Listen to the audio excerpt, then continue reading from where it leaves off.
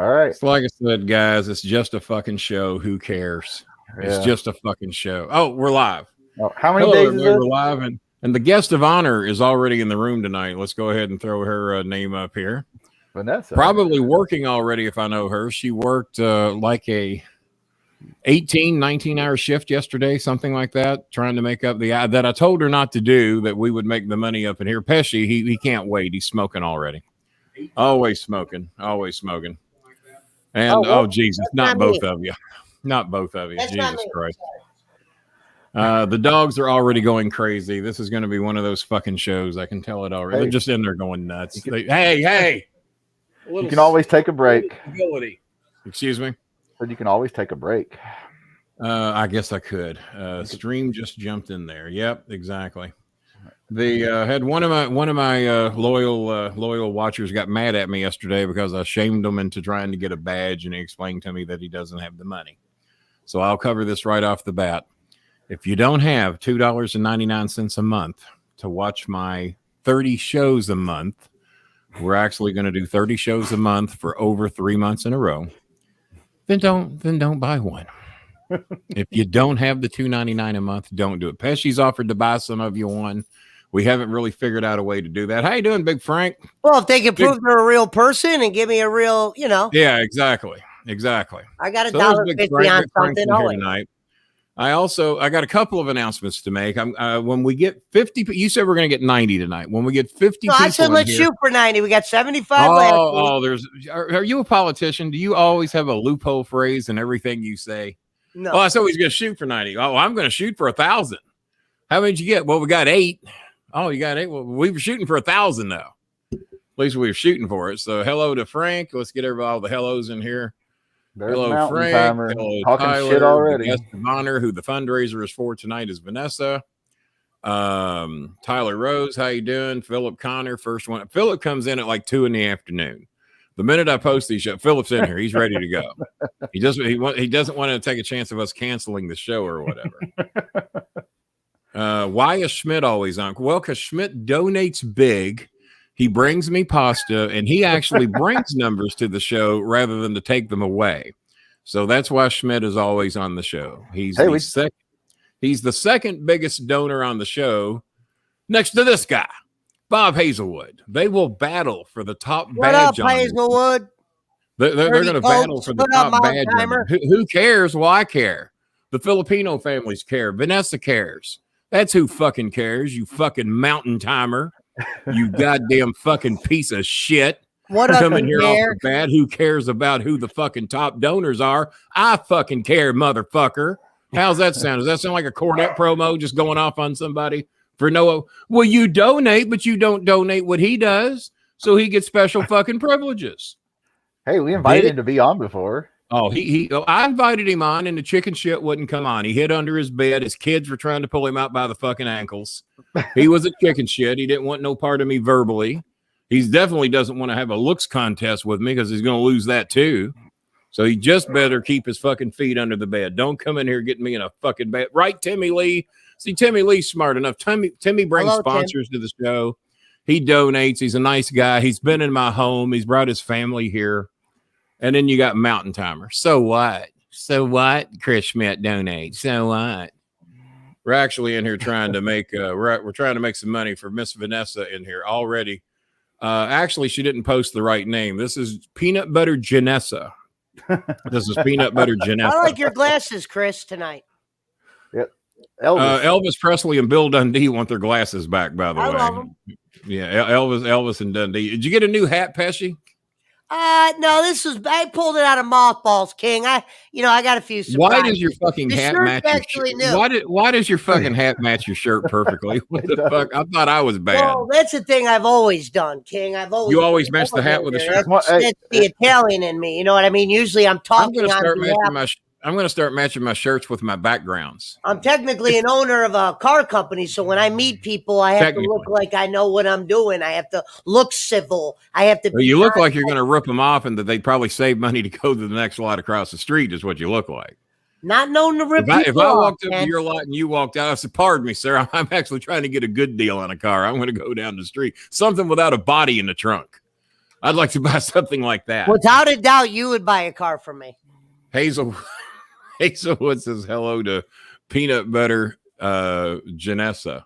Hello, I think Janessa Marco is a cool name. I think Janessa is a cool Marco name. Rebel Games. Marco. Yeah, well, all it takes is Mountain Timer to come in here running his fucking smart mouth to get me riled up. He knows what to do. If you want to riled up Kenny, well, and DJ Eric knows to calm the king down. He wants to have barbecue next month over at the corporate meeting over at Big Ben's Barbecue. We got their logo up on the show tonight. I wish I was close to you guys to come for that. Well, it's not that far of a drive. I just booked a hotel in Cleveland today. I'm not driving 8 hours to eat lunch, King. I thought, well, have dinner too. Don't be a dick about it. You can come down. You can come down. You can take me to breakfast. I'll take you to lunch. And then look at Mountain Timer trying to get on my good side already, being the first one to donate. Well, not technically. Well, he's not the first because Chris Schmidt came by yesterday. Thank you, Mountain Timer. Chris Schmidt came by, donated $100 out of his own pocket yesterday for Vanessa. I donated $100 yesterday out of my own pocket, and Pesci donated $100 out of his own pocket. So we already got $300 in the house. Bam! We're trying to raise the total. No, we're not shooting for 100. We're not shooting for 100. We're trying to raise 600, and we now have $305. King just puts Shoot the for number in. Jesus Christ, 600 for 100. No, we're trying. Well, it takes $600 to get Vanessa totally out of debt with the electric bill, tuition for her kids, water bill, to get them set up on food for the next 30 days as she's working these 16-hour shifts until she gets paid again. And nice hut, Pesci, same color. Oh, yeah. So I think she means nice hat. I thought you opened up Mango. I thought you opened up a pizza. People have figured out that you and Mango got something going on. People were I'll call you Mark. People were writing my inbox today wanting to know, hey, is this Pesci Mango thing official? I said, I think it is. It's looking pretty good for Pesci. I wouldn't do that, King. I think Pesci has laid the well, you did it classfully. I mean, I just follow the King's rules. Rule number 1, be nice to my guests, be nice to my. That's a good start. That's a good start.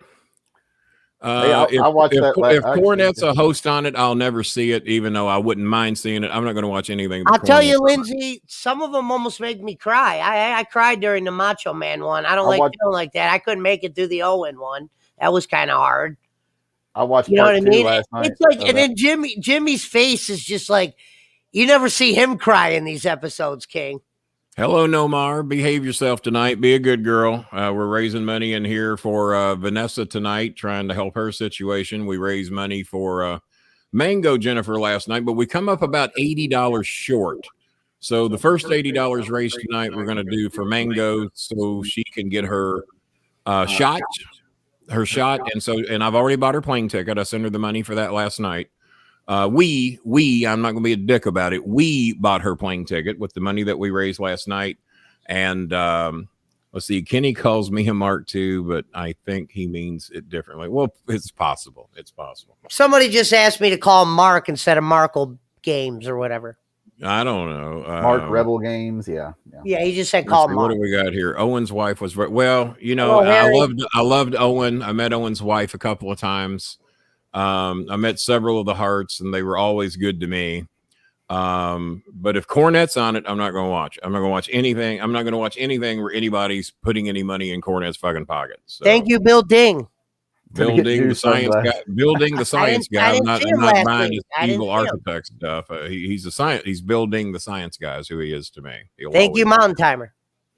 It might be Mountain Timer. It could be Michigan Mike. No, Mountain Timer said nice hat, so I had to, say thank you. Well, it matches your shirt. And Rule number 1, be nice to the king. Did Scooby just walk beyond the background? I think. Yeah, I turned that off, King. That's kind of fucking with me a little He's just blending in. What do we got? We got, hey, King, you're still reminding elephants. You goddamn right I remind elephants what they forgot. I say, hey, come here, elephant. And I lift his big ass ear up and say, hey, remember that time that giraffe fucked you over? I remember. I saw it happen. So, yeah, I go around reminding elephants what they forgot.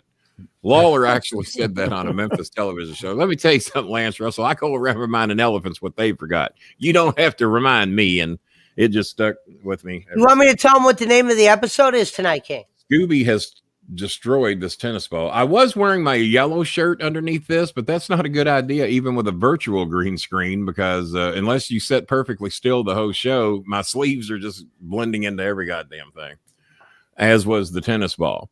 King, You want me to tell DJ, well, hang on. I need DJ Eric to keep track of what's coming in tonight. We're starting off 300 to the good. $100 donation from me, $100 donation from Pesci, $100 donation from Schmidt. Yes, he did come by and bring the cash. By the way, I went to Chase Bank yesterday, Chris Schmidt. They're pissed at you. They're pissed at you because I took all those fucking ones you've dropped off for the last several weeks and had those counted out, added into the bank account to distribute to the families. And they said, God damn. I said, yeah. I said, well, y'all need them worse than I do. They said, I don't know that we need them that bad. So thank God they have the counter. They got everything counted out, and we had a lot of them there. Did you send Jake Hudson the Twitch account info so he could patrol? I got the message too late, meaning I will do. You can do it now. You ain't doing anything. You can do it now. Oh, you about? Okay, I thought you were about to start the thing. All right, never. Well, you know. We're just here. Yeah, go ahead and send him the login info. And if he wants to log in on Twitch, he can be the monitor of any nonsense going on Twitch. Give me 1 second. Jake was talking about he was going to do a 12-hour show or something. Don't do it, Jake, because you have health problems. And you don't. No, it ain't a good idea. It's probably not a good idea. I even do the 12. I've cut mine back to 8 hours. I do 4, then I take an hour off, then I do 4 more. And I'm going to do another one before the summer's over. I don't know when. It'll just when the mood strikes me and when the need is high and we need to raise some good money, similar to what we're doing tonight. And we'll be here 2 hours tonight, maybe 3. Well, we'll see how the donations are going. When you do the, if you do that, I'll actually come over in person to your house for the part of that show, at least. Anyway. I did notice your messages and I said, behave yourself and enjoy the show. I did notice your messages. Neljoy and Moana? Is that the same? Is that the same? Yeah, sort of, kind of. Yes, enjoy the show. I do see your messages. Everything's fine. Have a good. It's a long story. Okay. Which I may touch later tonight once we crack 50 people. You told me when I came by. Yeah. I think I told you. I think I told you a little bit about what's going on. So okay. And we may get into that a little bit during the show. I'm going to cover that ground as it's necessary. Let's see. So yeah, once Pesci gets Jake set up with the Twitch account to watch. I'm sending it to Jake right now, King. There you go. And then we will get officially into the show. So there you go. Yes, I do see you. Now, please don't post that again because I've already posted it. Anybody. Tell them not to give that to anybody. And once again, Matt Godwin, yes, I am going to remind those elephants what they forgot. Those dumb fucks just don't remember anything. Bill Ding, have another 5 to get Schmidt new glasses. What do you call her, King? Nelljoy? Hellboy? What is it? No, Nellboy Nomar. Okay. Nellboy Nomar, right, my favorite rapper in the Philippines. $15 is the total so far. Well, we still got a ways to go, don't we, folks? We still got a ways to go. You know something else I just noticed? What? I can't block Facebook people. I thought I could. Oh my God. What the hell? Oh my fucking God. That was nice. Oh my fucking God. I was not looking for that. Evie, you are the best, sweetie. Oh my God. Wow. Well, I guess we're getting closer. Damn, girl. You want a square? You want to be on the show? We got a square for you if you want. The Hollywood Squares. The Mountain Timer. The Mountain Timer, big fake ass AMC stockholder, line bitch. Just a line bitch. The Evie's probably got a couple thousand shares of AMC stock. She's a smart girl. She listens to the king. Blame the Kahlua. Oh, there's nothing I love more.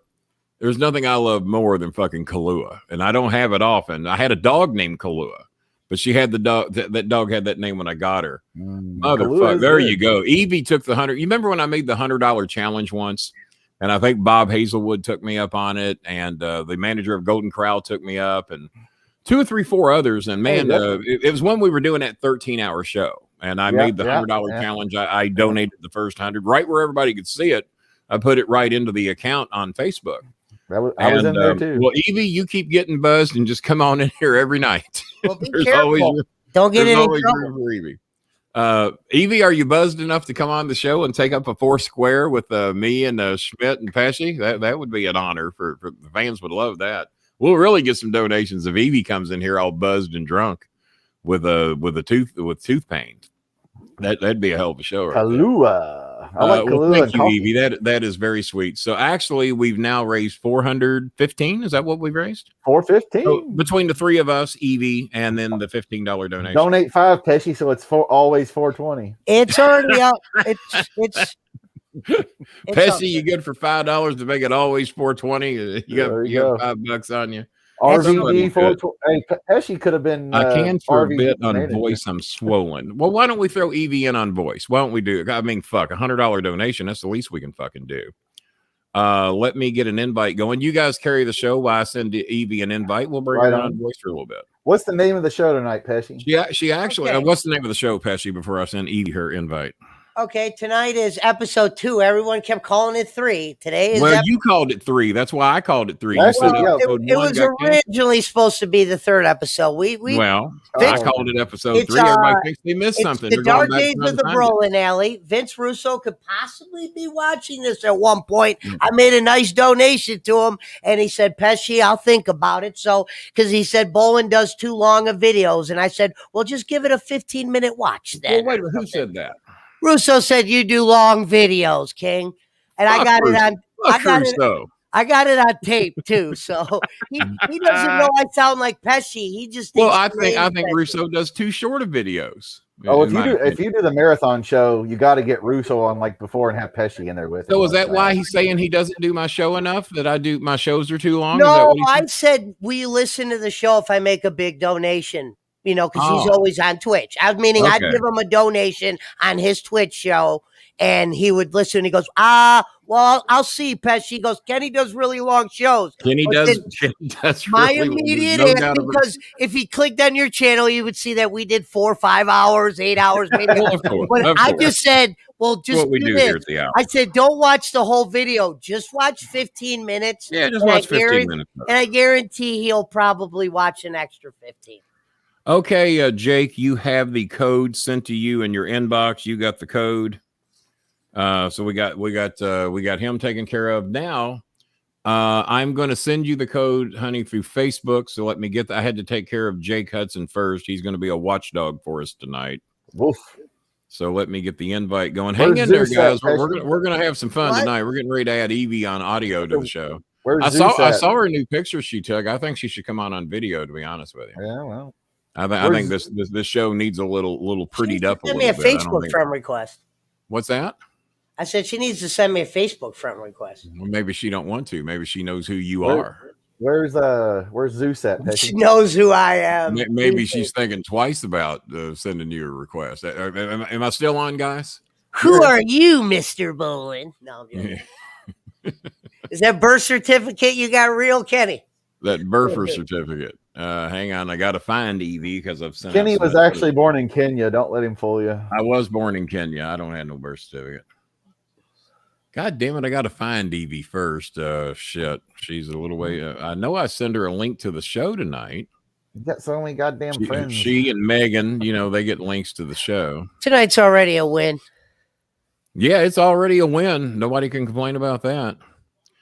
Evie, write me real quick so you'll pop up at the top. Kenya Bolin. Yeah, send me a message, Evie, because I'm having trouble finding you.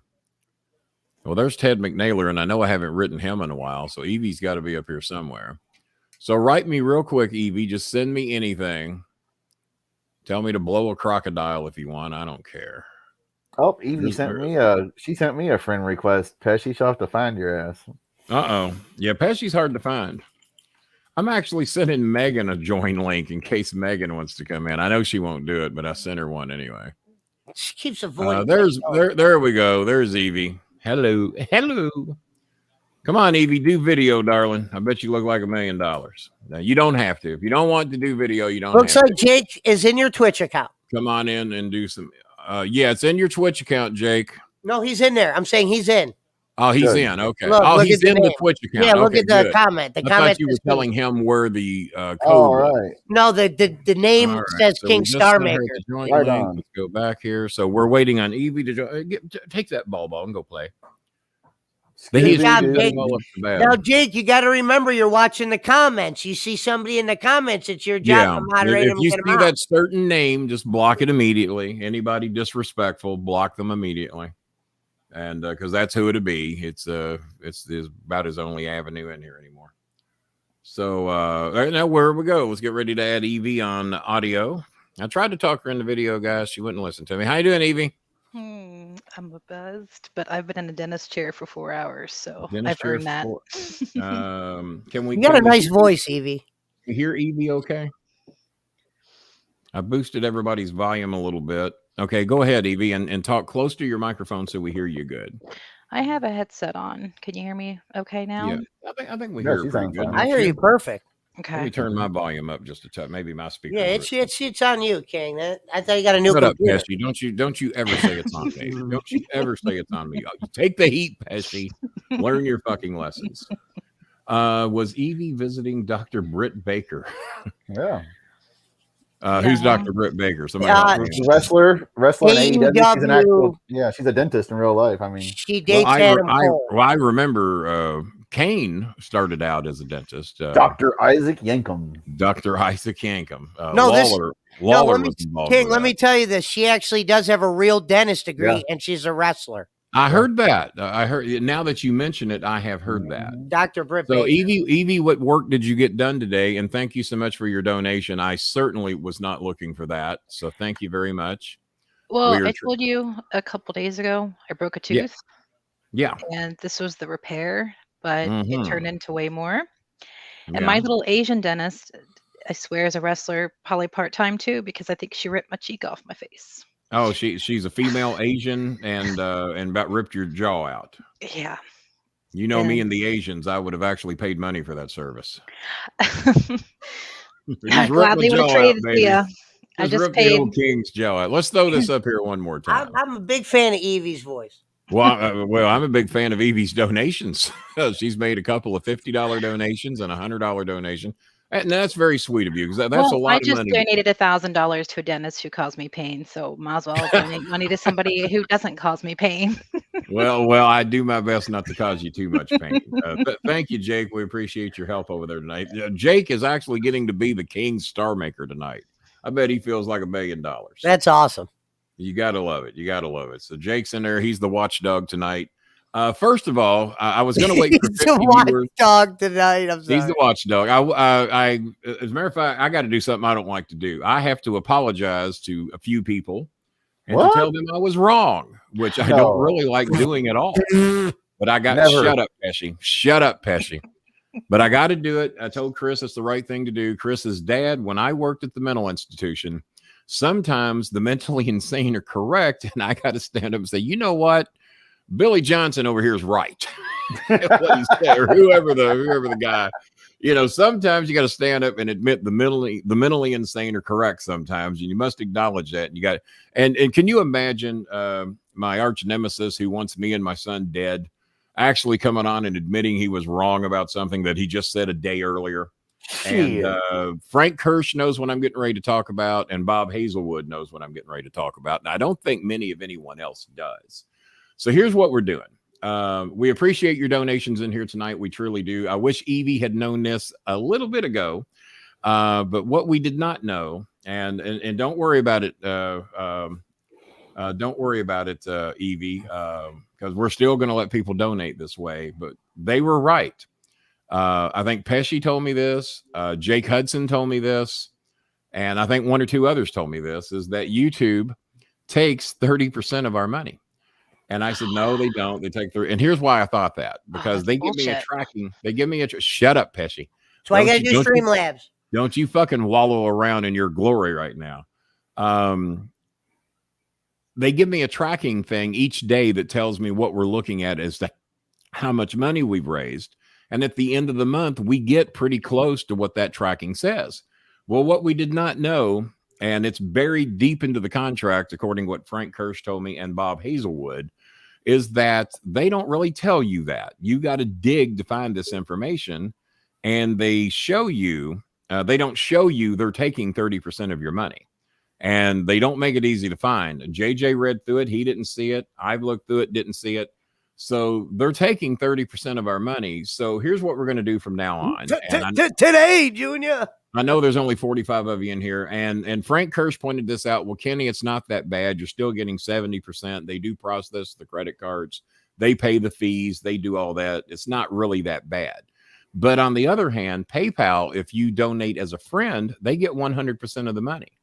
So for those of you that have the ability to donate by PayPal, and I made this announcement a little late for Evie, but that's okay. We certainly appreciate it. I'll make up the 30%. Don't worry about that. That fucking sucks. Scott asked, Jake deserves an apology for. Will you shut the fuck up, Scott? I am sitting here fucking apologizing right now. Shut the fuck up and let me fucking apologize. All right. I'm taking all the heat. I got to apologize to Pesci because Pesci told me. Pesci told me. Jake 30%? Told me, and I told Jake he was a dumbass. I said, Jake, you're a dumbass. They might be taking 30% of your money, but they're not taking 30% of mine. And I think there were a couple others in here that told me that as well. And I'm sure they're going to be in here gloating. Shut up, Scott. Don't you dare laugh. So what we figured out is that YouTube has took over the last 4 months about $1,000 of the money that we smoking on it. And I have been sending this money in advance, assuming we're going to get reimbursed because I don't want people to wait 30 days to get their help. That's why I do PayPal. So that's why from now on, and I don't mind you doing the $1 super chats or the $2 super chats or becoming members. We love that. We got 85 members now. Shut up, Mountain Timer. I'll block you in a fucking heartbeat. You don't donate that. I mean, come on, dude. That's I know. And they bury it. They don't even show you. Frank Kirsch sent me the fucking detailed contract. He says, Kenny, it's like they don't want you to know this. Well, no shit. They fucked you. I just paid YouTube $30 and you $70. That go ahead. Off. Oh, that's fucked up. Pisses me off. It's that big well, of a cut? Evie, you just paid Google $30 fucking dollars. We've had a few $100 donations in here. I'm heated. Yeah, we've had a few $100 donations in here, and they were actually $70 donations. We didn't realize that. So Jake was right, and so that's what I was trying to say. And Scott and Jay, I like how JC put. Damn, Jake was right. I like that. Yeah, fuck you, JC. Yeah, hey. So, and I told Chris, I said, Chris, because I could have kept my mouth shut and said nothing. Y'all would have never known any fucking different. Because none of y'all were going to dig into that fucking contract and find that out. Y'all were going by hearsay. But Frank Kirsch did the work. So did Bob Hazelwood. They looked up and saw, nope, King, they're taking 30% of your money. But when they send me my daily notes to tell me where we're looking for the month, you were on pace to earn this. Well, they've already took their 30% out. And I didn't know that. So I'm getting what they're telling me. And I said, no, they're paying me about what we're supposed to get. Minus 3%. No big deal. We can deal with that. So from this day forward, and we'll spread the word to those that come in. From now on, as a matter of fact, let me put up the other banner. I made a new banner for tonight. I wish I could. I bet you I know exactly what he's about to say right now. There you go. There's the new banner. I'm just glad that I can donate in person. Fuck all that. You donate in person. Bob Hazelwood always, and he's a huge donor. Certainly compared to Mountain Timer. That's why I sneak the PayPal donations to you behind the scenes. Well, you also do super chats and all this. Don't be patting yourself on the back. Well, that's taking 30% of your money, please, motherfucker. I like you to hear the clear coat. Ghost of Pesci. 30%. Yeah, let me go with Mr. Chris. Even though Frank Kirsch and Kenny, it ain't that bad. I was like, I don't know. Seems pretty bad to me. Fuck yeah. 30 seems a little high. 30 That's seems like a little high. credit card fucking rate. And I'll throw up JC's comment. Damn, Jake was right. Because I basically called Jake a fucking idiot. Thank you, Tyler. And you don't know what you're talking about. The King's got this. So Canada's really getting you then now. So you pretty much might only see 10 cents. Canada's really fucking me over now. You might actually owe them when they donate. Scooby just heard that we're losing 30%, and he says, "What? No more dog food? Are we a hunger strike around here now?" What? That's Scuba Dude. You know what baffles Scooby is when I play the shows back, and I played the Bischoff show back a few times. The sound is so good now with the new computer. It's got a nice audio processor in it. Scooby hears me on TV, and he thinks I'm live, so he comes over here and he wants to be on the show that's already been recorded. I know, Scooby. I know. For how much I've actually given to YouTube this past month, I feel like I should not have to deal with ads anymore. Yeah, well, who do I contact? Well, you have to get YouTube Premium, but that's why I did away with commercials on my shows. because they're not paying us enough to justify running 35 fucking commercials on my 3-hour shows. Maybe. So we did away with commercials. So we don't get paid for the views anymore. We only get the donations and the memberships. PK said it. Maybe they prefer people to be monetized since you're not monetized anymore. Yeah, well, something come out about that today, to where now YouTube is making money off us, whether we're monetized or not, and we're getting none of it. They said YouTube made a profit last night of like a few $1 billion or several hundred million that they didn't make last year. Their profits were up, that one got me to pop. Put Jake's yeah, their profits were up 34%. No, that's not Jake Hudson. That's me. I'm on Twitch with my BS logo. Don't, by the way, this is Jake Hudson. No, don't be acting like you're Jake Hudson. I know who that is. I made it up, Evie. Kenny, don't check pay. Oh, Jesus Christ. Here we go. He stole that from Hazelwood. Hazelwood told me not to check PayPal. Better get your handkerchief ready. All right. Well, no, I'm going to try not to cry tonight.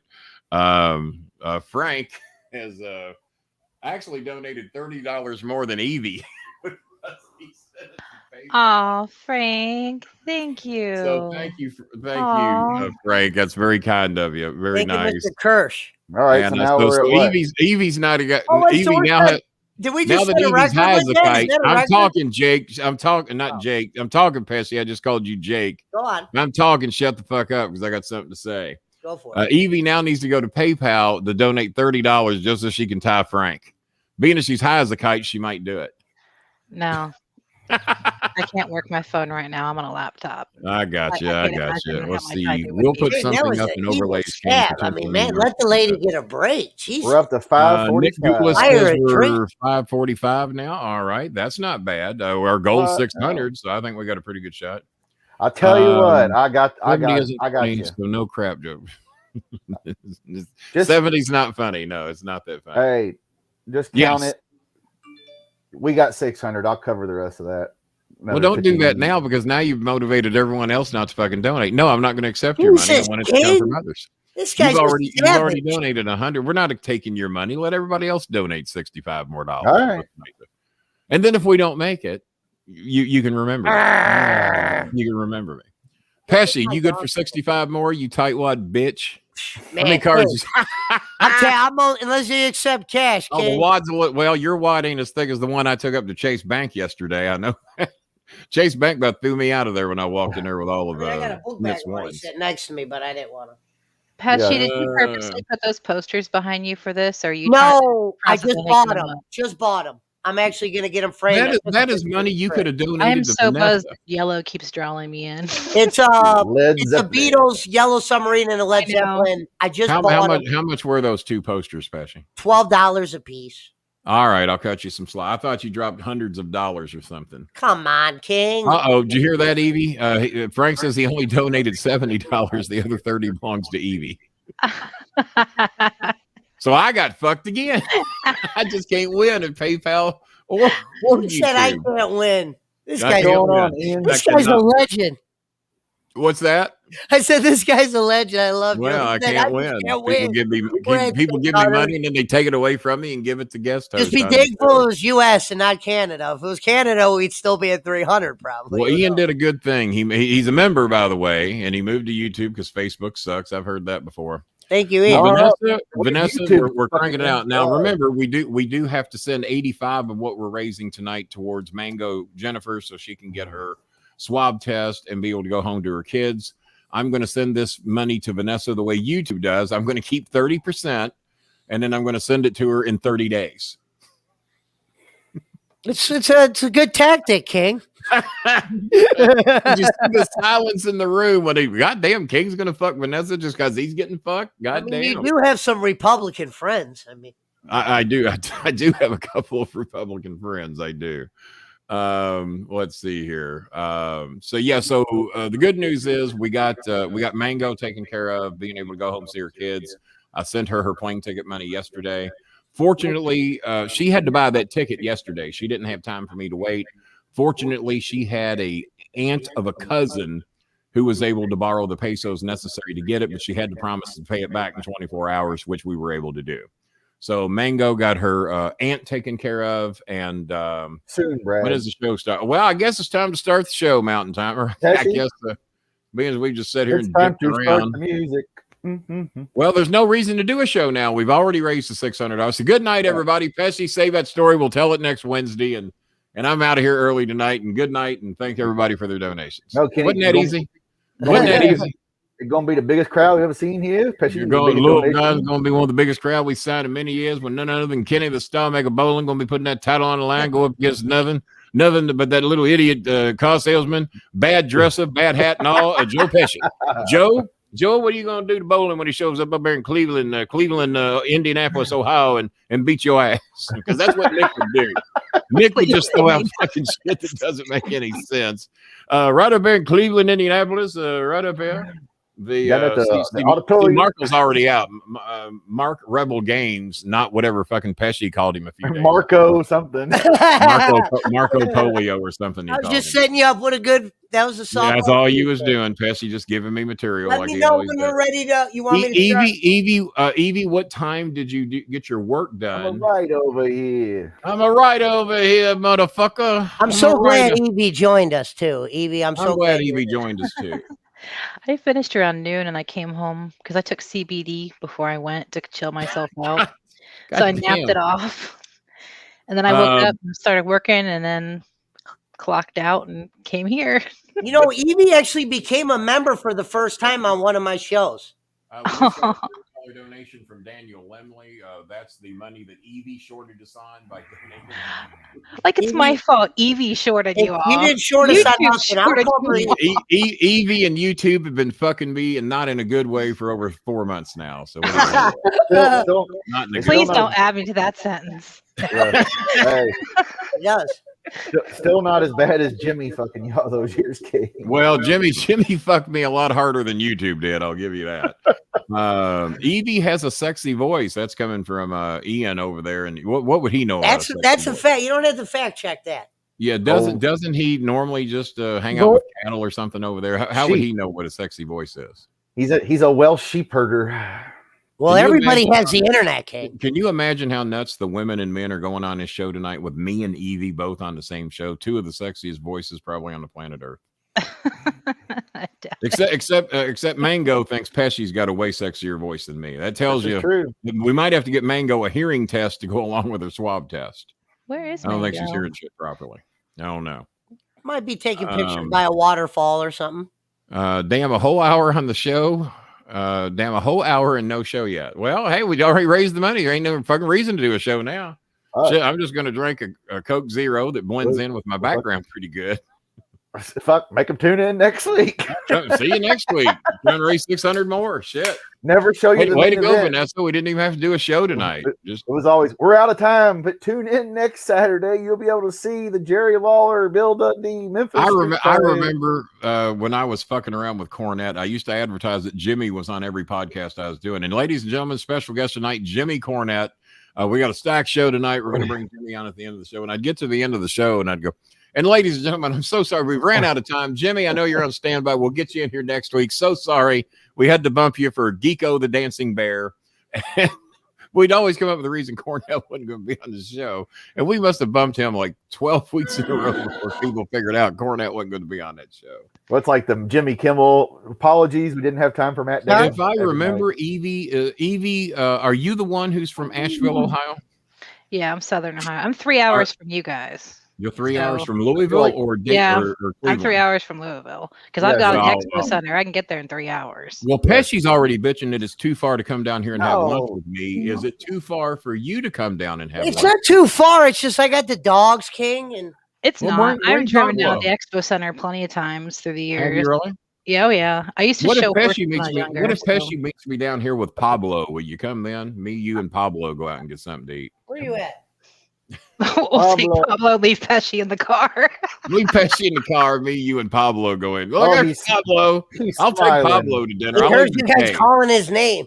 Pablo. Yeah, he heard Pablo. Well, the audio's so good on this show. I can bring Ellie and they can have a date. Pablo, look at it. He knows. Pablo, give me a smile, Pablo.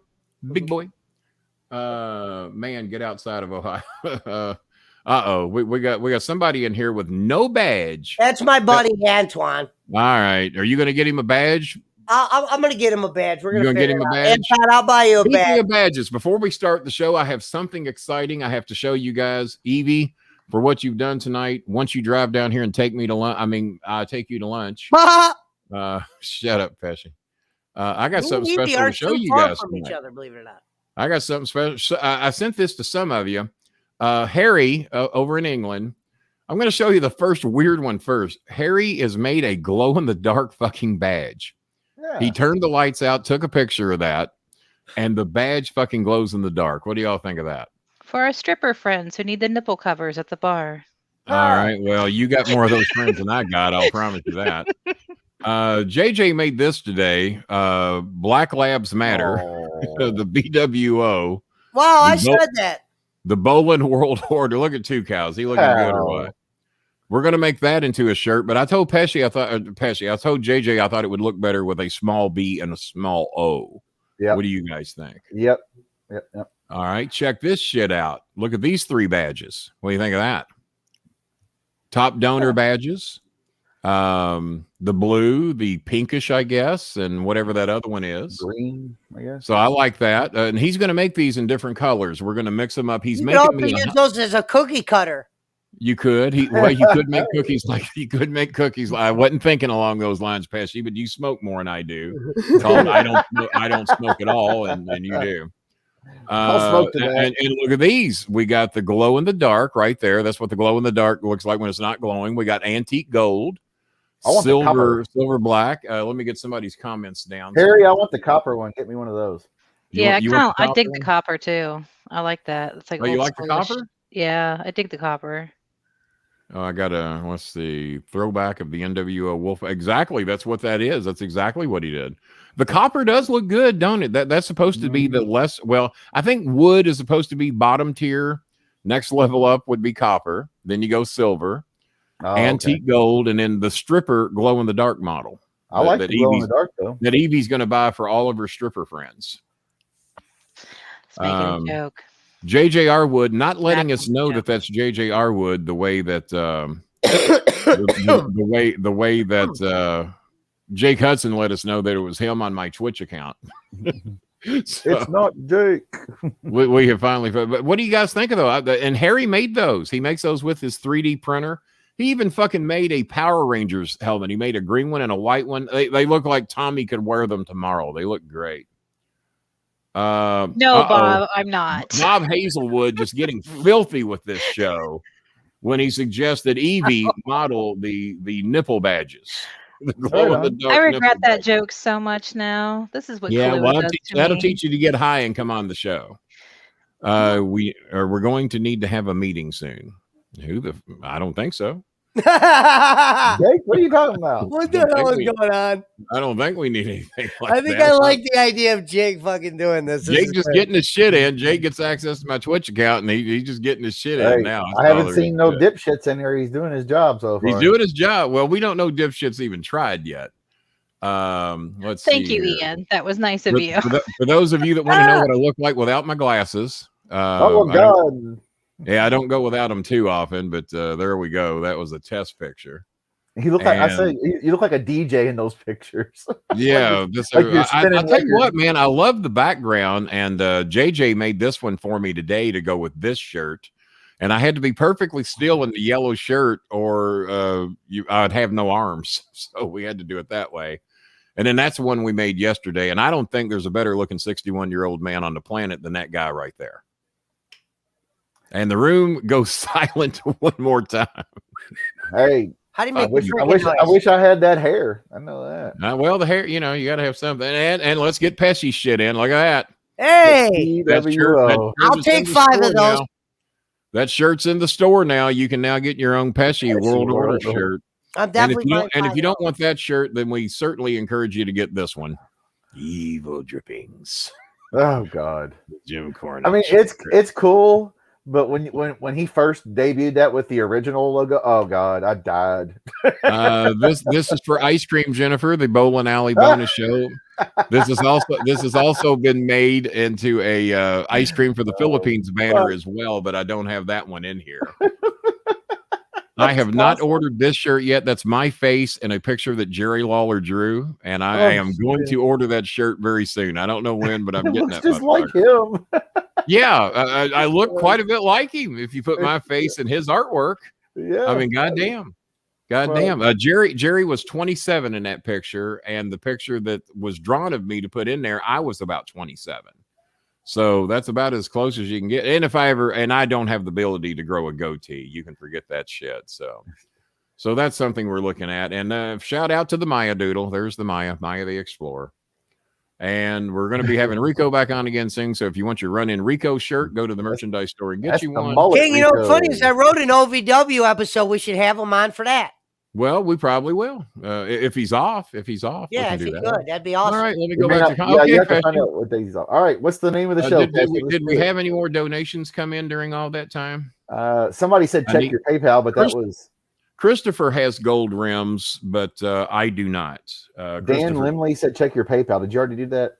I already did. He donated $30. We'll show him back up here again. So we're at $575 then. Is that where we're at? King's the guy that wins the lottery ticket, and he goes, "If I get to let's just go buy one more." Let's go. Yeah, win the lottery and then go buy one more. You gotta love that. Yes, Harry. He finally got it right. OVW instead of operating a vehicle intoxicated. He did say OVW instead of OVI. He's been working on his craft. You gotta love that. OVW, yes. There you go. PK's always starting shit with somebody in here. What's the name of the episode, Kenny or Pesci? Okay, you guys ready? Yeah, let's start the show, being as we've already done the work. We did the pre-show. All right. Well, tonight's episode. Normally, the pre-show doesn't outsell the show, but we'll see how this goes. Yeah. Well, the name of the show tonight was "The Dark Days of the Brolin Alley," Chapter 1, "The Sacrifice." And remember, one person can only be referred to as the bald-headed fuck. King, I don't know if you heard Shao Kahn, but he did round one right there. And just to be fair, any of Shao Kahn's fights were just as real as any of Eric Bischoff's. Well, absolutely. And and Shao Kahn was a bit of a money draw, and he's still drawing money to this day. It's almost comparing like apples to I wouldn't know, but I'll take your word for it. I'm just joking, King. But anyway, let's start off quick. Hang on, Pesci. Sorry to interrupt you. Hello to you too, Mango. Yeah, everybody give a shout out to Mango. Hello, Mango. Man, if it ain't bad enough that Jennifer hits on Pesci, now she's hitting on Eva. I mean, I don't know where to cock block at. It's 2020, King, or whatever it is. All right, Eva. Well, you know what? We're allowed to hit on each other. I guess. It's safe. But I have seen Eva's new pictures, and she's a lovely young lady, if I'm allowed to say so. Oh, thank you. You're very welcome. Okay, are we ready? The dark days of the bowling alley. Okay, ladies and gentlemen, boys and girls. All right, chapter 1, the sacrifice. All right, King, what was your daily schedule before you started on Realm? Take us through your daily schedule. My daily schedule before I started what? On Realm Network. Oh, on Realm? Yeah, before you started on Realm, what was your daily schedule? Oh, well, I was already retired. What were you doing to make money? I was already retired by then. So my daily schedule, number one, I weighed almost 600 pounds, so I didn't do much. I'd go to bed 5, 6 in the morning. I'd get up somewhere between 11 and 12. I was averaging 5 or 6 hours sleep a night. Get up, watch Morning Joe on MSNBC. You weren't doing the 2 podcasts a month. Was that right when you quit the Experience? I was probably doing about 2 podcasts a month. Yeah, I don't think I was even doing one every week then. And you didn't even know how to use the super chat then? I knew nothing about. I don't think I was eligible for the super chat. I didn't have enough followers back then because I hadn't really done anything on my own YouTube channel. I was always on everyone else's networks making those cocksuckers money. And I'm addicted to the word cocksucker now because if you ever watch Deadwood, right? Yeah, I caught that. I wasn't going to throw you 100 times a show. Throw you under for that. I noticed that. Hey, the show is still fucking awesome though. It's still a funny show. It's still great. A great show. Great show. But so you weren't making any money doing podcasts before. Okay, somebody blocked Tyler Rose because he's leaving this show for fucking AEW. All right, good luck to you. Hey Tyler, do like I do. Just put it on the both. TV. Enjoy your night. It's on my TV. Yeah, well, it's not on mine, and I could watch it, and y'all would never know. Well, All right, you ready, A lot of kid? people. All right. Go right ahead. Don't let me interrupt you. All right. So real quick, before you went to Realm, though, you weren't making any money doing the podcast. You were just doing random podcasts. No podcast money. I was still selling merchandise. You know, I was selling the Bowling Club shirts, the BS shirts, the Beats by Bowling headphones. So yeah, I still had money coming in. Yeah. Which headphones made more, the Beats by Bowling or the one with Jimmy's face on the side? Oh, Jesus Christ. We didn't sell 5 pair of those. Oh, okay. I don't know how many. I don't know how many Jimmy sold because I gave him the logos to make his own. Don't know how many he sold, but no, I didn't sell five sets of his. What were your thoughts of Russo before you met him? Before I met him? Yes, before you met him. I was under the assumption he was just a pretentious cocksucker. Thought he fucking knew everything. There I go with cocksucker again. I got to quit watching Deadwood.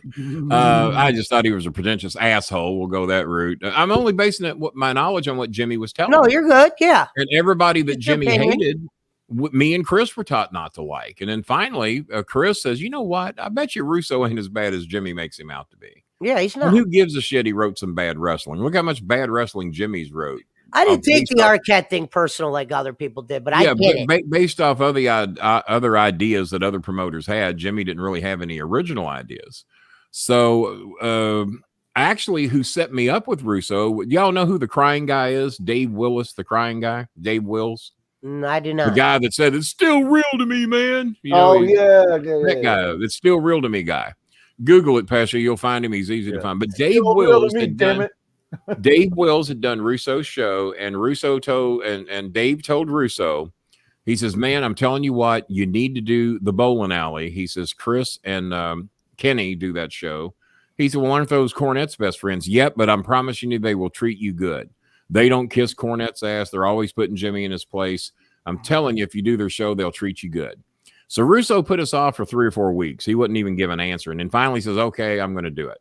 So we have Russo on. He has no clue what to expect. A couple of weeks before that, we had the Sinister Minister on. I think he saw that show, saw that we treat Sinister Minister good and had a great time. So he comes on and we have a fucking ball. We treat each other like gold. Before it's over, me and Russo's best friends. You know, we trade each other's phone numbers. If I'm ever in the hospital, Vince Russo's the first one to call me. Not Cornette, Vince Russo. I also heard a rumor. I got to cover this. This is to interrupt the show a little bit. Apparently, Cornette is telling people that he paid to put me in this apartment.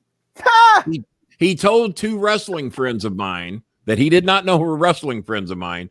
Well, Cornette says he really took care of you and that he paid all your hospital bills. Yep. I said, well, that would be fucking impossible because number one, he's a tight fuck and he wouldn't do that if his life depended on it. Number 2, I have passport insurance. I said, the only thing that my health insurance didn't pay everything of is when I had weight loss surgery. They didn't pay for the protein shakes and the various things and vitamins and the expensive ass shit that I had to go along with the weight loss. I said, there wasn't anything for fucking Jimmy to pay. I said, so he's a line. And he was still my friend when he was telling people this. And he told some very famous people in the wrestling business, one or two of them is going to be on this show pretty soon, that he paid all my fucking hospital bills. And apparently he told somebody he paid to put me in his apartment, which was not even fucking remotely true. He never paid one fucking nickel. The only thing that he paid me was when I mass produced his DVDs for half price. And then when I asked him to pay me what everyone else was paying me, because I knew he was profiting $19 per DVD, he was paying me $1, selling them for $20, then charging shipping and handling and all that shit. So he's profiting $24 fucking dollars a DVD. And he's bitching because I want to make $2 a DVD, which is what I make for everybody else. Off a company that's gone. What's that? Off a company that's gone. It was a DVD on a company that doesn't exist anymore, correct? Well, not necessarily, because he had me copying all those shoot interviews. I was copying fucking the Bobby Heenan shoot interview, the Paul Bearer shoot interview. Oh, I thought you were talking about Smoky Mountain videos. No, I didn't copy. Very little of those. This was all of Jimmy's shoot interviews and shit he was wanting me to mass produce, and shoot interviews that other people did that he was selling. I don't know how he got the rights to do that, but he was doing it. So Vince reached out to you, or you reached out to him? I didn't really catch what you said. Dave Wills reached out to Russo. We followed up with it and said, yeah, Wills is right. We'd love to have you on the show. Promise you we'll treat you good. We have no fucking loyalty. What was the first conversation you guys had? The audio on those DVDs was awful. Well, I have nothing to do with the sound quality. All I can do is copy the original content, and that would belong to whoever fucking made the DVD to begin with, not on the guy that copied them. So, PK, if you got a problem with that, address the maker of the actual DVD itself, not the guy that fucking copied it, because I can only produce what I have to work with, or anybody else. Now, but doesn't WWE, they own all the OVW tape library from they own all the OVW. As a matter of fact, there's not 5 of us in the world that have every copy on DVD. I'm one of them. I was the first one. And the only reason that there's 4 other people that own every copy is because I sold it to them. I won't reveal the price, but I'm on every show.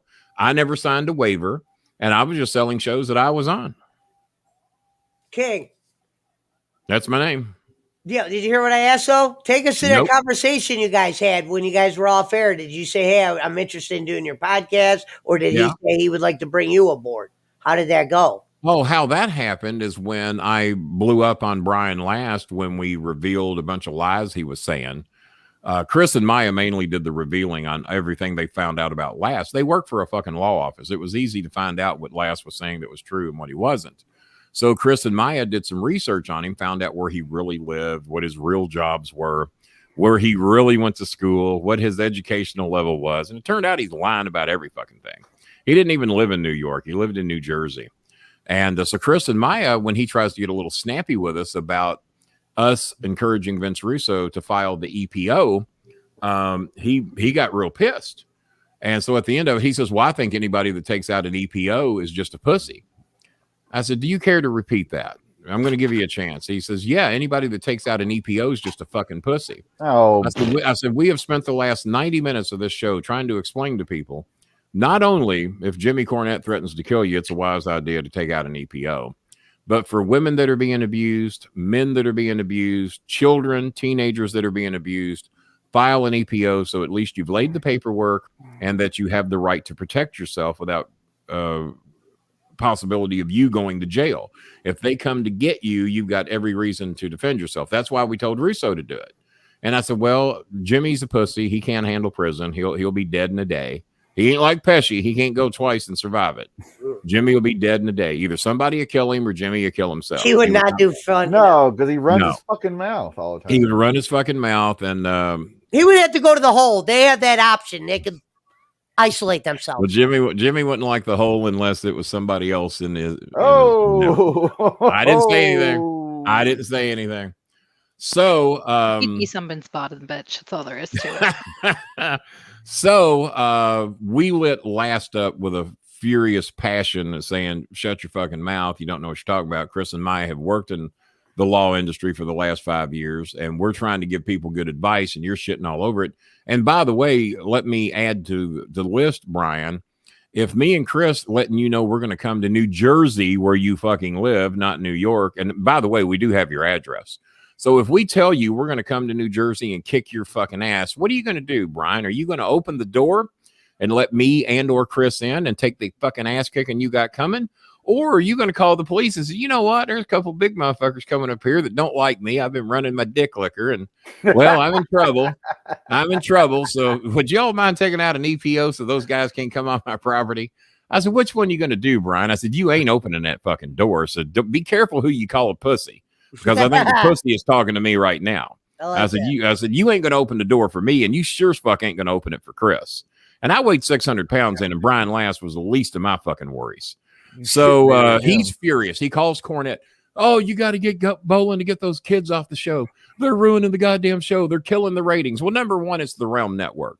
There's people on that network that don't get fucking 30 views a show.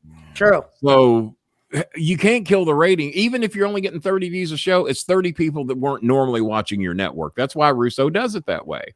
It covers all kinds of different things. He's got transgenders. He's got all kinds of people on that show and network, bringing a different audience for different things. We've even considered doing it here. Oh, he might be taking it over in June. I just forgot about that. He made an announcement. The guy that owns Realm is probably going to be gone, and Vince is talking about hopefully taking it over. The only person I even know on Realm Network is Russo, so he may as well, because I don't know anyone else on it. Put Matt Godwin's comment. That's totally. King, you ready for the next question?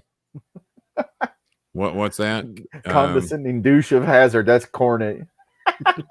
King, you ready for the next question? Well, not yet, because I have to finish this story. Go ahead. So, Last calls Cornette just fucking furious that Maya and Chris put him in his place. We ate him alive on the fucking where he lived and what he was worth and where he went to school, what his degree was in, lack of, and all that shit. So he wants Chris and Maya off the show. So I told, and I'm yelling at Cornette. I said, first of all, motherfucker, keep your nose out of my goddamn show. This show's called the fucking Bowling Alley. It ain't the Cornette Alley. It ain't the Brian Last Alley. He contacted me wanting me to be a part of his network. Why? Because he knew that we were going to bring more people to his fucking network. How can we hurt the ratings? Number one, we've only done 2 shows. Number 2, are people going to watch my show and then refuse to watch any other shows? They're going to quit watching yours. They're going to quit watching Brian's show. I said, he's full of fucking shit. All we can do is raise his numbers, whether it's 10 viewers or 10,000.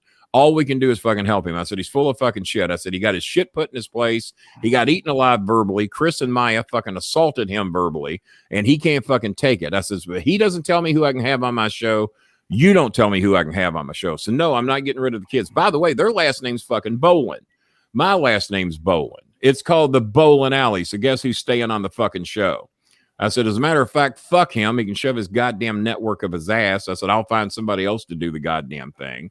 And the person I found was Vince Russo, because the minute Russo found out me and Jimmy had a falling out over this, he said, well, Kenny, there's always room for you over here at the Realm Network. I don't guess you consider working with me. I said, yeah, I certainly would. And I made 10 times more money working with Russo, even than I made in affiliation with Cornette, because by being affiliated with Jimmy, I did sell him a lot of merchandise, you know. So, but by being on his show, it did drive traffic to my channel. And when me and Harry were doing the Bowling Alley, it did bring a lot of traffic to me to let me sell my. So I didn't really care. And then when I found out what he was paying last, and I'm realizing I'm 5 of the fucking 6 top rated shows, I said, you're paying that motherfucker that much, and I get dick. I get taken to the fucking Carrabba's once a month, and the privilege to make your DVDs for half price. Yeah, fucking Carrabba's. Yeah. So hey, thanks a lot, motherfucker. That reminds me. This has to do with this, Pesci. And it was the Brolin Alley. Do you feel like you missed out on opportunities and or money because of Jimmy having so many enemies, and you were always associated with him? I think Eric Bischoff would be the first one to tell you that. I told Chris, I said, do you think here I am 61 years old, and we really impressed the shit out of Eric Bischoff. He's going to come back and do the show every month. Do you think if I'd have got in front of Eric Bischoff at age 39, 38, however old I was at OVW, and I went down and got an interview in front of Eric Bischoff and let him know that Cornette has nothing to do with where I work and where I play and any of that shit, you don't think Eric Bischoff wouldn't have fucking hired me? I said, he would have hired me. He said, fuck yeah, Vince would have fucking hired you if you'd ever got in front of him. Jerry Jarrett told you he would have hired you if you'd ever got in front of him. Jarrett was furious at Jimmy because he never introduced him to me. He never once told him that I would also like to be in the wrestling business. And if I hadn't, and me and Chris talked about this 2 days ago, if I hadn't have bumped in to Nick Goulas at Service Merchandise when I was returning a Pioneer Strand receiver, if that meeting doesn't happen, I probably never get in the wrestling business. God, Service merchandise. I love that. Service merchandise. What is that? They sold a little bit of every fucking thing. It was kind of like Sears and Best Buy combined. Yeah, I was thinking something. Yeah, they had an electronic catalog, clothing department, baby department, toy department. Yeah. They were a version of Sears. I bought. They were big. They were big down here. I don't know about New York, but they were big down here. Yeah. All right. Well, you ready for the next question? Just because we've raised the 600 doesn't mean y'all can quit donating. We're trying to get a little over. Actually, we're trying to raise 685 so we can cover her swap test. I definitely believe that $85 more wouldn't kill us. Well, no, we're at 575. Oh, we're 575. My bad. Right. Okay, so donate, fuckers. Everybody, you did well tonight. Yeah, we need $105, and thanks to all the big dogs. Frank Kirsch was his 100, my 100, Pesci's 100, Chris Schmidt's 100, and the lovely Evie's. Evie, are you still there, darling? Yeah, I am. I'm so glad you're there with us. Out yet. So 5 of us have donated 5 of the 575, and thanks for the $30 donation that we had a little bit earlier as well. All right, and Mountain Timer chiming in with $5 as well. Let's don't, because it all adds up. So if we get 20 more $5 donations, we've got our ass covered. All right, King. Where You're did you welcome, guys meet for the first time? What's that? In person. Where did you guys meet for the first time in person? You and Vince. Me and Vince met for the first time in person at Rockabar Pizza down in Evansville, Indiana. We drove from here. He lives somewhere there. Would you look at this? Jake. He's getting his shit in on my Twitch account. Jake. Well, at least it's for a good cause. You're supposed to be watching for stalkers. He's supposed to be, and now he's stalking me on my own channel. There we go. Thank you, Eric. Five more. Thank you, Eric. And he's a badge owner. He's a badge owner. Friend of Pesh. Oh, is he a friend? And he has a badge. Yeah. He's that's one of my closest friends, King. Anything you could ever ask. It's like a really close friend. Well, I'll have a talk with Eric, and he won't be your close friend. He recently moved. He used to live up here with me. But all the horrible things you've said about Eric to me off air, I'll smarten him up. Poor Eric. He didn't even know. He doesn't even know. He has no clue what Pesci says off air. Don't worry, Kenny will make up something that Pesci said. It'll sound good. It'll sound truthful when I tell it as well. It sure will. Because that's what I am. I'm a scammer and I'm a liar. Just ask anybody. So you guys met at the pizza place. What did you eat, King, and what did he eat? If you remember, you remember? You know what? I'll tell you what did happen. We ate everything. The manager took care of the bill. Oh wow! Yeah, I was wondering. That was where I was getting. I fed Russo's dad, Russo, me, Chris, Maya. We got everything brought to us, and the manager just made it a fucking potluck surprise. We got a couple of huge ass pizzas, pastas, side orders, everything. The bill would have been about $160, $180. So and Russo's agreed to pay. Russo's, man, you're coming down here. I'll take care of the bill. Don't worry about it. Oh, you went down towards him. I went to Evansville. Yeah. Yeah. Rockabar's in Evansville. That's where. No, it's easy drive for Russo. We did the hard part. So Russo says, well, being as you're driving to me, I'll take care of the bill. So I call the manager ahead of time and I tell him what I got to trade, and I'm giving him autographed books by me and some other shit. I love it. Yeah. And so I've already covered the bill. Russo doesn't know it. So we're ordering whatever. I said, manager, what's our limit? He says, don't worry about it. Get whatever the hell y'all want. I got you covered. So we're ordering, and the bill comes to in the neighborhood of about $180. So the manager comes by. I said, sir, do you have the bill there for us today? Russo, that's all right. I got it. And so the manager already knew what to do. And the manager comes up. He says, let me tell you something, Mr. Brolin. You're a legend down here in Evansville, and your money's no good here. And everything is covered by the manager. What state is Evansville? I'm sorry to interrupt. Evansville, Indiana. Oh, okay. Evansville, Indiana. Pesci, do you ever leave Ohio? Las Vegas. I went to Las Vegas, Florida. You didn't go through Evansville going to Las Vegas, riding by train or however you went? I mean, the whole point of living in Ohio is to leave it often. Yeah, I knew that would get Evie's attention that Pesci didn't know where the fuck Evansville was. What state's Evansville in? It's in Maryland. Evansville, 2 hours west of here. You might have believed it. We should have let him believe it. Evansville's not really one of my, I'm not really a college guy like that. So. Well, you're not really a grade school guy. So that makes sense. Hey, Pesci can't even claim to be a grade school guy not knowing where Evansville is. Your mother's watching tonight, and she's very proud of you. Were you driving? Yeah, I think she is. She'll either be watching this or the other. I'm Maul Pesci. We got Maul Brolin and Maul Pesci in here. Maul Pesci. Ian in the fucking UK knew where Evansville was. She either watches this or the one that's not live. Right. Ian has much knowledge. Did you Pesci, for $10 cash out of my pocket, what is the name of Evansville's basketball team? No one else help. Nobody help. For $10, I would know that. All right, I'm going to give you 3 names, and you. I know Indiana Hoosiers. That's it. Well, that's not Evansville, but that's good. That's good. I'm shocked you knew that. I'm going to give you. Oh shit! I just spilled my goddamn Coke. Who doesn't know about the Hoosiers? There was a movie with your boy. It was, yeah. Gene Hackman. Gene Hackman. I know you like Gene Hackman. I just knocked my fucking Coke over. I do like Gene Hackman. I'm going to give you 3 names, and don't anybody post it. And I want to see if Pesci can guess which they are. Is it the Evansville Black Knights, the Evansville Silverhawks, or the Evansville Purple Aces? Silverhawks. I know this. Can I have the answer, please? Try again. Well, the Black Knights I thought was a hockey team, so we'll go with C. That's the Black Hawks, but that's good. It's the Black Hawks. Vegas. Vegas is the Black Knights now. Yeah. Vegas is the Black Knights? Yeah. I didn't know that, so I've learned something. They just got a new hockey team. Evansville Purple Aces. Purple Aces. Yeah. I like What did Evansville basketball team do before most any other basketball team? As a team, not an individual player, but as a team, what did they do that most basketball teams did not do? I remember. Put minorities on their team.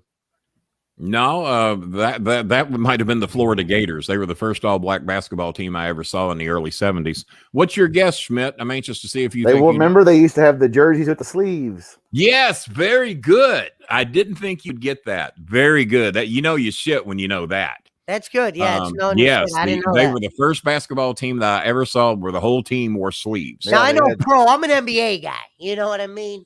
But yeah. So you were when you guys went to that pizza place, were you driving the Cadillac? You drove the Cadillac? I was driving the white Cadillac, and Russo was blown away because I show up with Beats by Brolin magnets on the doors, and the car's just pimped out like a bitch. Magnets on all four doors, and he called it the King Mobile when I rode up. Crown in the back window, tinted windows, Beats by Brolin magnets on the doors, BS logos on the back doors.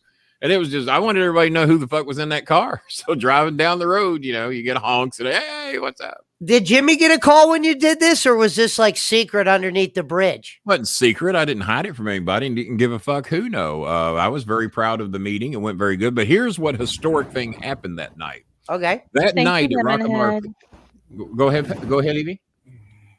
I said, thank you, Lemonhead. Sorry, I was thanks, Lemonhead, for the donation there. Thank you very much. Some more of that Canadian money that's absolutely no good to me after finding out what we found about YouTube tonight. I got $7 there, guys. Good old YouTube, cranking it up. And remember, for anybody that's going to make bigger donations tonight, certainly feel free to send those to PayPal as a friend. Kenny Bolin at msn.com. That way we get all 100% instead of 70%. But thank you very much. We do appreciate it regardless. Vince Russo signed the Midnight Express book that night that Jimmy had already signed for us. Russo signed it and drew a big heart around it by basically saying Russo loves Cornette, drew a big heart. And he signed some china that Cornette gave Chris and Maya when they got married. And it was a set Jimmy had that he knew he's never going to use. So he gave Chris and Maya a set of china, and Russo signed some of the plates. So Russo signed that, and he signed the only Cornette Midnight Express book that's got Vince Russo and Jim Cornette's signature in it. We have been offered $1,000 for that book, and Chris would not sell it. Yeah, because the only reason why I asked that about Jimmy, because didn't you say you had him calm down about the Vince thing? And then he got all worked up. Not so much calm down. He just knew that I was not going to quit being friends with Russo. No, he banned me from his show for like 6 months because me and Russo were friends and I was doing his podcast. And then I had him on mine. So Jimmy lost his shit and we pretty much didn't speak for about 6 months. And then he had me back on the show. He needed his ratings were taking a hit. Like I said, I was 5 of his top 6 shows. The only person that ever beat me was Stone Cold Steve Austin. Yeah, I showed you that. So Jimmy knows he's got to get me back on. So he gets me back on. And I said, well, Jimmy, you want to explain to the people why I wasn't on your show? Well, you were hanging around with people of bad couth. You were hanging around with bad people. Couth? That's a new one. Yeah, well, not to me and Jimmy. We not really. It's not. Oh, not really. Thank you, Evie. Sorry, it's not really that new. I wasn't exactly a college grad, but we weren't really hanging around with people of that ilk. Have you heard that one before, Pesci? Go on. You're with the couth. I want to hear that. You like the couth. So so Jimmy banned me from his show for like 6 months and they had to get me back on because his ratings were taking a hit. And of course, first show back, we blow it out of the water. I even beat Jim Ross's appearance on their show. Yes, you did. You Why? did that because on me and Lawler Jimmy too. The reason and Lawler. So the reason being me and Jimmy are fucking gold as a team and we still would be. We could do a show today and it would be the greatest fucking podcast ever if we could get past each other's shit to do one. But when someone threatens to kill your kid, it's kind of hard to get past that part of it. So, agree. Are you ready for the Ian next one? says he's distinctly uncouth. What was the story behind him trying to steal the Starmaker name? Any truth to that, or is that just kicking up? Somebody was trying to steal the Starmaker name. Was it? I heard when you were doing a Brolin Alley show, I heard you say Jimmy tried to steal the name. He tried to take. No. WWE brought Johnny Nitro in, Johnny Mundez or whatever. His first week there, he was the Starmaker. Oh, so wow. They said, coming up next, ladies and gentlemen, the Starmaker. And I'm sitting there, really? Man, the people are calling my house. Said, King, is Raw recorded? It says you're going to be on the show next. I said, I can assure you, no, it's not recorded. And I'm not on the show next. I said, I don't know what the fuck they're doing. You know what? It was recorded back then. My bad. It was recorded back then. Because when SmackDown was recorded, the Rico Bischoff bit was recorded, and about half the marks knew what was going to happen. I didn't so I guess it was recorded. But yeah, so they announced Johnny Nitro's debut, and he's Johnny Starmaker. Well, I bitched about it. I said, hey, I think we already got a Starmaker down here. Can you not come up with any other name other than the one I use in the developmental grounds that I've had for quite some time? So the next week he was something else. And then eventually he was Johnny Nitro. They called him M&M. Excuse me? Him and Joey Mercury. M&M. Joey Mercury, yeah. Which was one of those John Morrison? Yeah, Morrison and Mercury. Yeah, See, Johnny Morrison. That's what I was watching. Johnny Morrison's debut was Johnny Starmaker. Right. And wasn't Melina with them for a while, or is that? Yes. Yeah, Melina was with them. Lena was an amazing talent. King, are you allowed to tell people what your contract was? With who? With Realm. With Realm, I didn't really have a contract. I just got a. I didn't know if you were saying you do 50 shows, you get $10. It was basically a percentage of the gate, plus they boosted my merchandise sales through the fucking roof, as opposed to what I was making with Jimmy. And that's also when we came out with the new Bowling Club shirts and hoodies. And those motherfuckers sold like a bitch. And Al Snow's company was making those. I love the pre-music you had before you show. It had that nice little music, and it would show your, it just didn't have your real name in it. Yeah. The one that advertised the Brolin Alley. That's still it'd be cool if we could do that with your name now and just have your real name on it. I'm sure somebody can come up with something. I don't know how to do it, or I would have. I bet you JJ has a decent idea how to do that. Now, did Vince ask you any of your strengths before you guys started doing the podcast? He knew enough about me. He knew enough about me to know I was going to be gold on his network. But here's the thing. Well, to me, it didn't seem like he knew you. It seemed like he only knew the OVW stuff, because when he introduced you, it wasn't how I would. Well, he was introducing me as if no one knew me.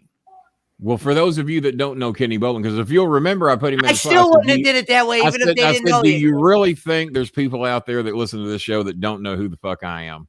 So no, I put him in his place that night, if you'll remember. Yes, I did. Really, you don't think anyone knows who I am? Oh, okay, Vince. Great. So, but it was good because it gave me a chance to get into Russo's shit a little bit and let him know that I wasn't going to take his shit either, nor Cornette's. Yeah, when I first came on your show, I didn't even know the OVW stuff. I was talking about other shit. You know what I mean? The man that made John Cena, the man that made Mark Henry, they did not like that. We'll get into that, but they were not a fan of when you would say that. Yeah, I'm the man that made all those guys. We're going to get into that a little bit. Yeah, those people know who the fuck I am. Did you know the crew when he said, "Hey, Kenny, I'm bringing you on"? Did you know? I knew, okay. and then that Vslo had 3 of his ex-women write me and told me that he had physically abused them and sent me the fucking police records. And that's when I told Russo, I'm not going to do any shows with this piece of shit on the show. I said, do you want me to show you the police reports? And Russo told me no. He said, I don't want to see them. He probably knew. Yeah. He told me he didn't want to see them. I said, well, all right. So I questioned that with Russo being a man of faith, man of God, and he didn't want to see that one of his people's beating up women. But this was great. Wasn't it in his past? Russo wanted to believe Vslo and that he didn't do this shit. Well, one woman accused you of beating her up. All right, maybe not. 2 women accuse you. Pretty good chance you're beating women up. 3, well, there's a lot of people saying it. And this was right around the time you were about to work. It's like my thing with Trump. When 47 women, 43, I don't want to overestimate. When 43 women accuse you of sexual assault and or rape, chances pretty fucking good, as the Dave Chappelle once said, well, I don't know if it's true or not, but a lot of people saying it. Well, when 43 people are saying it, none of us have any relatives that's going to get accused of sexual assault 43 times and see the day of light. So it was the same thing with them. You get accused enough, Yeah, and Russo hates confrontations with himself, but he was loving me and Vslo going at it. He egged all that on. He wanted that conflict. Yeah, no, we're going to get into that too. Shows he ever did. When I went off on Vslo and he said he was going to come down here and beat me, I said, "Come on down, you chicken shit fuck." I said, let me explain something to you. You ain't got $60 worth of gas to get to my fucking door. I said, and even if listen, you got that was here, one of the best rants I've ever seen ever, I dude. said, because I was fucking furious. And I knew you were pissed off. I hated that motherfucker with a passion. I mean, the real shit's the best shit. That's I that said, was come on legit. down. No, he threatened to beat me up. I said, oh, you're trying to prove you're not a violent man by coming down here and beating up a guy on disability. Come on down, motherfucker. He was actually Here's my address. smiling, I told him Ken. exactly where I lived on Cherokee Road. He thought Bring he your did fucking something ass great. down here. I said, on top of that, number one, if you get here, you really think my son's going to let you lay a hand on me? And number two, you ain't got $60 in gas to get here, motherfucker. And apparently he didn't, because he never showed up. And King, you know what's funny was that day you were doing the rant when you were going off on him and the other guy, he was actually like laughing, like if you watch the video, like enjoying it. Like he did enjoy it. He got the ratings. He's looking at the ratings. I'm like, dude, I'm like, Ken's really pissed off. He enjoyed that more than Trump enjoyed the insurrection. I'm telling you. Dude, he loved it. That's why. And listen, I'm real quick. And Russo kept it going. Russo does not mind confrontation. Did you get that video? This is crazy. He actually put you over in a video. I don't know. I sent it to your DM. It's a video where Vito goes, Vince is worse than Kenny Brolin. And that's all he says. I don't think he hated you like you hated him, but he literally says in a video, I sent it to your DM. He goes, Vince Russo is worse than Kenny Brolin. They were beefing. They got a show. It's called Mr. and Mrs. Lagrasso. It's great. But we'll get into that later. So is Pesci, when do you have time to sell cars with all this research and videos? Makes you wonder, don't it? Well, he doesn't sleep. I don't sleep much. I only sleep 6 hours out of a 24-hour day, and it's in 3-hour increments. Sometimes it might only be 2 hours. You ask Chris, I'm usually up all night. But here's the thing. Cars are slow right now. I'm sold out. My car that I'm driving is actually so you lace your shit with Coke then, because you're like, and I'm the drunk one. So yeah, I'm gonna ask you a personal question, and I want your honest answer. Everybody knows you're a five-time felon. Everybody knows that. 5-time, not champion, Kenny. I said felon. Yeah. I said felon. I'm actually on nothing. I'm actually dead sober. Right. I smoked a little weed. Christopher's question is that because Chris worked in drug and rehab for about 6 years. I take Adderall sometimes. I'm just out of it right now. Take Adderall. Okay. Chris wants to know what the fuck's keeping you awake so much. He asked me if you did coke or meth. He said it sounds like meth. I said I don't think he does either one. I was thinking the same thing because my brother's a recovering addict, and it's so familiar. The upper of the heroin or meth. That's why actually, this is just my personality. If you ask Eric Roman, I actually just smoke weed. I don't even drink. Yeah, when you're doing your weed thing, coke like years ago. The last show you did with me, you were doing the weed thing or whatever the fuck you were smoking, and it calmed you down. All right, for the majority of the show. No, I thought I've been being pretty calm this episode. Just like Kenny needs to let the dogs out break, Pesci needs a smoke break. Well, I'm still ready to go. You just let me know if you need a break, King. But I'm ready to go on to the next question. Yeah, I'm dead sober, guys. I'm not on nothing. Is the Jeff Wayne thing I couldn't even come on here if I did. Yes, Tiffany, it is. But when you have a certain addiction in your brain, his is an upper. It hypes him up. So yes, you are correct. But certain addicts actually can do the opposite, depending on how hard of an addict you are. Now, I do take Adderall, but I'm actually prescribed to take that. So it's not really like, but I run out of it quick. Honestly. Is that because you're taking more than you should be, or they just? I might seem like I'm up like this, but dude, I was always supposed to be on radio. I wanted to be an actor when I was growing up. So I said, King, you let me out of Jumanji. I used to be just in here pacing and shit. You know what I mean? Trying to figure out how to make money. As my grandpa would say, Pesci is wired for sound. But yeah, I'm on no drugs. I'm dead sober. I'll probably hit a bowl here soon, just so I don't go nuts because we're going on an hour and a half. But we did really well. I was kind of worried about you, Pesci. But no, you're not on drugs. I promise if you came here and you knew my friends, you go on my Facebook, you'll see I'm actually got a lot of responsibilities. I'm actually a pretty good guy. I'm not on drugs and shit. Well, being on drugs does not make you a bad guy either. No, I'm not saying that. Yeah, I get what you're saying. Sniffing lines are coming on Kenny's show like, Kenny, what up, Kenny? It'd be a lot cooler if you did. Yeah, I'd be like, well, No, it wouldn't. I'll tell you, Kenny, I'm getting a refill. I'll be back. down the road, when we get done with the stories of Starmaker, I'll tell a story about when I lied to a mental health doctor and they subscribed me to go to a hospital I wasn't supposed to go to. Now that is a story. To the nut house. All right. Well, that'll be down the road. Let's see how long these stories go. Pesci's trip to the nut house, part 4. But King, real quick, back on the task. What was the decision to turn it into Brolin? Who made that decision? Take us to that call. Repeat that. Who made the Brolin alley switch? When was that thrown at you? God, I think one of the fans named it that, and I liked it. And one of my friends made the logo. I can't remember who, and Russo loved it. And he said, "Yeah, the Brolin alley. It's me and you, the Brolin alley." I love you, Vince. I love you. As a matter of fact, somebody bought that banner for like $200. I don't remember who bought it, but somebody did. And I rolled it up and signed it. Me, Chris, and Maya all signed the Brolin alley banner. And somebody donated like $250 to get that banner. It was the only one I had. Now, I actually know the answer to this one, but did you pitch any ideas to him? No, it was just me and him doing the show, and I did what I wanted, and he did what he wanted. So there was never any ideas. Just like this show, there's never any ideas unless you have them, and I never know what your ideas are. I just turn you loose, let you do what you do, and then I handle whatever you throw at me. What did your first paycheck look like? Well, they're not really paychecks. They're just at the end of the month, we would see how much I boosted the ratings, and that's how that story came into play. And that's how they pay you, is based on ratings? That just sounds weird. Yeah, it's totally based on ratings because that's how much revenue the channel brings in. So the whole network wanted to get rid of me. And plus, I didn't care what I got paid because I was killing it in merchandise sales. I didn't give a fuck what they paid me. I was having a good time, making good money. And I thought the paycheck is why you went up there. Nah. The check at the end of the month was just a bonus. That was just a bonus. The merchandise sales is what counted, and I was now known by the entire cult of Cornet market, and they were still buying shit. My fan base was still buying shit, and now Russo's fan base is buying shit. So I got the best of 3 worlds. I didn't give a fuck what they paid me. Didn't really give a fuck what Cornet paid me. I mean, if I'd have pressed him on it harder, I might have got a little something, but it's probably a little bit my fault because I never pressed him on it, and I didn't know he was paying Brian Last what he was paying. I would have just rode that and took their viewers at the end. That's how I would have. Yeah. So they all want me gone. Jeff Lane wants me gone because he's a Trump supporter. They every fucking one are Trump supporters. Russo tried to get out of it by saying, "Well, Kenny, I'm not a Trump supporter. I respect the office." To respect the chair.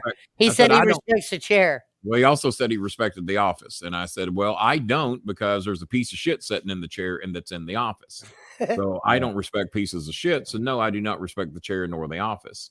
So we disagreed on that. If fucking Sirhan is the president, then no, I don't have to respect him. If you're a parent beating your kid, I don't have to respect you as a parent. If you're a child molester and you're a parent, I don't have to respect you. So when you're bad at what your fucking given title is, I don't have to respect you for that. Just because you're a parent doesn't mean you got to respect mommy and daddy. No, you don't. If mommy and daddy's fucking you over, get the fuck out of that situation. So that's how I feel about that. What show was the first one you were told you were doing? Just so you know, DJ, I'm going to hide that comment and do not post that name in here again. There you go. Bald-headed fuck. That's bald-headed fuck. Do not post that name again. And if you got a way to delete the no names, we all use bald-headed fuck is the only that game again. I'm not using anybody's first or last name in this whole thing. So don't do that, Eric. Okay, no, but did you hear what I said? What was I don't say that name, Kenny? What was the first show you were told you were doing? Like what? Oh, Kenny, you're going to be doing the. I think we were doing Monday night review shows, and I had to fucking watch Monday Night Raw for 3 hours, but I cheated and did it on speed search. And, why would they put you on Why would they put you on a review show knowing that's not your strengths, or did you not even say anything? I didn't care. I just wanted to be on the show, get my shit in. Okay. I didn't know. I didn't know if I would have put you on a different if I was running it, but. There's lots of bald-headed fucks on this show, but no, do not ever post his name in here again, any of you. So how come they didn't let you run the super chat on the Brolin Alley episodes, like when you were doing the interviews? We didn't know there was a super chat. I didn't know anything about one. That's what I figured. Okay. I didn't know about that till this show, and then somebody mentioned, "Hey, why don't you have super chats?" And then they take fucking 30%. And then I mean, they take 30% of it. Which I would didn't notice on some of the episodes, you would look like you literally just rolled out of bed for. Were you tired when you were doing some of these probably shows? number one, I weighed 600 pounds. Well, it's like when people were calling me out. That's all right, Eric. Don't worry about it. 590. Yeah, we're getting there. That was incredibly Just passive like when I aggressive, did the show the Pesci. other day, and Mountain Timer said it looked like I was going at half speed, and I watched that show back.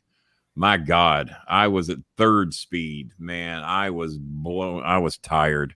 Oh, I can show you a bad I went one. to bed and took a nap for 2 or 3 hours, got out of bed 15 minutes before the show, and I just was not cranked up yet. I'm getting old, man. When I get up at 7, 8 o'clock in the morning or 9 in the morning, and then all of a sudden it gets to be 8, 9, 10 in the evening, I'm just not necessarily in podcast mode until I get in here and get the feel of what we're doing. Many times when we do these shows, I just don't want to. I'm not in the mood to do the show, but once we get the groove going on, then everything falls into place. Some of those Brolin Alley shows, it looks like you were getting bored and you were quick to end them. Is there any reasoning behind that? I was quick to end them. It would seem like some of them you were kind of quick to end. I don't want to say like the ones you had Conan I didn't think I was in guys like that. I thought that was Russo's call to end them if Russo was on the show with me. Oh, so they were making it. All right. It just seemed like some of them, it looked like you're having a struggle getting through, or you weren't into it, or maybe it was just you were tired. Well, I didn't know if there was something behind that. I'm dealing with a bunch of fucking Trump supporters. How much fucking fun can that be? Well, that's why I was asking, Ken. Some people want to hear your story. Slow, and then I finally refused to do shows with him. I said, no, I'm not going to be on a fucking show with a guy who three of his ex-girlfriends have written me and said he beat them up. I'm not going to be on a show with him. So Pesci's now covered that Kenny looked like shit and was tired. What's that, hon? I said, so Pesci now covered he looked like shit and he was I think it's Pesci's polite way of saying I look like shit. Hey, you look like you rolled out of bed. No, see if he was mad, if he was like, if he was trying to bury him. I wanted to see if he was mad. Coughing through the whole fucking shows a lot of times. So yeah, Now, did they know where you stood politically before you ever did a show? They don't like touching politics because they claimed I was chasing away half the audience, and then I had to explain. They were wrong there. I'm going to go over that. They were wrong. You were right about something, Kenny. I quoted here on the bottom. We're going to get into that. I was right. I'm about to put you over big time. You were right about something. Well, that should put me on the map when you do that. I should be a big deal in the podcast business. So they didn't know you were Mr. They didn't know you were smart politically, should I say? Apparently not. No. Okay. What were your thoughts when you found out you were booked on the review show? You were just happy? I knew I could handle anything they throw at me, even if I didn't watch the show. I could add something, so I wouldn't worry about it. Here we go, Chapter 2, Jeff and Vito. All right, what was the first show you did with Jeff and Vito? Excuse me? What was the first show you did with Jeff and Vito together? I think we actually got along on the first show because I did not have letters from 3 of his girlfriends telling me what he did. And I worked with him at OVW, and he was always coming to me for advice. He wanted me to critique everything. They put you on a show where they said they don't bury people, and you're like, how do you do a podcast without burying people? Like that? No, I'll bury anybody, especially if they're a piece of shit. I was going to say, it was who's slamming who? I mean, yeah, who's slamming who? Nobody slammed anybody. I was the first and only one who started slamming people. Well, then eventually people started trying to slam back on me. Well, you're not going to outslam me and Chris. You know, you ain't got a fucking chance in hell. And so that show was made for us. Nobody was slamming anybody. So, all right, well, we'll slam some people. We know some shitheads on here. So, the great thing about me, I wasn't contractually tied into anybody, and I knew OVW would be idiots to get rid of me because who's going to sell their advertising? Who's going to be their top manager? What, Sin? You know, that worked out well. Sent one person to the fucking WWE. So, you know, I knew that I could do no wrong in OVW. They weren't going to get rid of me. And you should have saw them the day I told them I was leaving. They weren't real happy about that. What were you? As Danny Davis once said, Kenny, you're the face of the company. We got all these fucking WWE stars wandering around here, but you're the face of the company. You're what makes it roll. You sell the advertising. You've been here 17 years. Everybody knows who you are. You're what makes this show go. And I said, I know. So, confidence and arrogance sometimes will get you somewhere. What were your original thoughts of Jeff Lane when you first met him? Didn't think he was too bad of a guy. He said he wrote a book, and I looked at his book and looked at my book on Amazon and saw that mine was a lot thicker and mine had a lot more sales. So I buried his book, I think, a couple of times. I said, you Yeah. ain't got a book. You ain't got a book. That's a fucking pamphlet, son. You got a pamphlet. I have a book. I got 55-star reviews on Amazon. I don't think you've got one. I did hear you do that one. I possess that title now. Safe to say his pod. Oh, sorry. Go on, Eve. I'm pretty sure Jeff Lane is the human equivalent of a tiny penis, but that's just my opinion. I haven't listened to their show since I left. Me and Jeff Lane sort of put our differences behind us because I told Russo I would do his show. I said, but obviously Jeff Lane is the one producing and editing your shows. I said, I don't particularly want to do one that he's on, but let him know that you and I are going to do some shows again. And don't fuck with my shit, air it as I say it. And if so, me and you. Yeah, we're going to get into that too. The editing. So I've done a couple of shows with Russo since, but Jeff Lane and I now follow each other on Twitter, but I can't really say we've interacted with each other. I always thought he was a prick. Would you say it's safe to say his podcast? Well, I didn't think he had the knowledge or the background in the wrestling business of me or Russo or Disco Inferno or somebody like that. And I thought he needed to keep his mouth shut when the stars were talking, was my opinion. No, but I've told my own co-host that shut the fuck up when the stars are talking. You have no experience in this business. You have opinions and shit you've heard. You have not lived what we do. So shut the fuck up. And I've told people on my shows that, and I've told people on Russo's shows that. So I say the shit Russo doesn't like to say. So that was my part of the show. You're an asshole and he's too nice, basically. Well, you could look at it that way. I don't have a problem doing that. King, safe to say his podcast strengths were computers and reporting events? Repeat that? Would you say safe to say Jeff Lane's strengths were computers and reporting in events? Yeah. And as a matter of fact, Frank Kirsch, huge donor to this show, donated big tonight, donated $100, made Ice Cream her laptop, paid $81 to ship her laptop. He donates in here all the time. He donated $100 on the Eric Bischoff show because he loved it so much. I've seen countless $20 donations come up in here. He's a great donor to the show. And he made Jeff Lane a computer and sent it to him fucking free of charge. Probably still using the same one that Frank made him. You can send me one, Frank. I'll take one. I think Frank offered to help you get one. I think he's out of laptops, but he said if you wanted to get a good running PC that he could either do you have a PC now or a laptop now? I have a laptop, yeah. You have a laptop? If it's needing some work or juiced up a little bit, I bet you Frank can be he offered to help you. I didn't know that I hadn't told you that. But yeah, Frank's offered to help you get a better running system over there. Right. Yeah. No, my only critique of him was it just seemed like he was like kind of quiet. He was easy to forget when he was on the shows. He seems like a nice guy. He knows about computers. He is basically a nice guy. He's not like a Ben Hameen. He doesn't bring like that kind of like. Ben Hameen to me is one of the most entertaining people. Yeah. He's awesome. He makes me laugh. Ben Armin. And I sometimes look at some of the shows and I'm just amazed they don't get as many views as they get because to me, I'd have him on this show once a month in a fucking heartbeat, probably every week, especially if I'm doing a show every fucking day. You guys did always work well together.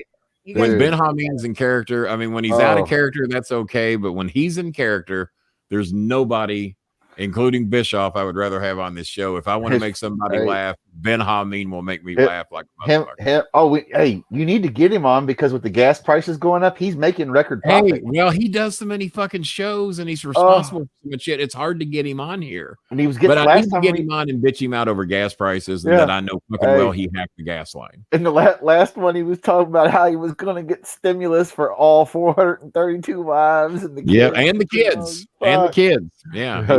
I will be richer, King B. I think he was set to make about $2.6 million in stimulus. He was looking awesome. good. I love that guy. Yeah, he's fucking awesome. Now I got to get him back on. That's a great idea, and now's the time to have him when these fucking gas prices. Yeah, they are. I don't care if 30 people watch that show. He makes me laugh like a motherfucker. If you don't remember, no big deal. But did you and Lane have any conversations off air that were memorable, or you remember, or something where you guys clashed? All right, Jake. That is enough of the begging Frank for a fucking laptop or PC. He helps big stars in the business, and I know you're thinking, well, if he's gonna help fucking Chris Schmidt, well, Chris Schmidt's the big donor to the show. Big donors help other big donors. So quit begging for a fucking laptop. If he wants you to have one, he'll remember you. You're a watch. Do watchdog work, Jake. Keep them stalkers out. Goddamn, and you're begging for a goddamn laptop or a PC. I sent you some shoes, or I'm going to. What more you want? Oh, and the books I've been told are going to be here within a couple of weeks, finally. And I did see where they're being processed and finally shipping. That officially came out today. I'll even send Chris Schmidt the copy of the order being processed. I could have got you 9 books by now. But Evie, you got anything to add to that? Am I getting too hard at Jake for just taking my Twitch account? I'm just trying to figure out why you're sending Jake shoes. Well, he's dog ate his shoes. Everything. His dog ate his shoes, and I felt bad for him, so I agreed to send Jake some shoes. He's in Mississippi. They just now learned of the invention. I got 19 Rappy. I got 19 pair of fucking shoes. I got 19 pair of shoes. I think I can send the guy a couple pair of shoes or two. By the way, we're hovering above 50 average the last hour on YouTube. 50 something alone. Well, let me continue the conversation. No. Hey, so King, did you and Lane get in any arguments off camera that you remember? I don't recall any off camera. The biggest one is when he said that by me discussing politics and bad mouthing Trump. And that was bullshit right here. What he did. That I was running off half their audience. And then that's when I pointed out to him, I said, well, if I'm chasing off half the audience, then I guess there's some fucking idiots that are the executives of all 3 networks, because Jimmy Kimmel does nothing but badmouth Trump. Jimmy Fallon does nothing but badmouth Trump. And I said, and they take lessons from Stephen Colbert, who eats Trump alive on a nightly basis. And then Stephen Colbert should take some lessons from Seth Meyers, who has a segment of the show dedicated to what a fucking fool and a prick and an asshole Donald Trump is, called God, I forgot what the goddamn segment's called now. A Closer Look. A Closer Look was developed because of what a fucking idiot Trump was and what a fucking piece of shit con man. Can I tell you how I would have booked it? Let me just tell you how I would have booked it. How would you have booked it, Pesci? As soon as I would have saw how smart you were politically, like you know what you're talking about, there's a difference between when you talk about politics and wrestling. You know what I'm talking about? I would have said, you know what? I got a pretty good idea about Let's both. label his show a politics show, meaning people hate a show that you bring politics into that says sports. Why don't we just call it a politics show? Because when you were talking about politics, the politics shows all had higher ratings. Yeah. They just call them politics shows. People would get, soft pussy or whatever you want to call it when you would go off on Trump, when actually that was actually good radio. They should have called, you know what I would have did? I would have saw that you and Vito didn't get along. I would have made you guys go on a politics show where we just throw political questions. Well, he didn't know anything about politics. That's why it would have been a great show. He couldn't do you that. won one time. That's why there's only so many times you can watch a pig get slaughtered that it's not entertaining. I would have been, listen, it would have been this kind of show. Hey, Vito, we're going to ask you a political question. Starmaker, we're going to ask you a political question. And you guys are both going to have a couple minutes. It would have been funny because he doesn't know anything. So it would have been funny to hear his comments. And then you would have been able to hit home runs. But that's just how I would have did it, You know what I'm starting to feel like here, Pesci? I feel like this is the situation I have with some of the Philippine people that I deal with. The minute you help one person in the neighborhood, there's 15 other people in the neighborhood that want you to help them too. And so that's one thing I wanted to talk about tonight. And I'm going to let everybody know the situation. From now on, when it comes to our Filipino fundraisers, I've got so many fucking people I know that sometimes I have to get to the rear of the line to get help because we're helping so many people that we don't know. And unfortunately, I had 4 families that tried to scam us this week that formed accounts under 4 different names. That's why I said, prove who you are. Yeah, they formed accounts under 4 different names. And then when I did the research, the same person was collecting the money under all 4 names. That's why I like to delay the payments to where if I don't do it instantly, I get a little time where I can research it and see what's going on. And then I saw this one name. Well, actually, there were 4 names that kept coming up as collecting the money. In all transparency here, 2 people got away with it. They got their money. Wasn't a horrible amount of money, but they took money away from people that are honest. Wow. And I would have helped these people if they'd have just fucking been honest. But when I discovered you had one guy trying to collect money under 4 different names, I guess thinking that someone else totally runs my charity and I don't have that much to do with it, I did see what they were doing. One of the people also smartened me up as to what they were trying to do. That's what made me look to begin with. So we had to, number one, go block those people. We had to cancel their transactions, which freed up money to go to good, honest people. So that's okay. And so from now on, what we're going to be doing, let's see. From now on, what we're going to be doing, we're going to be helping families that I know, or at least that they know. Like Jenica mango ice cream. Like if Janessa writes me and says, "Hey, my next door neighbor's having a tough time." The sugar daddy ladies. The sugar daddy. So from now on, what we're going to do, we are going to help folks, people that I know or people that they know, to where at least there's a trail. Because here lately, I have busted my fucking ass to help every Filipino family that writes my inbox. Can't do it, Ken. Can't do it. Be it 1,500 pesos, 3,000 pesos, 4,000 pesos. So I'm going to have to know who the family is.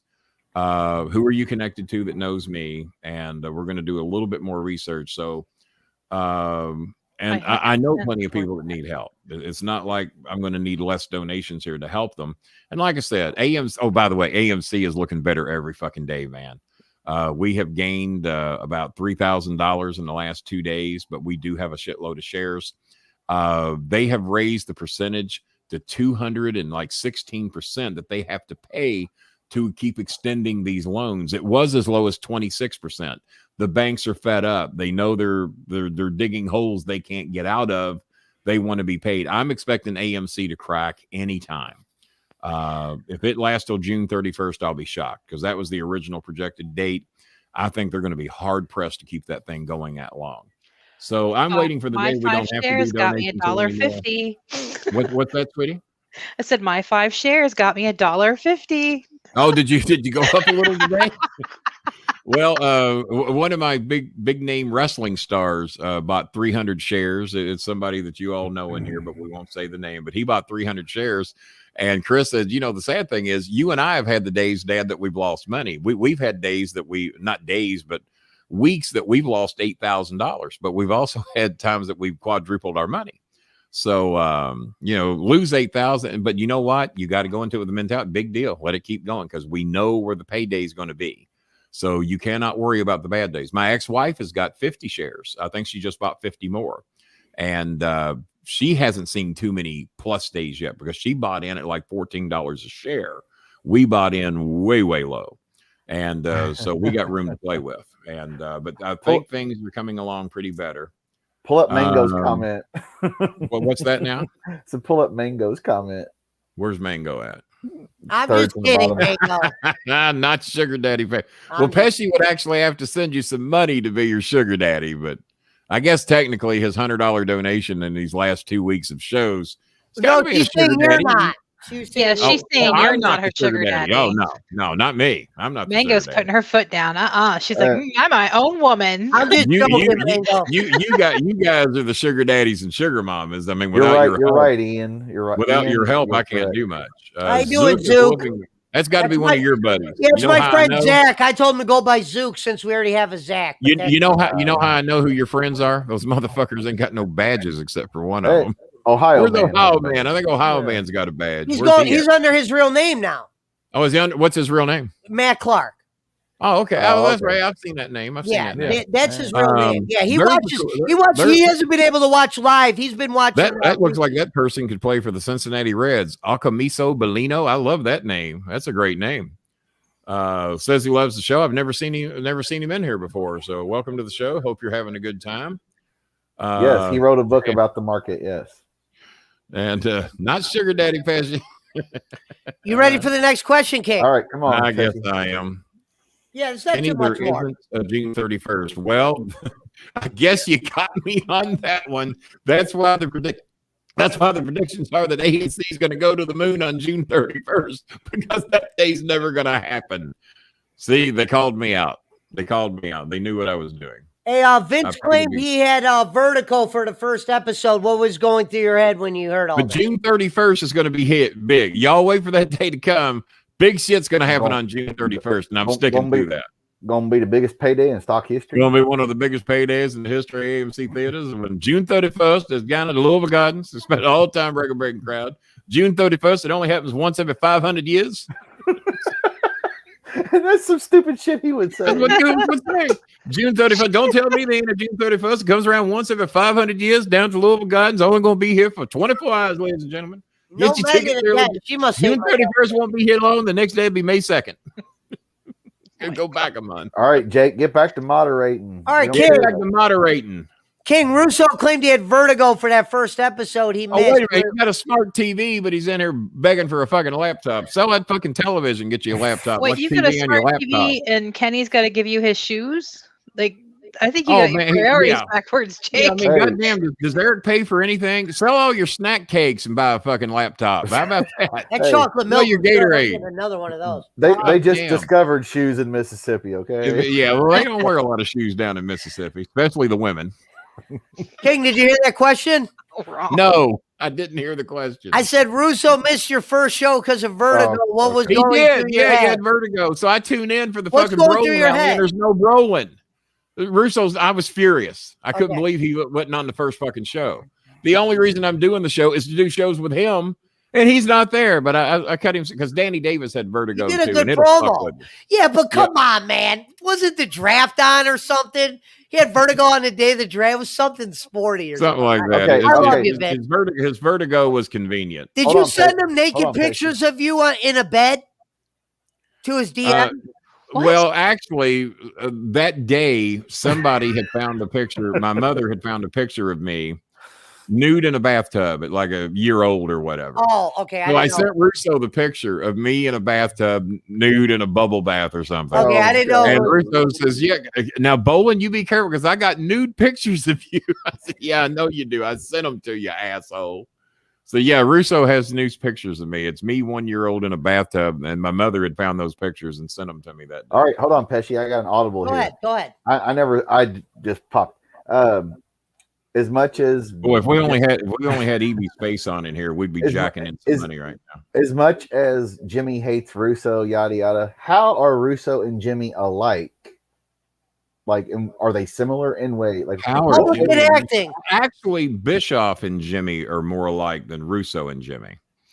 Russo's a Christian. Me and Jimmy are both atheists. Russo, I don't know how charitable Russo is. Probably to his church. A lot of them want to give to their church, and they don't give much of anywhere else. Jimmy basically only gives to the crusade, and 40%, 60% of that money was the money. I'm sorry, 40% of that money was the money he made on the EPO that we had Russo take out on Jimmy. He didn't donate every penny of it to the crusade. He donated 40%. Hello, Jason. Which is, by the way, illegal, and he could have went to jail for that. And Russo says no. I don't want to put him in jail for that. But he could have done it. And we told him to do it. I said, no, I said, he just bitch slapped you in the face with your fucking EPO. He's making fun of it. I won. He calls me, Kenny, I won. They actually filed an EPO. I said, I know he did. I'm the one that told him to do it. So he thought that was a rib for like a week. Jimmy never believed that I was the one that told Russo to take the EPO out. I said, well, believe what you fucking want. I said, but you can't do prison time, and I don't want you killing Russo. Chris, that's why you can't give him that shirt. Stupid enough to do it. So, yeah. But no, it took Jimmy about a week before he realized that I was actually the one who told Russo to do that. So what ways is Jimmy and Eric alike then if he's not? Because, a lot of times people their beliefs in what a good wrestling show would be. Only Russo is more open-minded. I'm more open-minded. And plus, I don't criticize people just because they like something different than I do. Right. If I did, there wouldn't be anybody in this room tonight. Because probably all of them like something a little bit different than I do. I was watching some old Lawler promos today, and he was going off on how ugly who was the one that used to date Doug Gilbert, also dated one of the football players, Missy Hyatt. He was going off on how ugly Missy Hyatt was, and he was telling ugly jokes that you just cannot say about a woman on television anymore. And I'm going, that was some great shit, King. You can't say none of that no more. That was some great shit. So back in the 70s, you could just get by with murder. You could say racial shit back then about Mexicans and blacks and various other ethnicities. Puerto Ricans, Mexicans, Polish, it didn't matter. Yeah. I did watch a funny match with I saw the NBC thing that Tom Snyder did. Thank you, Jason. When they were talking about wrestling being so popular, and NBC Dateline, more or less, hosted by Tom Snyder. I remember Tom Snyder. Yeah. Well, Lawler's got that whole thing on his Facebook page. So I watched it today. Matter of fact, Cornette's in the background. I think on one or two of those clips. I was at some of those shows. I was at the Rupp Arena show. My ex-girlfriend at that time got on camera for a minute. But this thing was shot in the late 70s, early 80s. And she actually got on camera on network television. I never made a camera clip. I was wanting to be on network TV too. I watched it knowing I was going to get on camera because I was always front row at Rupp Arena. So they want to show all the hicks and uneducated people and shit on wrestling fans. They wanted to shit on wrestling fans. So I never had a shot at getting on because I almost acted like I. Oh, yeah, King, we are going against AEW. I forgot about that. Nah, shit, we're still at like 50 viewers on YouTube alone. Yeah, it's not too bad. It's not the 90 that Pesci guaranteed me in on, promise. I just tried. Said he would donate an extra 100 if we didn't get the 90. I thought Pesci if we did got say that. 75 last week, we might get 90 this week. It was just a dream number. Who knows? JJ, Yeah, I just ignore him. I ignore him. The shows are King, great. real quick. So where did the actual beef between you and Vito start? It was right after that first show you guys. It was right after I got the letter from the first girlfriend that wrote me and told me what he did to her and beating her up, breaking her collarbone. Was there any memorable fights on air? Her son was such a fan of his that her own son begged her not to file a police report, and then eventually she had to do it anyway because he kept stalking her. And then two other women write me, and then we look up the police reports, and I said, well, fuck this shit. I'm not going to have this motherfucker on any show I got anything to do with. And I thought Russo would get rid of him, but him and Russo had been friends for 25 years. So Russo just didn't want to believe the shit. So, And they're both Italians, and they're both... I said, Russo, do you want to see the police reports? And he said no. So what do you do from there? Russo and him go back to the fucking, developmental...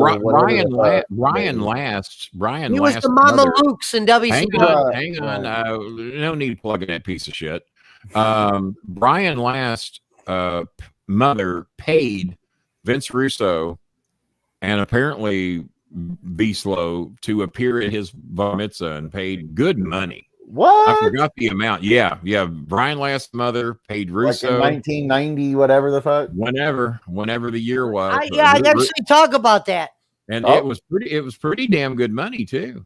And so what do you do? Any memorable fights on air?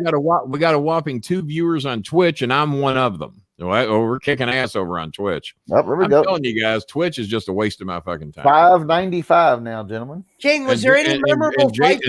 We've almost made 600, and Jason donated quite a bit yesterday. So thank you very much for that, Jason. It's very kind of you. Thank you. If my tax man asked the Brolin Foundation, it's also a church record Brolin. If you got any questions, feel free to scream. All right, Pesci. He said, Pesci asked you, King, were there any memorable on-air fights or off-air fights? Well, wait a minute. Right? She went from Nell Boy Nomar to Nell Joy Nomar. That's almost an even better name. We're going with Hellboy, King. Hellboy. Well, that's an N, not an A. But yeah, was there any memorable off-air or on-air fights with the Brolin? I wasn't going to save that shit for off-air. They wasn't worth shit off-air. Right, The only big off-air was me and Jimmy going at it over Brian Last bitching about. No, we're talking about the Brolin Alley. The Brolin Alley? No, nothing off-air. No, I saved it for on-air. I knew when the money was. I was going to say they didn't know you were always shooting and being real. They just they found out. They found out. Oh, so to get back to the end of that story, they all wanted me gone. And Russo had about gone along with it because everybody on that network wanted me gone. He's killing the ratings. Killing the ratings. He's doing this. So Russo calls me at home. Kenny, bro, I gotta tell you, man, bro, they all want you gone. They all want you gone. Jeff Lane, V-Slow. And he keeps naming the people. They all want you. Oh, even Russo was calling him V-Slow. Even Russo was calling him. So they all want you gone, bro. I said, well, what are you gonna do? You ain't going nowhere, bro. The numbers just came in. Brolin, our views, our network, we're up 27%. And the only thing difference, bro, you're the only difference. You have jacked our ratings up 27%. Do you realize how impossible that is? I said, yeah. I said, am I going anywhere or not? No, bro. Me and you will keep doing shows. Anybody else don't want to be a part of it? That's their issue. No, bro, you ain't going anywhere. And then finally, I still had to keep dealing with these fucks. And Russo, and I kind of shit on him a little bit. They claimed 8 people every time you brought up the T word, people were unsubbing. Oh yeah. That was the claim. Well, that was not the actuality. bullshit. I don't believe that. Leave it to a fucking Republican to tell a lie. Who would ever think that would be the Hey, case? did you sacrifice 2 friends or 1? I didn't. I think I heard you say, Russo, I sacrificed 2 friends. Was it 2 friends or 1? Well, if you want to count Sin as a friend, I mean, I got rid of both of them. Yeah. So. Okay, I didn't know. I just heard you say 2 or 1. I was wondering who the other one was. Yeah, probably Sin and Jimmy. Yeah. Mm-hmm. Okay. Since you just mentioned Sin, would you say? I don't even know who Sin was. No, I would not have sex with Sin. Would you say that she enables him? Oh, of course, yeah. Okay. Yeah, because she thinks all this shit's funny. But she did come over here, my hand to whatever it is you believe in. We'll say God. She sat right over here in the brown chair that I used to have, that's now a white chair. Sat in my chair, drove over here and thanked me. Personally thanked me for having the EPO taken out on Jimmy. She raved about my house. She loved, oh my God, I'm liable to be your neighbor soon. I love these houses. This fucking place is great. Oh my God, I'm going to be over here all the time. I'm thinking, no, you're not. But okay. And then she goes on to thank me. She says, Kenny, really thank you for what you did. Well, there wasn't any reason to try and trick me into saying anything. I'd already admitted I filed the EPOs. He made it out like she was trying to trick me into admitting I did it. I'd already admitted I did it. I didn't hide it from fucking anybody, him, Sin, or anybody else. But she thanked me, and I think she realized Jimmy was digging a hole that was going to get him in prison. Or, I mean, you got no choice but to go to prison when you hire people to kill people. I mean, that's the only option. And when the people that do the killing get caught, they're going to rat you out. They ain't going to prison, or they're going to reduce their sentence. Oh, you mean I only have to serve 5 years of a lifetime sentence if I tell you that Jimmy Cornette paid me to do that? Oh, yeah, Jimmy paid me. He paid me $5,000. Kenny, take me behind the decision to wear Jimmy's shirt on air on the Brolin Alley. What's that? You wore Jimmy's shirt on the Brolin Alley. Take us through that. Just showing some love. Just showing some love because I knew it would piss him off. That was my way of getting Jimmy on the Brolin Alley. Okay. Being an asshole. I didn't know if that was your way of saying sorry. I was just being an asshole. No, that was my way to get Jimmy on the show. You had it on? What's that? Did he know you had it on, or was it a surprise? Of course he knew. Yeah, of course he knew. I mean, we don't roll the cameras. Think about this, Pesci. I was just saying, I'm asking for other people who don't know. Pesci, think about this. He got so pissed about his voice. His fucking his voice got on the show once, and that was actually what triggered. That was actually what triggered me and Jimmy not to speak anymore. And this motherfucker wears a shirt with his picture on it. You know he's gonna flip out about the shirt with his fucking picture on. That motherfucker wore his shirt on goddamn Vince Russo show. No, I did it to piss him off. I didn't. Right. I have a question. Sure, go for it. Since you brought it up about her coming over to your house, does she have as many enemies in the wrestling business as he does? Probably not, because she's not as vocal or not as known. She's just the recipient of the hot tub deal. I mean, that's but your prize is her. Your prize. But she's way worse than hot tub. Hey, I'm sure she recruits plenty of her own. But she recruits plenty, and Kenny can vouch for this. I have a friend, you've got a friend that was involved in that as well. Right. She was recruiting this motherfucker, and this was last summer, as she was laughing off the whole fucking story. Right after it.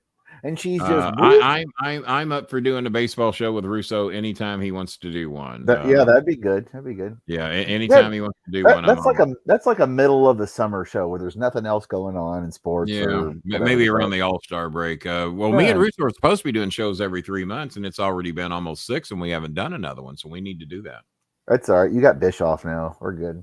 Yeah, I got Bischoff now. Every month. What's your favorite Russo? I guarantee you. No offense to my buddy Russo, but those Bischoff shows are going to be good ratings. Those are good ratings. Yeah. What was your voice thing? Do what? Oh, sorry. What was your favorite Russo one-liner? God, did I have one? That's all I just had that. Am I documented as having a favorite? No, you're not. You're not. I was gonna say, does he? This is just like one of those random Pesci questions. I don't think Russo's known for one-liners. Right. It's just bro. Besides the word bro. Besides the word bro. That's about it. Evie, do you have to work tomorrow?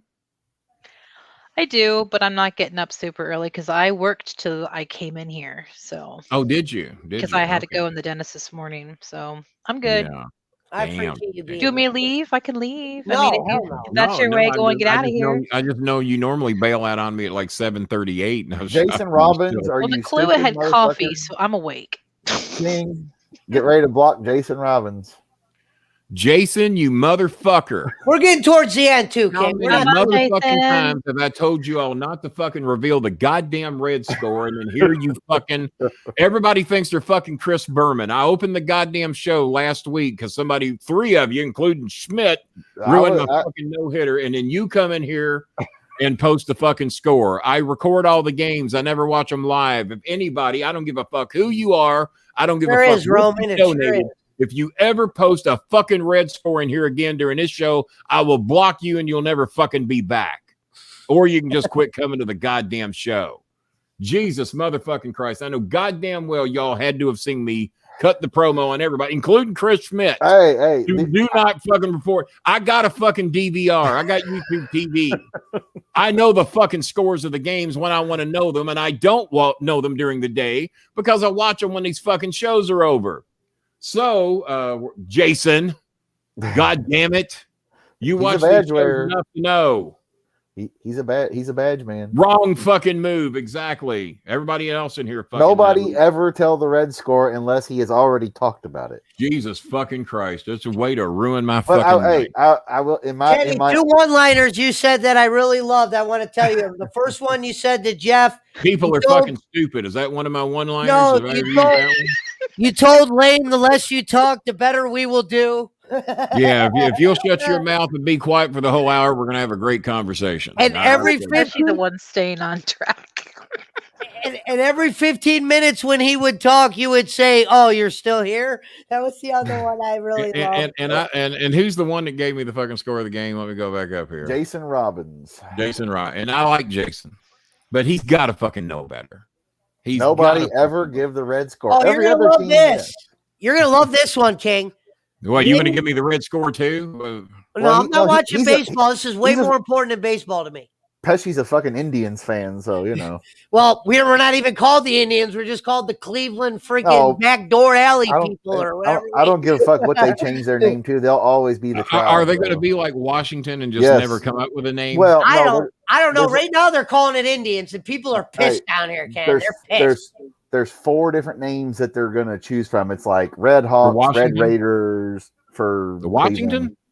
No, for Cleveland Indians baseball. They got like 4 names. Did you say the Red Raiders? Yeah, no, it's like Red Raiders. Red Raiders is a college football team. No, but I'm just saying, like, they're gonna let. I guess you know who the Red Raiders is. Texas Tech is the Red Raiders, right? Yeah, Red Raiders. Well, that's plus Red Raiders is probably offensive as well. That name should be changed. Well, I don't even know what that means. See, that's how you guys think. I hear Red Raiders. I don't think racist. Florida State Seminoles should be changed. Atlanta Braves should be changed. Chicago Blackhawks. How racist that should be changed. How is Red Raiders racist? Hold on. What is the Red Raiders? Well, raiding Red Indians. That's what that's about. Well, I thought that was just like Raiders. No, you're wrong. You're wrong. No. Now, hey, Jim Case is right. Pesci looks like Wild Thing Ricky Vaughn with the fucking glasses. If he had the mohawk, if you get the fucking mohawk, think that you can ruin the Reds baseball game and buy me off for $10, but that's a good start in the right direction. That is a great start, Jason. We're over Shut up, 600. Everybody in here will be ruining the Reds game and sending me $10. Okay, this question you're gonna love. Over 600.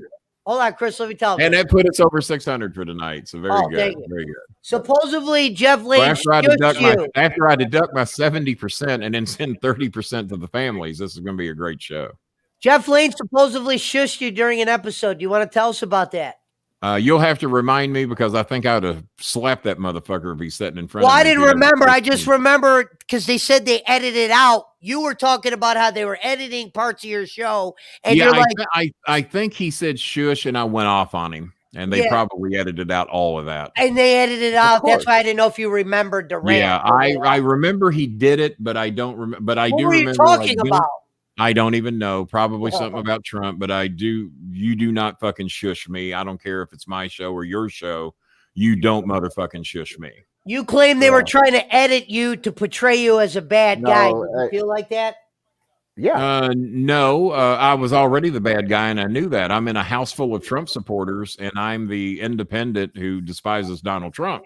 I came in the bad guy and was very happy with that role. I didn't have a problem with that. I was going to educate these dumb fucks. They said you sent a DM to Vince saying you were done after the 3rd episode. Do you remember any of that? Probably did. I said, hey, if these stupid fucks are going to try and shit all over my show, try and edit me. There you go. Yeah, I did send him a DM telling him I was done. I said, no, if they're going to fucking edit me and try and critique what I say, what I do, fuck them. That's not why I'm on this show.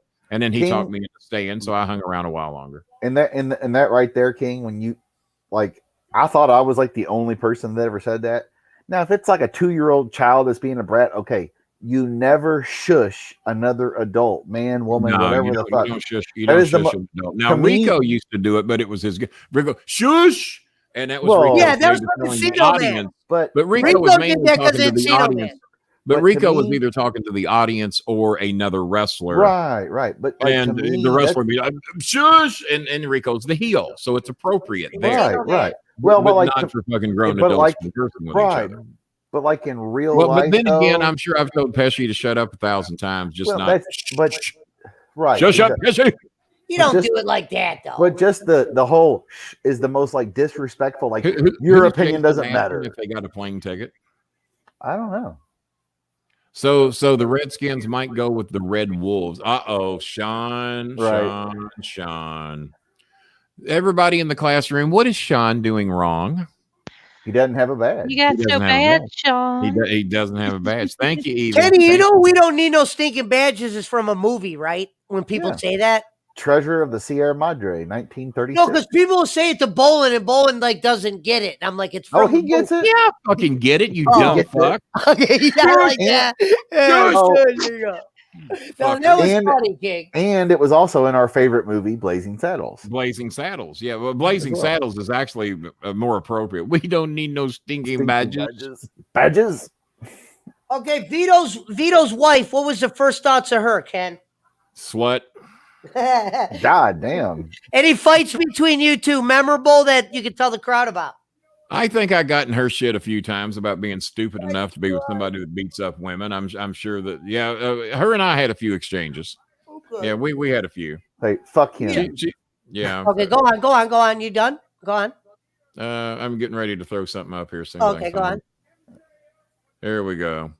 Don't tell me you don't need no fucking stinking badges. You need those. Those are good. Those are good looking badges. Where's my personalized badge, Harry?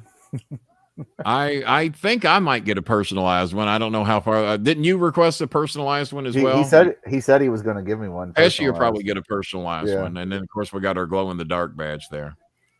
Those are for Evie though. We're going to get those for Evie. I want a copper one. The copper one. You want a cocker one for the copper? Copper. She's always wanting the cocker.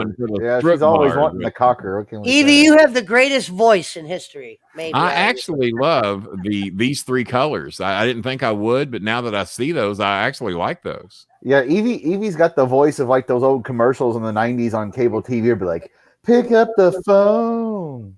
Well, it's your all's fault.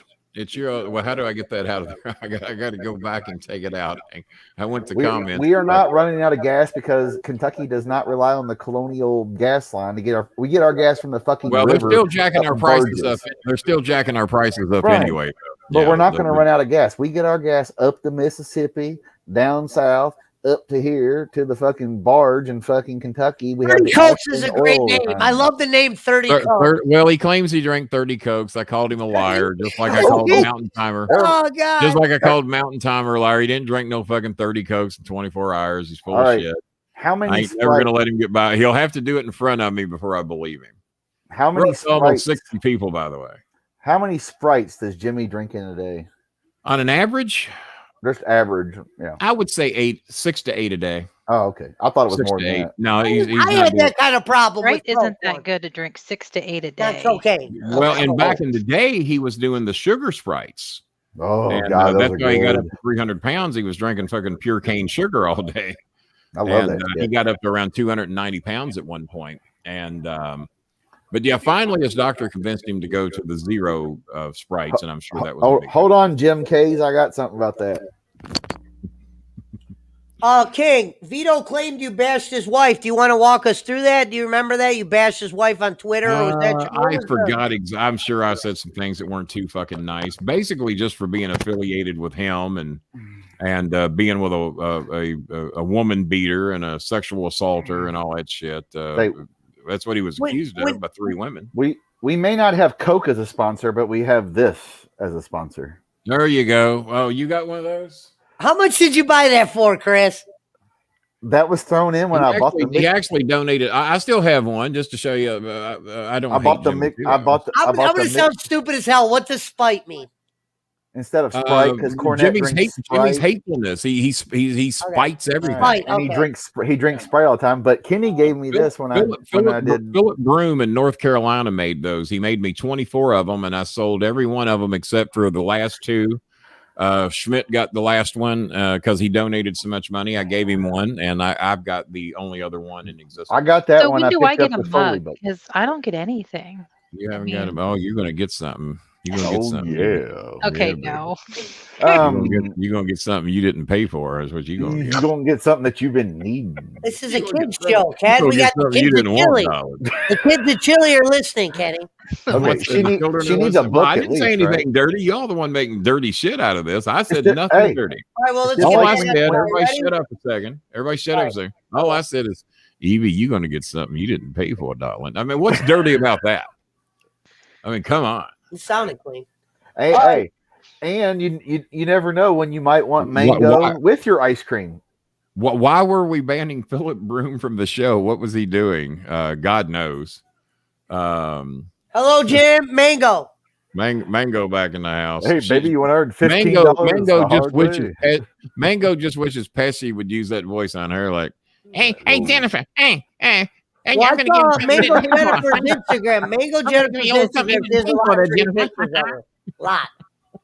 That's the worst Pesci impersonation He ever. Tough guy, I was over here, Ken, I don't even hear Joe Pesci when I talk, so when people do an impression, these fucking guys over here, Ken. I was over there and the fucking dog bit the fucking guy. Hey, I didn't do it, he's a fucking illegal, you know what I mean? He's 14 fucking years old. How the fuck do I know? I stole illegal from Ken. He just used to say it different.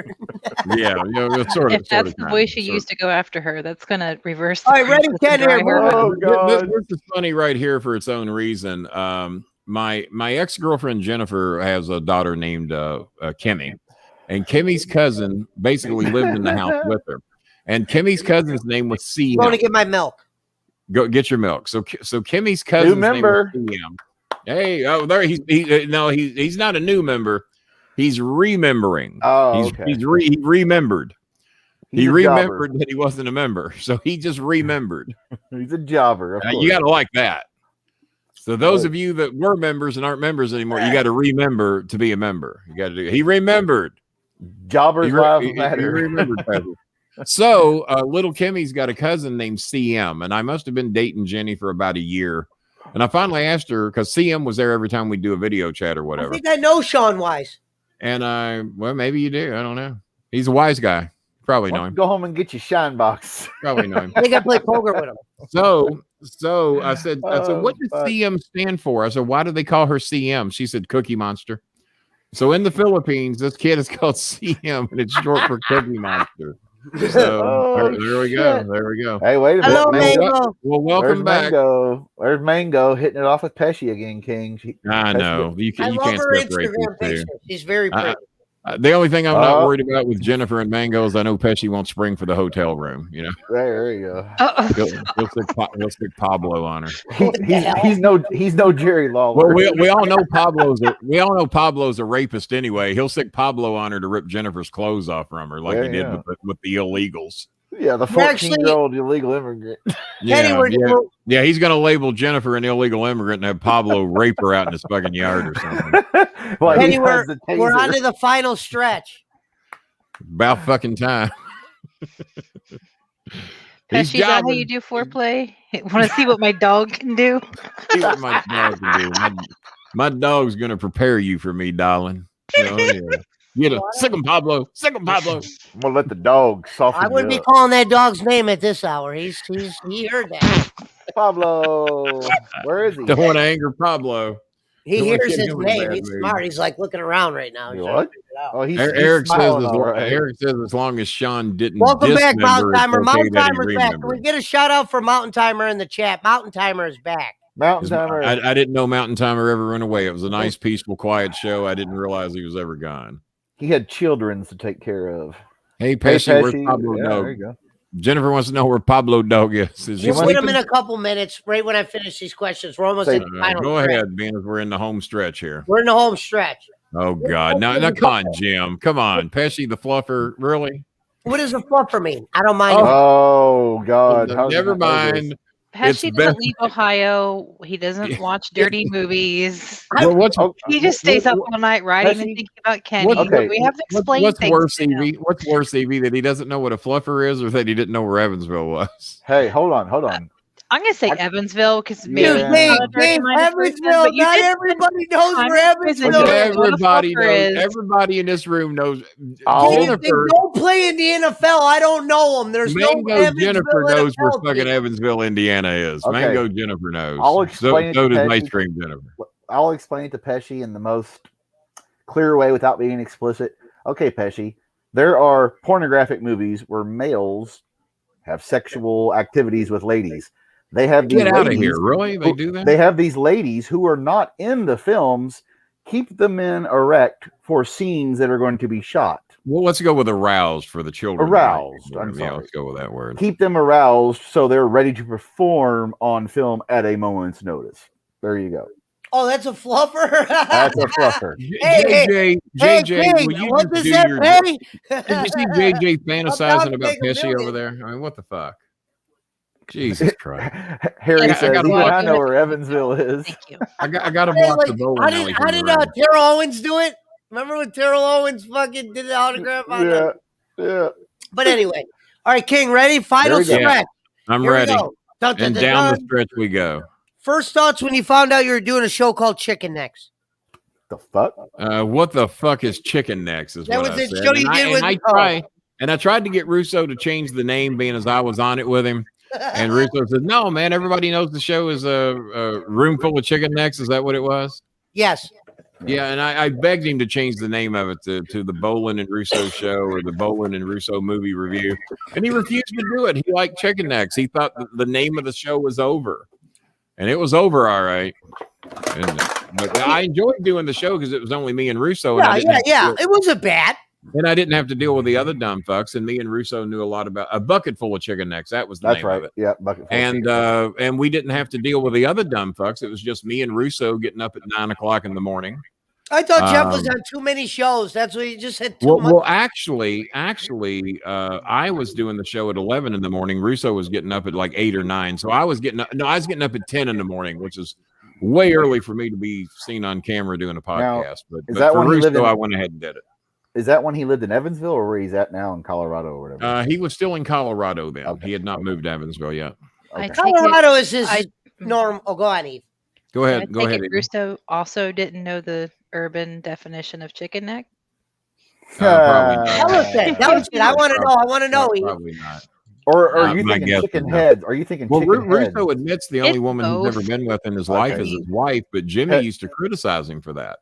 Now, Pesci, Jimmy thought it was just unbelievable that a man had only been with one woman, but Russo takes great pride in that the only woman he's ever been with is his wife. I think that's cool, though. Hey, Pesci, chicken heads, chicken necks, whatever you want to call it. Those are like the local little harlots in the hood. You know, it's like, she's been with everybody. And chicken shit are those that challenge to a fight. That's why he was talking about the Kardashians. Pesci, she does oral for lots of different people. And for nothing... for no reason whatsoever, just that she likes to do that. Oral. I like that. So you're saying she's the dream girl? Oh, no. It's your all show now. I'm just sitting here. Okay, well, here you go. All right, here you go, King. Any thoughts of Russo putting Teen Mom over wrestling? Do what? Any thoughts when he put Teen Mom over? When you got over Jesus wrestling? Christ. Oh, that was so fucking stupid. Who the fuck watches that shit? Yeah, nobody was watching. I think Russo was fascinated by it, and one or two of those other dumb in the ratings, he goes, Ken, there's 13 million people watching it. No, they weren't watching the review of it, I'll tell you that. a bunch of teenagers theorizing about having a fucking baby. $1 million question, Kenny. Yeah. How would you have booked Realm if you were in charge? Go.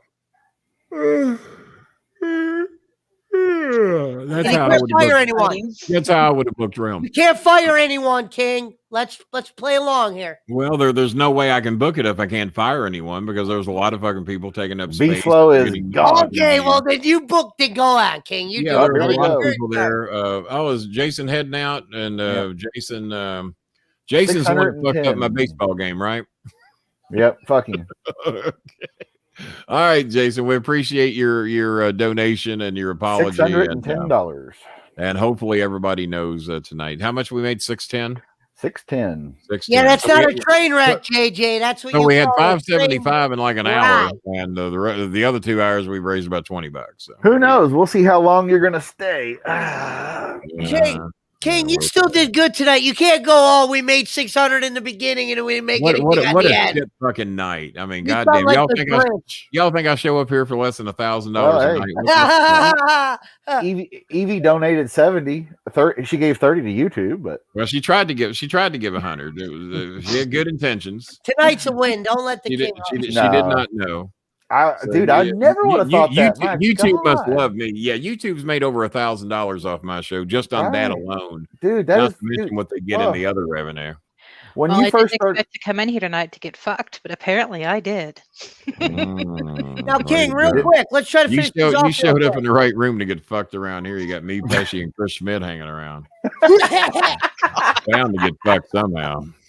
All right, ready? And not in a good way. King, as far as you know. As far as I know. Sorry, that was Pablo. King, I heard you say that Vince used to spend a couple hours preparing before every show. It would look like you just woke up. Would that be a fair assessment? That'd be very accurate. Russo would prepare all fucking day, and I would roll out of bed, and whatever happens. But when he would bring a topic to the table, would you be surprised to hear he was spending hours on that topic?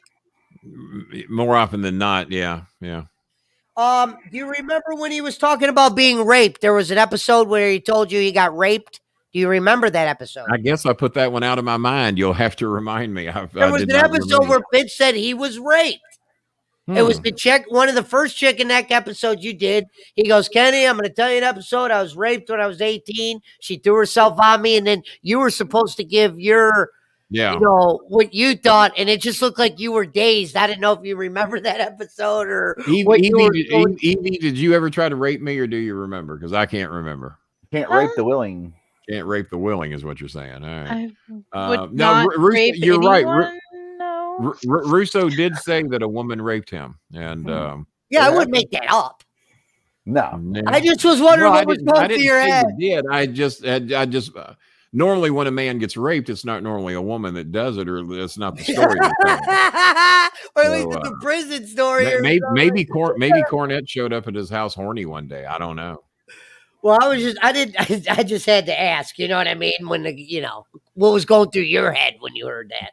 But I don't know that I had much to say about that episode because I don't know what I could possibly added to that conversation. You got to go back and watch that one, King. Your answers that day were Well, what were they? Go ahead and remind me because we'll bring them to another show. We'll bring them to another show. Hey, King, didn't you say you're going to have Thunder Rosa on? I just watched her wrestle on AEW. We have sent her an invitation. She sent me her email address, and we're supposed to be working on that. Oh, we're also man. going to be having Double J Jarrett on probably sometime in June. She laid the best looking fucking drop kick I've seen in a lot. I mean, was the Prince mad about the way you were booked at Russo? He didn't give a fuck. He didn't watch our show. He didn't care. I had to ask. What was the last straw for you? I'm sure it has something to do with V-Slow and them whining and bitching over me killing the ratings, over me bad-mouthing Trump and all that shit.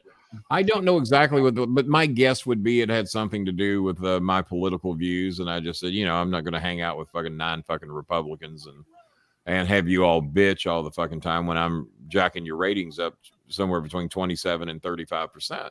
You had good views there. That was just the first month I was there.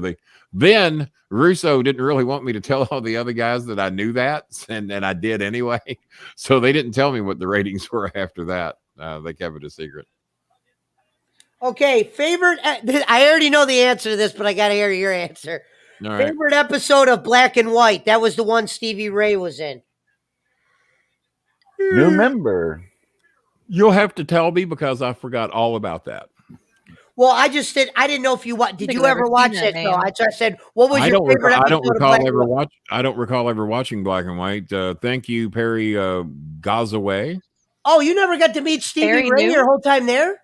No, I never met Stevie Ray. Wow. Okay, I didn't know that, King. That's why I had to ask. I wonder if he would have liked to, but the opportunity never came up. You think he was getting paid the most money on Realm? Was I getting paid? I was making the most. No, Stevie Ray. You think Stevie Ray was getting paid the most money? I don't know what he was getting paid, so that would be. See, I factored in my merchandise sales, and Russo told me that there were months I was blowing him away. So explain the rating discussion you guys had one more time. Like, how did you know what ratings you were bringing to the show? How did that get determined? He told me, they want to get rid of you, but our ratings are up 27%. Our viewers are up 27% since you joined the network. You're the only thing different we've got.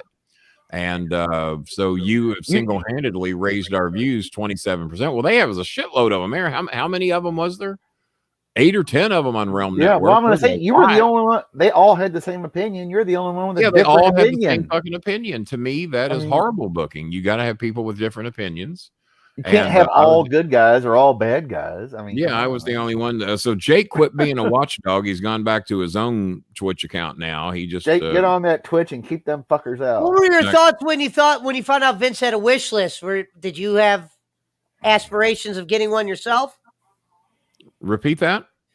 When you found out Vince had a wish list on Amazon where you could buy his gifts, did you have the? No, I don't think people of not even my status should do that. To have people going on Amazon to buy shit for you, and that is one of the criticisms I hear about Russo is that he begs people to buy him shit all the time. Support my network and I'll buy my own shit is how I look at it. I mean, come on. So I actually disagree with that a little bit because I think it makes us look a little carny and a little cheap. And how much money that we demand the fans to buy our record albums and shit like that. I've never had a fan buy me anything. Just support my show. He does that now. I think he still does it. Yeah. Now, Kenny, I got you something. My God. Now Evie has the camera. She just elects not to be on camera. Ian, I had dental work today. My face is swollen. I don't feel good. Camera is a no-no. Now, also, I guess you're saying when your swelling goes down tomorrow, she'll be on. There tomorrow. you go. Yeah. Now, let's try. Now with Vince, it's like that's like Virgil territory. It's like, hey, you want my autograph? Well, okay, sure. Well, gotta pay me $20 first. Yeah. Do you want my autograph? Here, give me $20. Right. Yeah, I mean, that's the same. Yes. That's some carny shit that I could never do. I don't. He made a lot. And by the way, I've never charged for an autograph in my life. I don't care where you work at, what your entertainment value is. No one should ask anyone to buy something off their Amazon wish list unless you are a charity. Listen, he makes people feel bad. He makes a person feel bad if they don't get him a gift. Yeah, just like somebody from Ohio did. One of my fans from Ohio, and pardon me for blanking out on the name. If he's in here, I hope he reminds us. One of the fans of the show heard me talking about this lady, the blind lady, needing a solar radio. And he wrote me, he said, how much is the solar radio? I said, well, apparently it's about $50. And he wrote sent. And I didn't even know the guy knew my PayPal account. And I looked, and there it is. He sent $50 to PayPal. So we sent the money to Ice Cream Jennifer. She's the one that had the interaction with the lady. So she officially picked up the money today for her first month's rent and her solar radio. And then the other advanced month's rent is coming in the next couple of days to keep us from paying outrageous fucking transfer fees on that amount of money. And because anytime we send it through PayPal, they do charge a percentage to send it to the Philippines. There's no way out of that. They charge a fee. And when you do it through Remitly, they even charge an additional 7% on it. So they can charge up to $9 to $10 in a fee to transfer the money. And $10 is a lot of money to them. I'd rather them have the fucking $10. So if they can wait, and she was in the position that she could, some people can't wait. If they need a tarp and it's raining there now, get them the fucking money now and pay the fee. So that's what we try to do. Okay. And but she picked up her money today, and she's buying the blind lady her solar radio, and she's going to try to get it on video for me when she presents her with her solar radio, because she has no clue she's going to get one. And $50 is just out of the question. If you got $50 in the Philippines, you're buying food. You are not buying a solar radio. So we have Vanessa covered. Who else? There was another from last night. Mango, we were trying to raise another $85 for. Okay, so Kenny put this show at $10 million already. Okay, if we can make $10 million tonight, then we won't have to raise money anymore. If we're at six, Evie, if you got $10 million, you rich sore-jawed woman. So I got my final my final comment right here, like everyone else's. So if you're at 600, I think if Evie shows her face on camera tomorrow, somebody will pay $10 million for that. Everybody wants to know what Evie looks like. So if we're at 610, that means we're at 75 more for Mango, right? 75 more for Mango. Okay, so donate, fuckers. I think we already got that number. You guys are greedy. I think 600. That's like. Well, no, we're trying to take. Shut up, Pesci, you motherfucker. We're trying to take care of all of Vanessa's issues, and over the last year, that shit's built up. It's not a massive amount of money when you factor in everything we're trying to take care of. King's gonna come back tomorrow, and like today never existed. He'll be like, "Yeah, we're raising money for." Hey, well, today actually, you didn't mention it yet, Kenny. You tied the Mark McGwire 70 home run record that Barry Bonds later broke at 73, but. Tied the Mark McGwire 70 record that was in 1998 when him and was Sosa, that 98 when that record existed? No, I didn't, because I was shooting for 73 to tie Barry Bonds. Well, you're going to pass him, but I'm just saying today is number 70. So that ties McGwire. Yeah.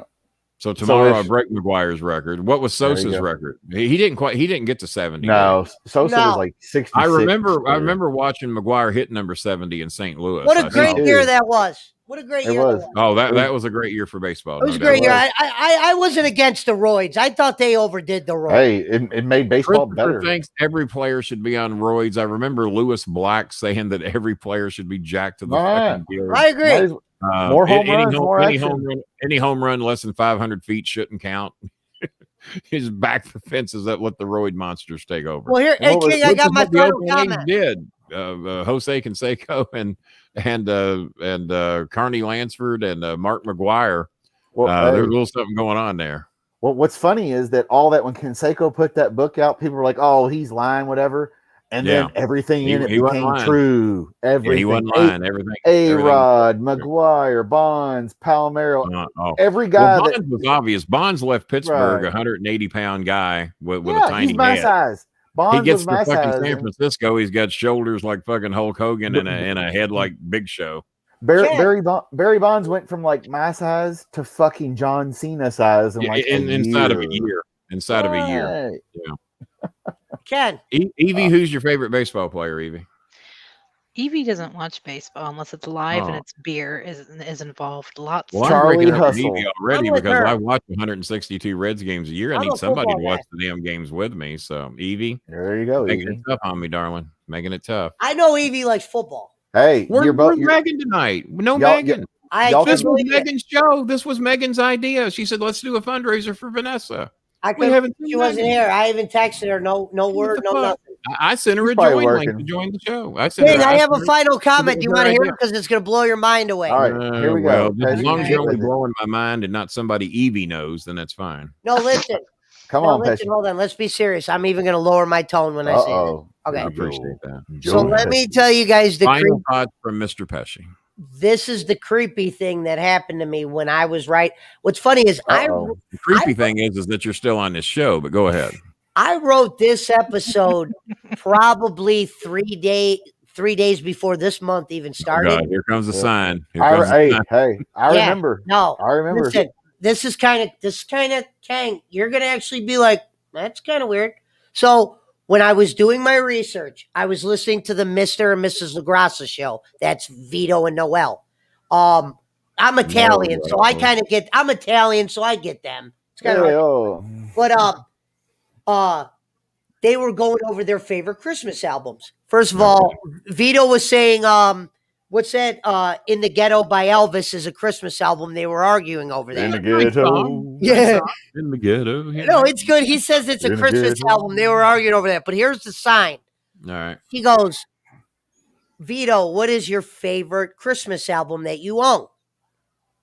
Guess what his favorite Christmas album is that he owned, and I didn't even know it was a Christmas album. Hunka Hunka Burnin' Love by Elvis Presley. Hunka Hunka No, Burn. it's called Joe Pesci's Christmas. Oh yeah. I actually tried to look up the real Joe Pesci on Twitter today, and I could not find such. So King, I'm sitting here writing this story, and he's on tape saying this. He goes, my favorite album, Joe Pesci's Christmas album, of course. Yeah, news and to me. I was not familiar that Joe Pesci had a Christmas album. And I was like, see, those you're are writing the signs, the show, and you get a name drop on there. That's pretty cool. Here's a little FYI for you. Joe Pesci and the guy that they killed in Goodfellas, Billy Bill Carter does have one of the biggest home runs ever, maybe other than the Skydome. Yeah, was it Bill Mazeroski to hit the one that won the pennant? Yeah, Mazeroski's was a pretty good home run. You did In the Ghetto, but that's what I have tonight. Johnny Bench hitting a home run over Roberto Clementi's head to tie the playoffs in Game 5 was a pretty big home. Remember when Dennis Miller used to go like this on Saturday Night Live? I certainly do. I'm a huge Dennis Miller fan. Yeah, okay. Now, when even though he's a fucking Trump supporter, I know, but you see, I did the paper throw. He used to be as democratic or independent as me, and now he sucks Trump cock on a daily basis. And now I'm going to smoke, so I calm down. The good thing is it's not much cock to suck, but God, Dennis Miller, fucking A. And the King, that's everything. Thank you. I think everybody for staying there. 50 people strong. It's good night. It opened up with my favorite song, "Tears for Fears." Everybody wants to rule the world. Yep. Yeah, I never missed a Dennis Miller show. I have every one of them recorded on videotape. You know what you'll have to do, Eve, is you'll have to get a little profile picture, even if you got a profile. If nothing else, we could show. I'm actually doing that right now. I how to do this.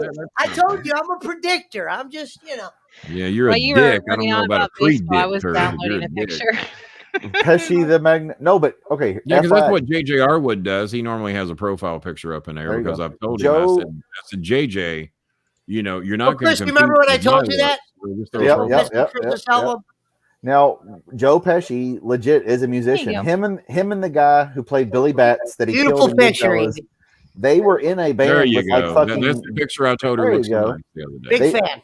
Joe Pesci actually was a singer before he was an actor, and he was in a band, I believe, with Frankie fucking Valley, like that kind of. No, I didn't know that. Yeah, he was a fucking I love musician. Norm Macdonald too. Norm Macdonald is one of the most naturally funny movies. Love Norm Macdonald. Listen, King. Me and Chris love Norm Macdonald. When OJ got innocent, God, they showed a picture of OJ Simpson, and Norm Macdonald goes, "Well, it's official, folks. Murder is now legal in the state of California," and that was Norm Macdonald's line. That would be Norm's spin on it too. Norm's stuff. I love Norm Macdonald. He had a news show.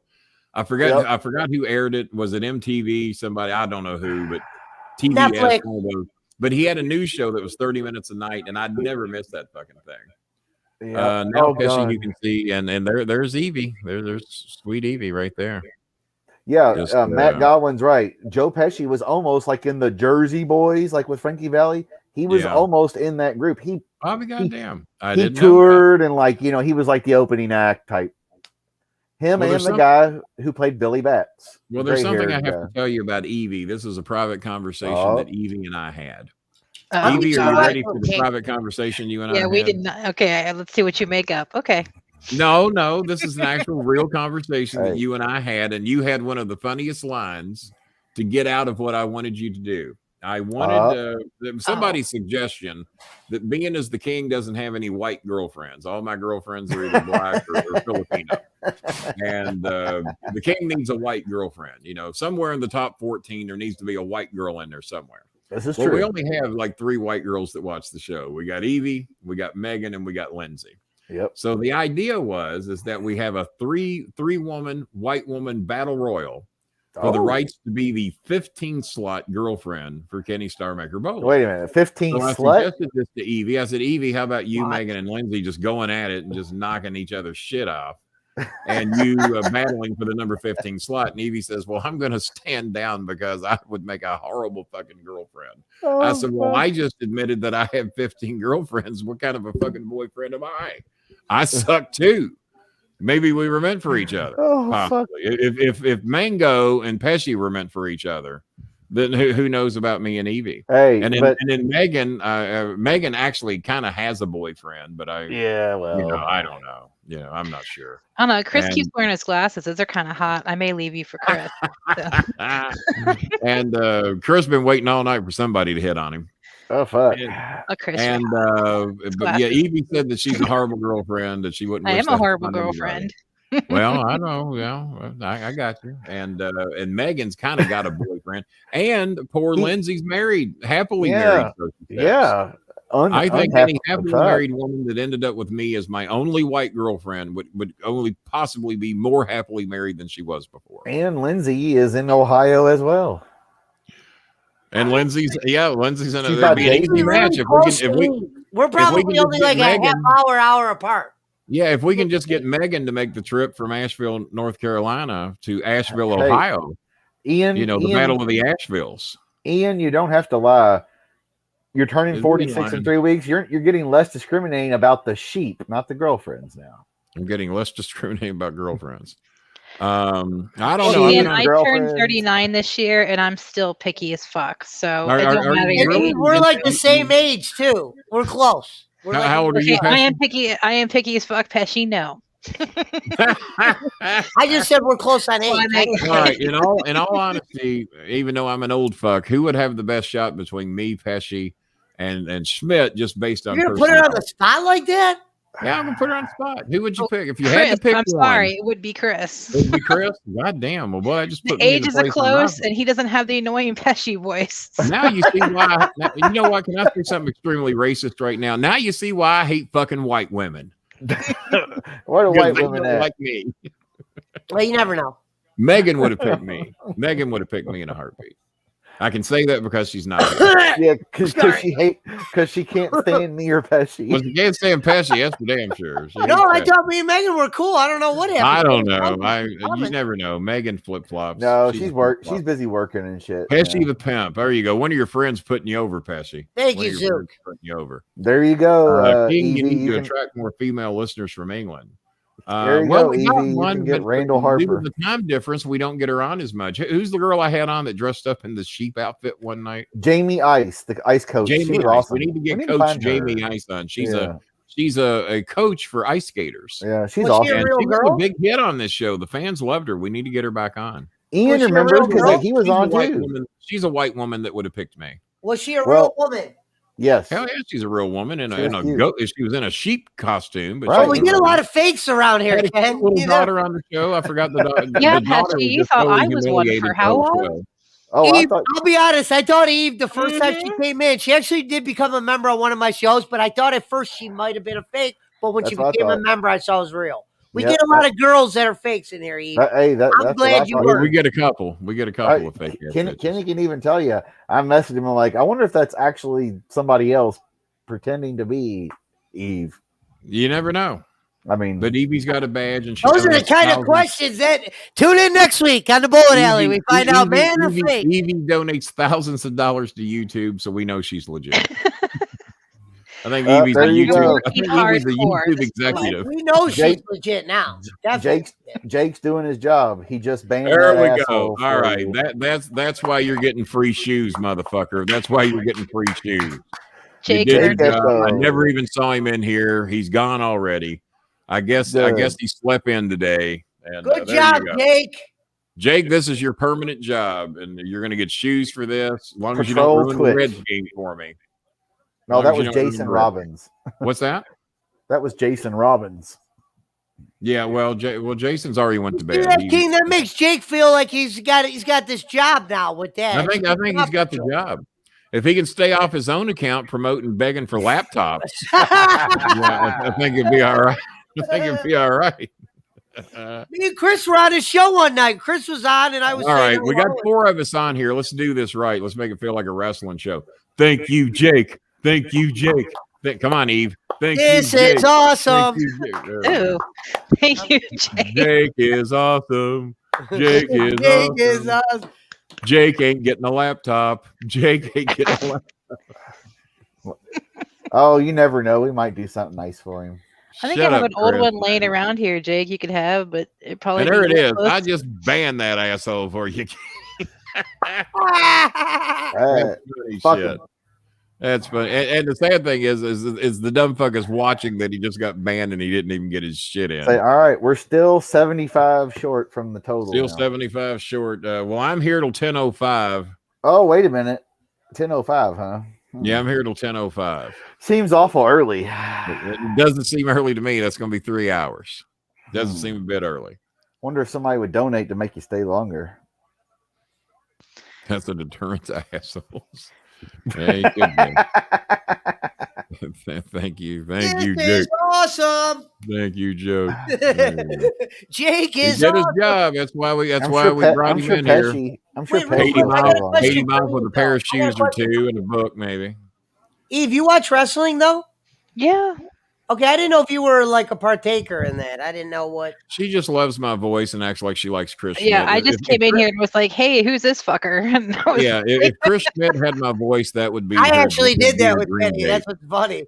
You know what? That would be Eve's dream date if Chris Schmidt had my voice. It'd be all over. Well, 30 Cokes, yeah, because YouTube you could still in a fake Facebook account, I guess you could get in. But not Twitch. Twitch was where it was going, where it was you couldn't block nobody. But can't he just make another Twitch account, or is he blocked on all Twitch accounts now? Well, I noticed he keeps using the same Twitch account to come in here. Dude, you know how long it takes to make a new account on Twitch? Yeah, because you have to have an email every time, a different email. Yeah, that's just making an email. So he's really sick. So that's a lot of time to spend, man. Hundreds of emails. Trust me, he's mentally disturbed. He'll do it. He'll keep doing it.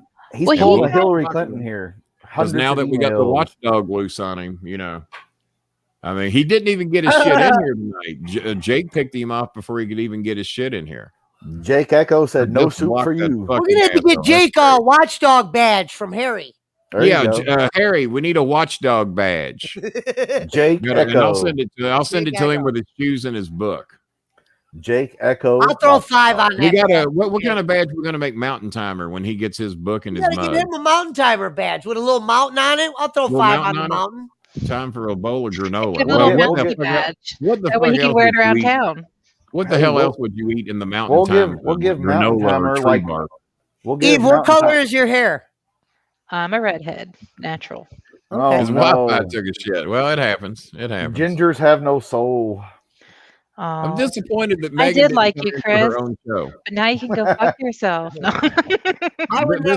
This was Megan's idea to do this show, and then we don't see Megan all night. I feel disappointed. Your Wi-Fi supposedly me, Megan, and Lindsay are the same person. So you probably are. Well, Chris Schmidt told me that y'all were all 3. That all of you are Allison, actually. Well, one of my early theories was Kenny had people upstairs and they were all on a computer. That grave more, man. Monitoring a cow. Yeah, well, there ain't nobody upstairs tonight because Chris is taking care of his mother's house while she's out of town. Where's Choco? And the dogs are over there. Got a fenced in. Well, not my dogs, but Christopher's dogs over there. Okay. Scooby's going over there for a couple days. How many dogs is Chris there?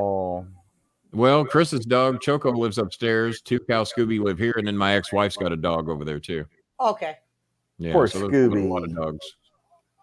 I wish Mountain Timer were fake. I'd like to think he was just a figment of somebody's imagination. Did you send him his mug yet? No, fuck no. It's in the kitchen. Oh, okay. I'm waiting on his book. Sheriff must have heard what you said. Mountain Timer, have you lived in Colorado your entire life? No, he lived in Illinois. Mountain Timer is actually from like Michigan or Minneapolis. Yeah. He's named like 8 states he's from. I don't know where he's really from. I'll tell you a funny story. A couple months ago, Kenny used to have these one-on-one battles with Mountain Timer and Sheriff. They were actually pretty entertaining. Those were some of the you got to go back and watch some of them, Kenny. And then the sheriff got cast. He goes to one episode. He goes, Sheriff, look, they racial profiled Pesci shooting dice. I'll never forget. That was hilarious. By the way, I made my account as mod in it. I don't give a fuck. You see what I do on Twitch. Just do whatever you want. By the way, I don't have my 100,000 followers yet on Twitch, Pesci. What do you haven't started? I'm getting ready to start on Twitch. You're building up. All right. Hey, by the way, we didn't get our 90 viewers tonight either. I'm not gonna lie to you, King. I was waiting to get Adderall because it's a lengthy. Yeah, we're still over 50 on YouTube alone right now. Yeah, we're still over. I think we peaked at about 60 some odd tonight. You're welcome. Not too bad. You're welcome. Not going head to head with the shitty wrestling. We didn't do too bad. Yeah, and actually they've been pulling 1 million viewers, King. And I know that's not a lot, but for them it is. Nowadays, I mean, back when I was helping produce and make Wrestling Stars, we were getting 9 million viewers. So, and apparently things have changed. Not everybody can create and make John Cena. What's up, DJ Eric? What's up, Frank Kirsch? All right, guys. Good night. Frank Kirsch. Out. I do have to work tomorrow. Are you heading out, Evie? Hold on, Frank. Evie, does everybody get a kiss goodnight or just a Schmidt? Nobody. No, Pesci fucked you over too. Eve, I can't even get a goodbye. Well, thank you very much for your donation. That was very sweet of you. YouTube sends you a huge thank you as well. Yeah. YouTube fucked me real hard today, so I'm good. I'm going Google appreciate your money. At least you left pleasured. You got that going for you. Pleasure now. None of us. Good night, Mango. None of us fucked her, but YouTube did. Can I get a goodbye, Eve, later? Good night, Pesci. I think Mango loves Evie more than she loves Pesci. That's okay. King. Well, Mango and I follow each other on Instagram and Facebook, so we're friends in 2 different. I'm friends with Mango on Instagram. Evie, have Mango send you some of her TikTok videos. They are great. I've seen her post them. She's hilarious. I love her little I've seen them. Yeah. She's got a sweet personality. Now, Kenny, now you're going to say, sometimes you might want mango and ice cream and Evie on the side. Who knows? Little Evie with my mango and ice cream. I mean, that's a lot. I don't know. In 61, I can eat that much ice cream and mango. All right, good night. I'm leaving. Bye-bye. That's a good time to check out, Evie. You have a good day. She said good night. Hey, real quick, I'm going to answer Frank Kirsch's question. What Frank say? Frank, I'm at always smoking with a Z, but the smoking is spelled SMOKING, no E. Go on there and see if it allows you to follow me because I haven't really been telling people my handle yet because I'm getting ready to start. And by the way, Frank, Pesci just bought a brand new monitor and brand new computer, so he and I are both in good shape on the computers and the monitor stand. Yeah, I just bought a $900. But poor Chris Schmidt here, who's got Evie just oozing all over him. I thought, dude, I was so glad she came on. She's got a very pretty voice. I don't know who Evie's going to abuse in the bedroom the worst. Is it Schmidt or is it Jennifer Mango? I don't know which one. She stayed on the show. One of them's in for a hell of a night, all I know. She stayed on with us for 3 hours. That means we're not the most annoying people. She stayed the whole 3 hours. All right, looks like we're going for hour 4 here. Well, I'm getting tired here, though, so just so you know. Well, you can go to 11:05, Pesci. Yeah, I can hang out till then if that's how long. King's right. Up to the Pesci, king. you want to go one more? All right, so what's my reward for going 1 more hour? I guess the usual. I'm going to probably ask a couple questions and get something to drink, though, too, Ken. Well, yeah. You want to do that? But Frank Kirsch, it should be 420. Let me know if it works. And Jake Hudson, see if you can follow me as well. I'm trying to get some followers. Why don't you stretch or let the dogs out as well? Yeah, you want to? Why don't I do that? Pesci, why don't you hang a minute? You and Schmidt entertain everybody. Okay. Let me get the dogs out in a drink, and then I'll come back, and then you take a break, and then if Schmidt needs a break, he can take one. Okay, got you. Actually, Pesci, you talk. We'll both take a break. Wait, quick question, King. Did our show set the record, though, tonight? No. Actually, the record was set by Bischoff. Combined on. Well, you hang on. Just so we're not lying, let me check if there's any more surprise claims. But normally, if they make a PayPal donation, they tell me. Judging by his view, he might have voted rightish. And we've gained like 5 more viewers on YouTube alone. Hang on, I have an important. Well, they missed the the dark days. Everything was kind of bouncy around. King got excited. There was a lot of money being thrown around. That's the important thing. Now, what? Okay, if this was part 2 or 3, is this part 3? This is episode 2. Okay. I have 3 other good. This is the episodes I have coming up. We got an OVW episode. What's part 3 going to be next week? Next week, well, I was going to ask King, does he want me to do the dumb fuck episode? King? Yeah. You want to do the dumb fuck episode next week? Like the... Not the dumb fuck down under, the bald dumb fuck. I'm not going to say who sent this to me, but somebody just sent me this in my the green screen's fucking it up. I can't see who's on the picture. I just see Cuck Hunt. Oh, I get it. That's awesome. There you go. I get it. I can assume who's on there. A night of sin. We don't need to get you sued. Yeah. Well, I mean, can't sue me for that. I didn't do it. No, I know. See, King, we get stuff sent. It's funny. I show you some things. Yeah. All right, hold on. But King, do you want to? It's up to you, King. Do you want to do the bald fuck episode next week? I'll be right back. Yeah. I see no problem with that. As long as we keep it the bald fuck, we'll be fine. So no question on there would ever get you sued. We know you're still here, Mango, but Mango might be leaving because Evie left, and look who just dropped in for a quick visit. Type it. Okay, Frank, hold on. Tell Frank I'm going to type it in. It's the Scooby Meister. Hang on here. There you go. Hold on, Frank. Little baby. You still hearing everybody do it? Would you go? Oh, you're sleepy. You went back and took a little nap. Did you have to get your nap in? I know you did. I know you got your little nap in. Yes, you did, because you good little boy. He good boy. He the good boy. Here you go, Frank. My little baby. Gooby goo. When I have the fish tank up, it's Scooby-Doo. It's Scooby-Doo then. Let me see if I can bring up the fish tank. Everybody loves the fish tank when we got Gooby Goo in here. I don't need to add a background. I just need, there we go. That's a good one right there. Let's use this one. And there, Gooba Goo enough. He's Scuba Doo. See how I do it, King, is I watch it after it's live so I can take out all the commercials. I got AEW on in the background and I do it so I can fast forward the commercials. Yeah, that's probably the way to do it. That's why I record. That's why you should tell you do the Raw review live. You should just do it on Tuesday. Nobody cares enough to do it live. Yeah, no, I don't care enough to do it, period. No, I get that. Yeah. Well, does the fish tank not look good or what? Is that a good looking fish tank? It looks much better than Rico's, man. Rico's got fresh water. You got salt. I'm going to take Schmidt out of there so people can see the fish tank bigger. He can add himself back in here in a minute, but we want everybody to see the fish tank. Matter of fact, I'm going to take Pesci out for a second.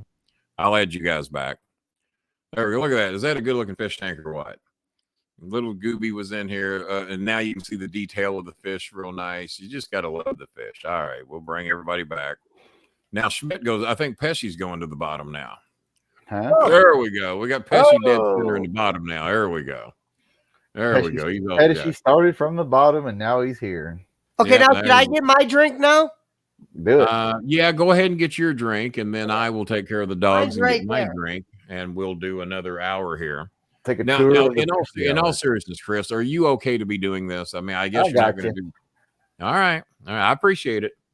Because I had to restart my PC, the Stream Pros. Okay, well, we got the good internet and the good computer over here. We don't worry about that shit. It is nice to have this new PC, and you know what? It's really processing the sound much better. I was listening to the sound quality of that bit. It even sounds good coming through just my TV speakers on this 70-inch. It's really processing the sound much better. Now, when you get and needless to say, this webcam, just the picture clarity is really pretty good. I love throwing my logos up in the background, the Starmaker one and the Bowling Club and all that. But that fish tank looks cool as shit. Every time I do a show with Rico, we're going with the fish tank. What kind of PC is it, Brad asked? I saw it, but I can't remember what the brand was. Yeah, it's a gaming PC. Yeah, it looks cool as shit. God, it's right. Oh my God! It says the name of this computer is Ryzen. my original last name was Ryzen. RISON. Yep. This says RYZEN, and it's GeForce GTX. So, but it's a gaming computer. Yeah, it looks cool as hell. So it's way more than enough computer for me because I never do any of that. It's got a terabyte hard drive and all kinds of fucking memory and RAM and but yeah, I didn't know the word Ryzen was on it. It's in small print on the bottom of the computer, and it says Ryzen, Ryzen. Yeah, I was gonna say when I saw it the other day, it's Brad. It's like a tower, but half the tower on the side is you can see inside the computer. You see everything in there, everything moving, and then it's got lights. It's cool looking. And then there's a stream of lights on the front that goes down in like a lightning bolt, and they continue to change as well. Right. It reminds you of like one of those Alienware computers, but it's not Alienware. Oh, and by the way, both of you guys can easily Hold on, Mango. I'll get Pablo. Come here, Pablo. Mango's asking to see Pablo. Everybody loves Pablo. Both of you guys can do this green screen thing I do. It's very easy. You just go to vsplit.com or whatever it is. Just type in vsplit, and for now you can have it for free. If you don't mind the V-Split logo being on the screen. I didn't want it on there, so I paid $5 a month. There he is, he big smiling dog. So I pay $5 a month. I pay $5 a month to get rid of that. You're smiling. So I paid up for 3 months. I should have paid up for a year. I could have paid $60 and had it for a year, but I paid $15 and got it for 3 months. So, but you guys can easily get that, and then it's like a third option on your camera. Where for me, because I got two cameras hooked up to this, the old camera and the new camera, and then V-Split is the third option. And you guys can do this just as easily as I do, and put different backgrounds in. And come here, Bob. And Schmidt should get it today. That plain ass white ass background over there's got to go. You need a fish tank. And then if we all three have the same fish tank, how cool would that look? Scuba Doo. All three got the same fish tank. Scooby's got to go, guys. So you two take over. Go ahead. I'm going to take myself out of the room. You two guys take over. And I'll be back in a few minutes once both dogs are taken care of and I get me something to drink. All right. Does anybody got any questions in the chat? Frank might be right. Maybe it is $60 for a lifetime. It might be. I should have done that, but I didn't because Frank, did that work that I gave you? That username? Did you find it? All right. I'm going to kick out of the room. Let you two take over, and then I will be back in a few minutes. Go ahead. All right. So you're making me hungry, Pesci. Well, I had to get some chips, man. I'm dying. I just did 3 hours. I'll be eating after a bit for sure. He has 2 great Dells with 4K monitors. Yes, Mango, same color. 2 great Dell computers with 4K monitors. I just had to spend $700 to upgrade the GPU to support my kid. God. Anybody got any questions in the chat? Best pro wrestling match of all time. There you go. God, there's too many. The Funk Lawler empty arena match was great. The Shawn Michaels Bret Hart Iron Man match was great. Austin Hart. You're doing a good job, Jake. God, so many. Hell in the Cell, the first one, or the second one, I guess, with Foley and Taker. God. For some reason, pizza sounds really good right now. Yeah, I go for some pizza. Pizza, no red sauce, white sauce. White sauce pizza? All right. I do a little white sauce here and there lightly. You know, not always red. Sting Flare was good. I only trust certain people to make my red sauce. Oh, I'll eat Domino's or pizza. Sure, if somebody has it, but in general, yeah, I go to like local real pizza. Billy Robert, yeah, Anaki, yeah. I could go for that. Hart versus Hart or Hart versus Davey Boy in the fucking. I'll be honest. One of my favorite matches to watch was Undertaker and Mankind. I used to love those. Oh yeah, for sure. Macho Man Steamboat was. Oh, good. Wait a minute. Go Steam. I got AEW on in the background. I'm watching the after. Obviously it's over, but I'm watching the rerun, and it looks like the Young Bucks went against Kazarian and Daniels. Yeah. SCU. Did they win or lose? Bucks won. Supposedly SCU is supposed to break up the next time they lose. I don't know, but Daniels was bleeding like a motherfucker on there. I saw. Yeah, it shows him bleeding. Right now, Moxley and Eddie Kingston are backstage. Mm-hmm. Well, Moxley wrestled the New Japan IWGP former U.S. champion. Fucking, I can't remember his name for the life of me now, but that was like the opening match. It was good. I was watching it while you were all we were all talking, but yeah, Kingston's great. I like how unathletic Moxley looks. Kenny versus Cena, yeah. Yes. No, Cactus didn't tear his ear off on that match. Or did it? No, the Hell in the Cell against Taker's where he got his teeth knocked through his nose, concussion. Maybe he did get his ear ripped off. Fuck, I don't remember. But either way. I think the ear was with Chainsaw Charlie and Funk, yeah. Say, Richard, this boy Jack? Sounds like Vader versus Jack. Yeah, that's it. Vader. Yeah, Vader was awesome. Who's Jack? Cactus Jack. Foley. Cactus Jack, okay. Yeah, fucking Vader, man. That guy was fucking scary, but he was surprisingly nice. The funny is when I first found out about Mankind, I didn't even know about the Cactus Jack. I didn't really follow that, because there wasn't internet. So I was only hip to the Mankind angle. I never knew he was I didn't really watch WCW early years. Oh, I did. I watched both of them because like TBS had the Braves on. I would see the Saturday night. I used to love Saturday night. Yeah. That was great. Yeah, because like TBS had the Braves and it'd be like, well, wrestling's postponed tonight because of the Braves. It'll be on at midnight. And fuck, when you're like 12 and fucking you're not going to bed at midnight on Saturday night. Hold on, let me answer DJ Eric's favorite video games. Well, that's actually a good question. I play a lot of different ones, believe it or not. Like I'm really into multiplayer games, but I play Final Fantasy. I play, the new Resident Evil. I play a lot of different games, the ones that are good. I just downloaded Valorant on my computer. I downloaded Fallout, guys. I don't know how that's going to be. I'm about to be, like I said, I'm going to be on Twitch a lot. Are you playing on the computer or like a system? Well, I normally play on a system, but I bought this computer. I want to start playing PC. I want to just be able to play like right here. What do you have?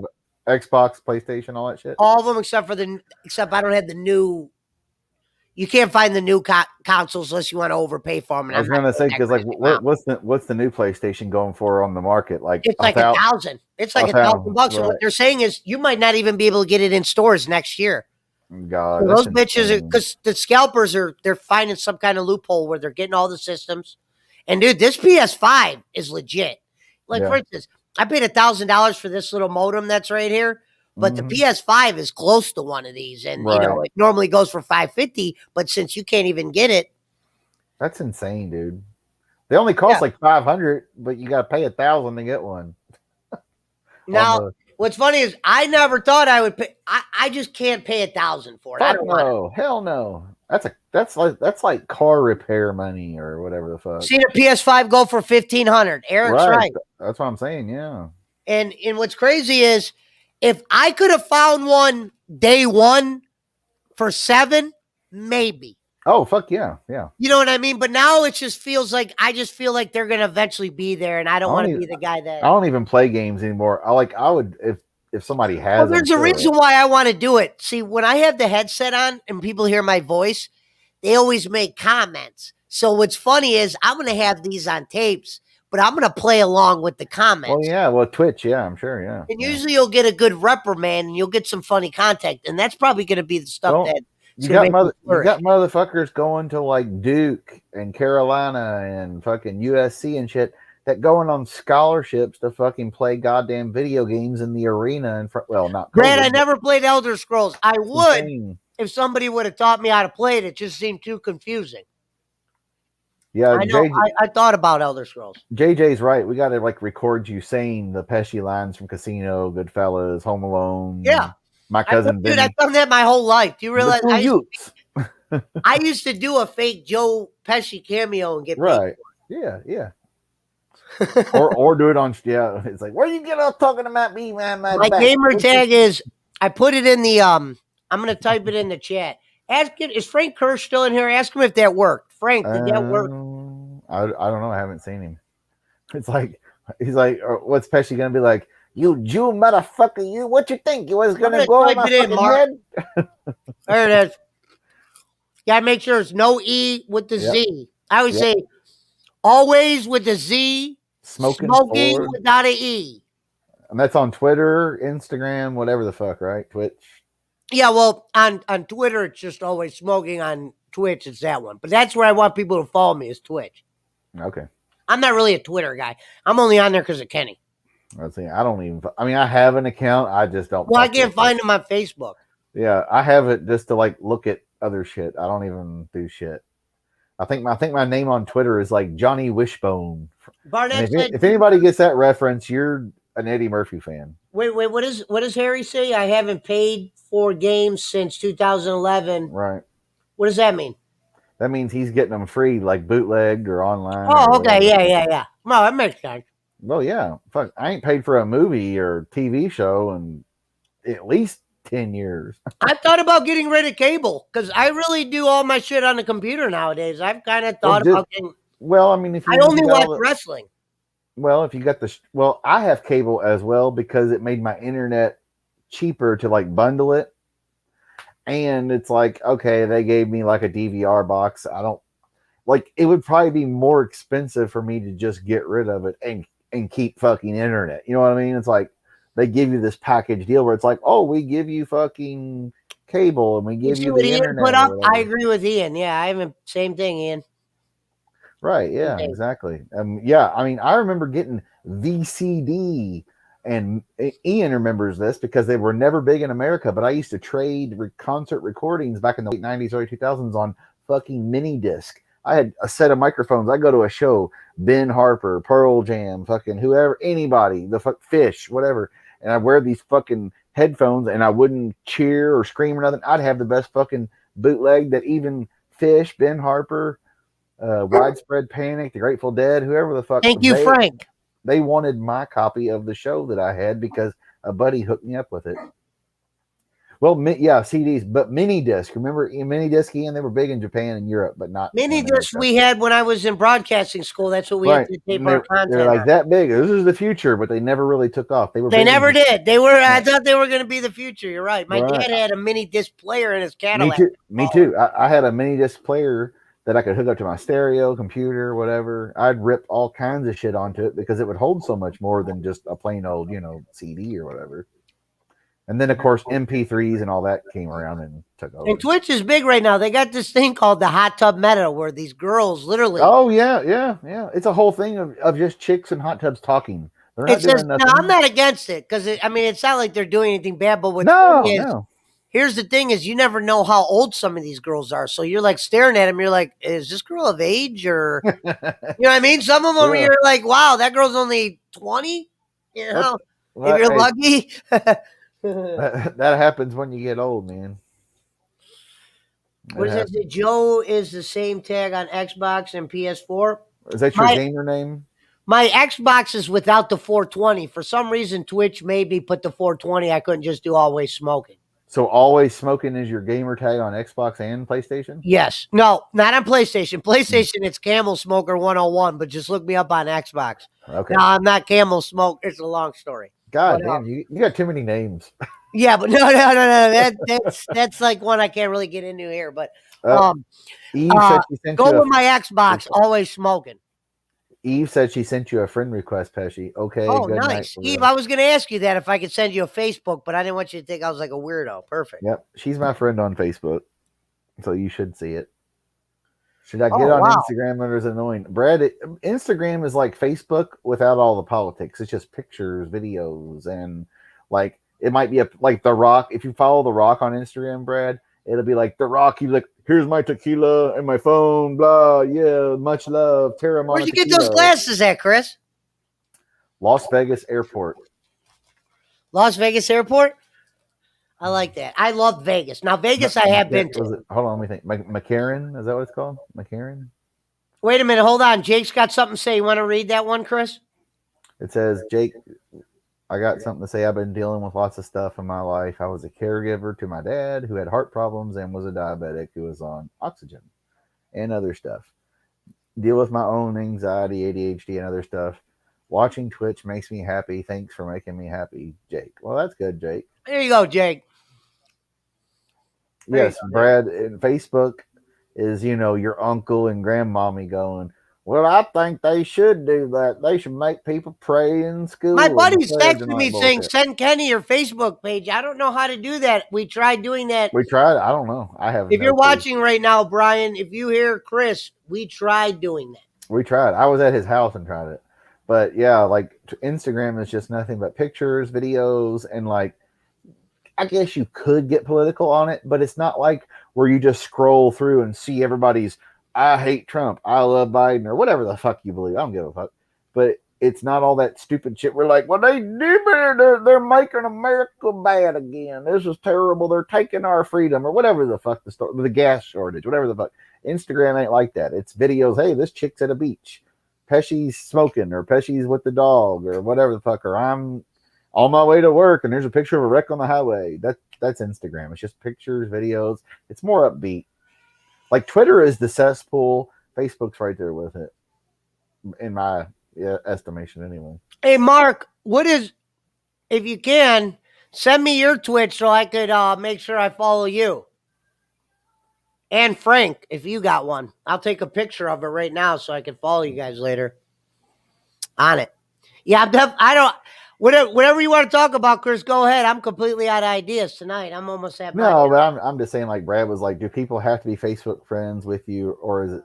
No, it's separate, but I think they're still owned. Isn't Instagram and Facebook pretty much owned by the same people? They're linked up. Like you'll see people on Facebook that will have their Instagram linked up to their Facebook. You can link either or.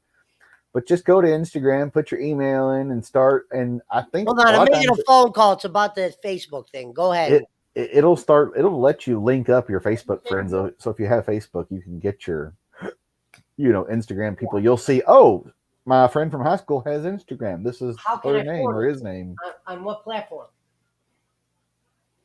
JJ is back. So Mark Rebel Games.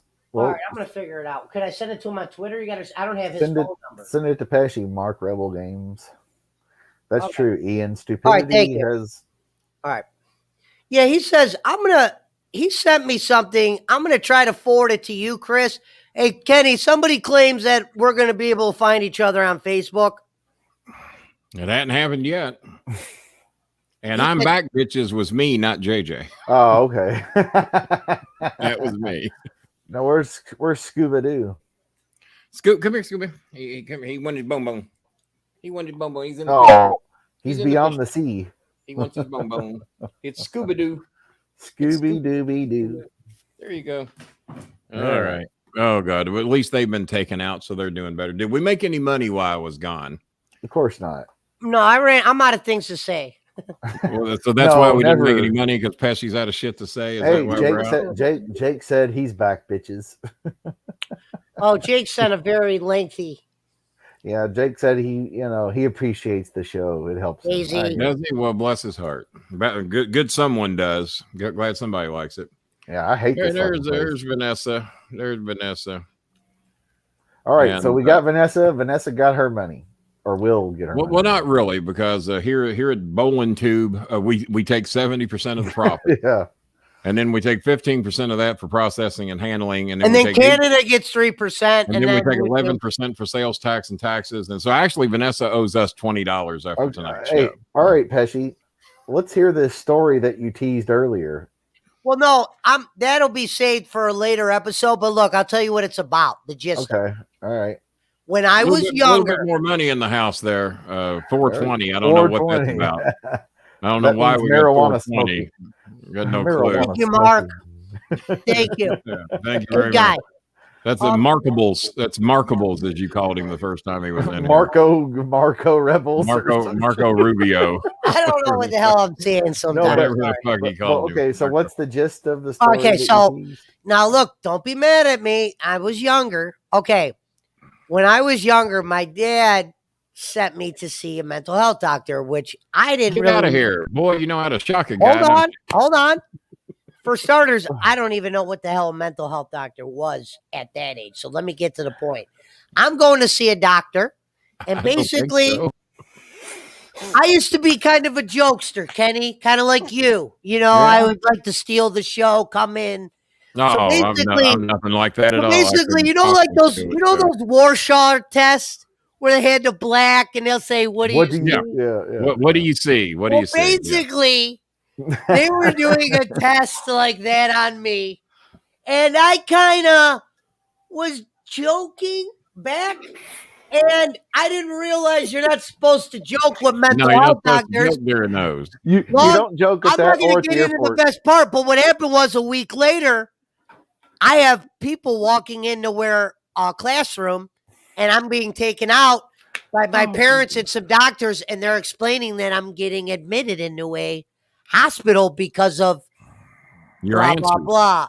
Now, Your answers. this is, I'll tell the story one day. This one, if you guys like the prison story, this one is a home run. It's sick, but I was young. It's a good ending. Well, when you say young, how old were you? 13, Ken? Is that 13? fair? Okay, Is that young? That's young. That's young. I mean, I did have a job 2 years from that day, but that was only because look at that school of fish going by.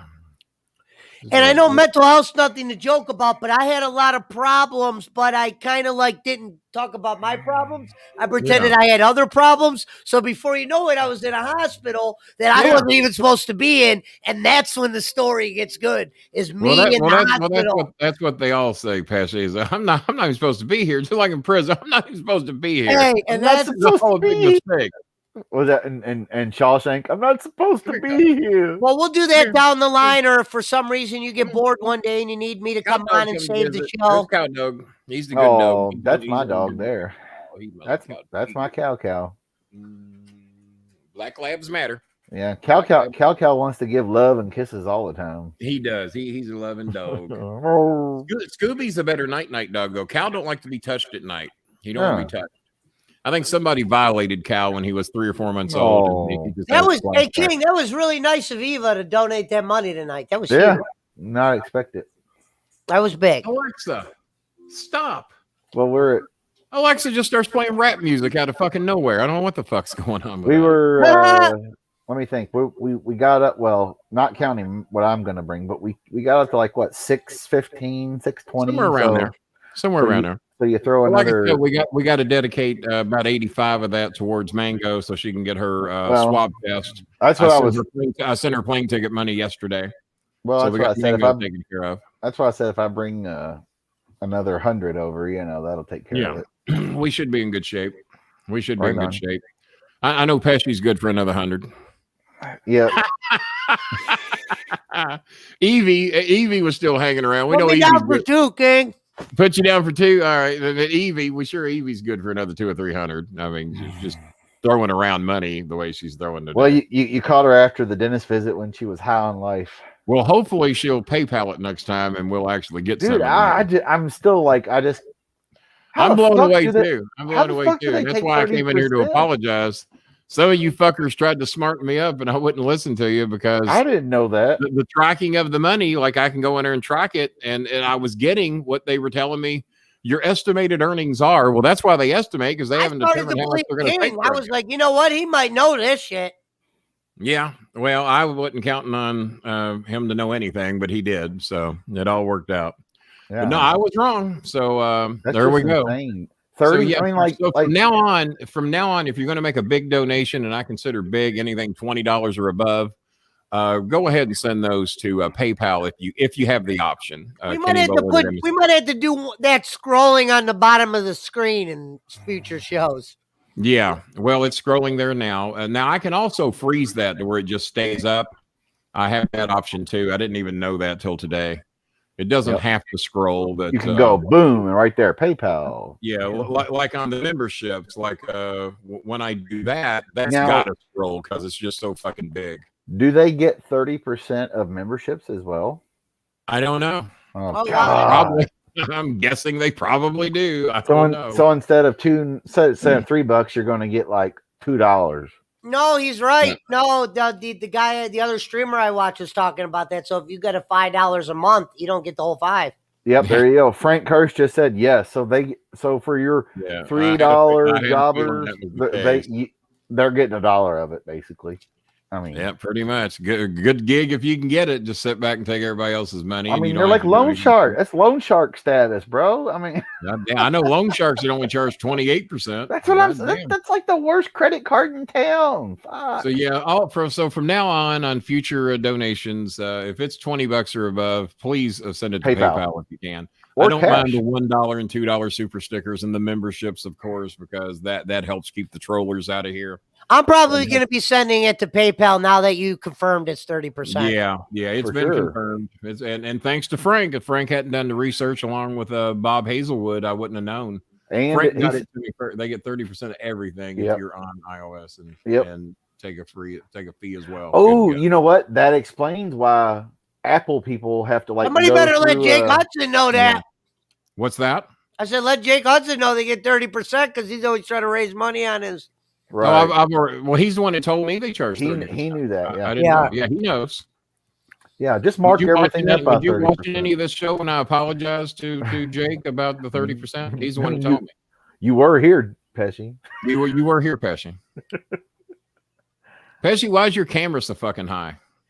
I'm thinking your camera and you are both high as a kite. Why is that? That's nothing new. Well, Ken, because it's on I might get a camera that goes on the back of my screen. I'm actually using an actual video camera. Yeah. So it's on a tripod. When you say a video camera, it's not a webcam. It's like a real camera. Well, here, let me show you this. Yeah, why Give me not? a second. You guys talk for 1 second. I'm gonna. Here we go. Show you how to. I think I go like this. We're getting a tour of Castle de Pesci. Got a chair just like mine almost. Yeah, he does. He's down in the basement. He's obviously down in the basement of a. God damn it! I'm not in a basement. I'm in a. Hold on. He has the basement. Oh, I thought you were. Is Pesci's keyboard identical to mine? It looks like it. Do me and Pesci have the same fucking keyboard? He cut his video. Hold on. Come on, Pesci. Is my keyboard and don't worry about that right now. I can't figure out why my camera's high. I'm gonna actually get it to where it's low. Hey, Jake, that's fine, buddy. You sign out, do whatever you need to. Yeah, do what you got to do. And Mango is getting excited because look at that picture I got. It's me holding up. It's me holding up cards and dice. I see that. Later on, Jakey. Pesci, do you and I have the same keyboard? Whoa, hold on. How do I get this off? Oh, Jesus Christ. You got to click that where it says stop cam, start cam, or whatever it does. Yeah, apparently that's it. That's okay, Mark Rebel Games. I mean, hey. No, now if you don't have the ability to do PayPal, then we certainly understand. We'll keep doing things as we do here. How do I get it off of this? I don't know.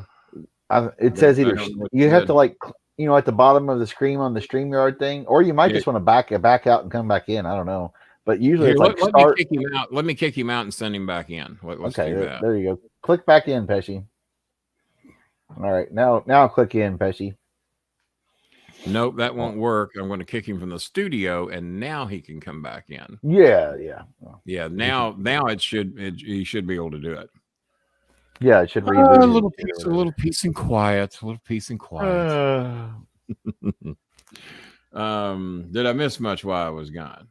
No, I don't think so. We were talking about greatest matches of all time. So Jake, man, when he gets bored or sleepy, he just says, "Fuck it, I'm out. Got to go." I said Lawler Funk in that empty arena match. You know, the that was one of my favorite. I just watched that not long ago. Lawler when he returned with the broken leg, and Funk ripped his tights to gain access to his broken leg.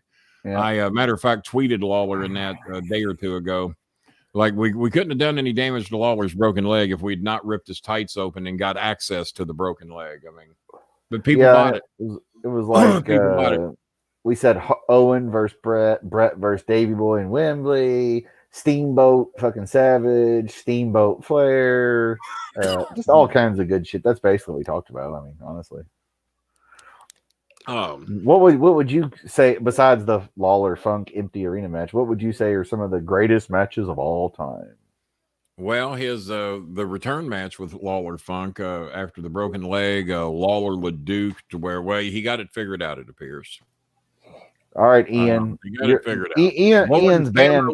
He's got a little bit better viewing angle there than he had. King, Ian's banned. He said, "Don't ban me," but I never thought Lawler was much good. That's because you probably saw him in WWE Lawler. You didn't see him in Mid-South Lawler. You didn't see 1970s Lawler when every week the story was enhancing and being told. And so go back and watch the old shit. There's people in America that didn't get it because they're used to that boring ass fucking shit that Ian watched his whole life. I think I'm gonna buy one of those $200 GoPros. That was just the worst ever fucking wrestling ever. At least Atlantic Wrestling with Flair Steamboat. Flair Steamboat was fucking awesome. Yeah, they fucking know how to do good shows. Lawler in Memphis, they knew how to do good shows. But WWF fucking sucked, at least in my opinion. Because it was the same shit that Ian gets over there in England. It's all this fucking shoot holds and shoot this and just watch the fucking Lawler. Yeah, there's no fucking storylines to the shit they did. Lawler was the master storyteller, and that's why he had so much heat, and that's why everybody who was anybody came to fucking Memphis, Tennessee. Lawler didn't have to go nowhere. Hey, he didn't have to go overseas. He didn't have to go to Florida, Georgia, Texas, and he'd go every now and then just because he wanted to. But if you wanted to make a name in the wrestling business, you had to come and fight Jerry Lawler at the Memphis Mid-South Coliseum. He didn't have to come to you. And that's just the way it was. And that's the reason Andy Kaufman. I saw the Lawler-Briscoe match, and that doesn't even make my top 10 of the matches I've seen Lawler in. It was good, but it doesn't even make my top 10. And we got an episode written about Lawler. I do. Okay. And then that's the reason Andy Kaufman picked Lawler. Well, it would definitely be a cultural thing because you guys aren't going to get what we did. We don't get what fucking Paul Heyman was doing. So the cultural differences can vary pretty much from state to state. Dusty Rhodes was fucking awesome too. Memphis wrestling was over in Tennessee, Arkansas, Alabama, Mississippi, Kentucky. But once you get up to Ohio, they didn't get it so much. Only Southern Indiana got Memphis wrestling. Once you look up Indianapolis, they didn't fucking get it.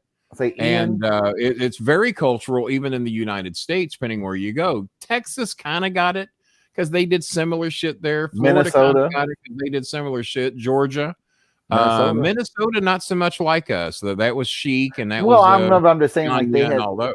Henning, Flair. It was a very, very different. And fuck Piper in Oregon. And who was it that sold out the Cow Palace so much in San Francisco? The guys they had there. It was regional territories for a reason because the wrestling was very different depending where you went. Lawler shit was not going to work in Oregon. Lawler shit was not pretty much going to work in WWF, but it would work in Texas, Florida, Georgia, the Carolinas because they were all similar base shows. But I would tell Ian, just check out Lawler from 1974 to say 86. And you did not watch Memphis wrestling to see great wrestling. You watched Memphis wrestling to see great promos and great storylines. The matches would be at the arenas. You weren't going to get great matches on the fucking television show. Very rarely. It was in a studio. TV studio that held maybe 60 people. You had to write in for tickets. They were free, but the first 60 people got a ticket. And I hope this doesn't sound racial or anything, but they loved putting primarily black kids in there who would get very excited about what they were seeing. They would scream. And it would sound like 300 people in there instead of 60 because the children would get black kids. What's that? Oh, what do you mean we get? Well, number one at that time, I don't know about now, but Memphis was 80% black. It still is. And the black children would get very, very into the show. You put a bunch of rural white kids in there, and you might not get the same effect. And that's just how it was back then. Yeah, and those kids would scream their ass off. Oh God, they'd lose their fucking minds. You put a bunch of old white fucks in there like me and whoever, and you put 60 people like me in there that are in their 50s and 60s, you ain't gonna get shit. But because you'd always remember, like when Dundee would be a bad guy, those kids would fucking go crazy, or Lawler would be the good guy and the fucking just squealed like fucking 500 people in there. Yeah, exactly. Well, when we would do the shows at OVW, a lot of times we would invite urban kids to come into the shows. There'd be 2 bus loads. It'd be about 120 kids out of a 400 person. Yeah, the Moondogs, the Gilberts, Jared. So a fourth of the crowd was on camera, raising fucking hell, having a hell of a good time. And we didn't want the old fucks sitting on camera. We didn't want 60-year-old people sitting on camera. You got to have sound. Playing cards with their fucking neighbor. We wanted those kids in there because it made Moondog is the name of the Cavs the Cleveland Cavaliers mascot. But we did it at a much bigger scale than Memphis did because Memphis only had room for about 60, 70 people anyway. Right. Y'all we could get 500 in Davis Arena before the fire marshal got involved. So it would be nothing for us to stick 120 kids from the boys club. Oh man, hey, and it wouldn't be all black kids. It'd be white, black, Mexican, whatever. But they made noise. They had fun. Ian mentioned the Moondogs, Bill, Travis, the Gilberts, Jarrett, and all that. Dude, when I was like, Ian's a little bit older than me, but when I was a kid, and King doesn't like him, I get it. But when Hot Stuff Eddie Gilbert was a bad guy and Lawler was the fucking good guy, so desperately trying to be Jerry Lawler, even though his father was Tommy Gilbert. It just didn't pan out for me. But I know a lot of people liked him. A lot of people thought he was pretty good. He was good. Number one, I knew I could whip Eddie's ass. Number two, I did whip Eddie's ass. The first match I ever had I made money off from was wrestling Eddie Gilbert back in 1977, 1978. And I won. It's supposed to have been $1,000, but I actually got $972 because it was a bet that Lawler had with Tommy Gilbert that I could beat his kid. Now, Brad brings this up. Was that you talk? Are you talking like Crockett Promotions or just World Championship Wrestling when Turner finally? I'm talking about Crockett Promotions. Oh. Okay. Yeah, because I mean, where are we at? Those WCW guys, we are definitely out of here at 11:05. Number one, this thing quits recording. Yeah, I'm tired. I'm just here to kill. Well, I wasn't trying to kick you out. I'm just letting everybody know. 11:05. This shit's over. All right, Pesci. You know what I was going to do? I was going to be here for 2 hours and then turn it over to you guys. That's what I was going to do. But I could have did that. I would have did it. I just would have came with a little bit more material. Well, there may be shows we do that on sometimes. The Crockett King, if you're having breathing problems or you need to get up, I'm available. All you got to do is holler. Mm-hmm. If you don't see me commenting, doesn't mean I'm not there. It's not the breathing that's the issue. It's just the circulation. Sitting here for so fucking long, and at least tonight I was able to get up. Oh, you know what? Tell me, King. Tell me if this would be a funny idea. So no. Hold on. Horrible idea. So we find. you actually want to tell it? No. Oh, okay. Yeah. Hold on. You know how you used to put, for instance, somebody's name on a video and it would get you a click or whatever, right?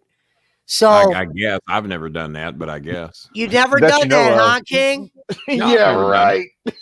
King, you used to do it with the cornet thing. You just put cornet and then you'd put whatever, and then that would that 10,000. But that doesn't get me a click.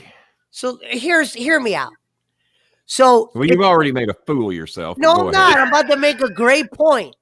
Yeah, if you follow the contour of your head, you'll come exactly to the point. One night you label the video. If you comb your hair different, you won't know. This is to get clicks from the trolls. So one night you label the video, you're talking about Cornette, but you don't talk about Cornette. You talk about another guy named Cornette. Meaning you find another. There's more guys. I have two friends named Jimmy Cornette. So here's one the thing. Got arrested for the one. One got arrested for a crime that the other Jimmy Cornette committed. Here's the rib. We make a big thing where it looks like tonight Brolin talks about Cornette, and you just put the big thing up. But when people click on it, they see you're talking about a different Cornette.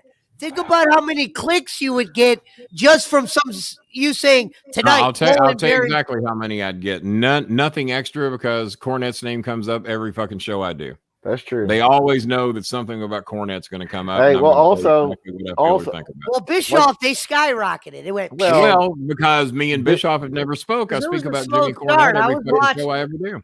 And Bischoff, if I said Kenny Bolin and Hulk Hogan, a meeting of the minds, Hogan's going to be on the show. Well, yeah, they'll click it. But then when you deceive the people, that's when you lose your audience. You cannot lie to the people. It's like in wrestling. I agree. I haven't lied one time.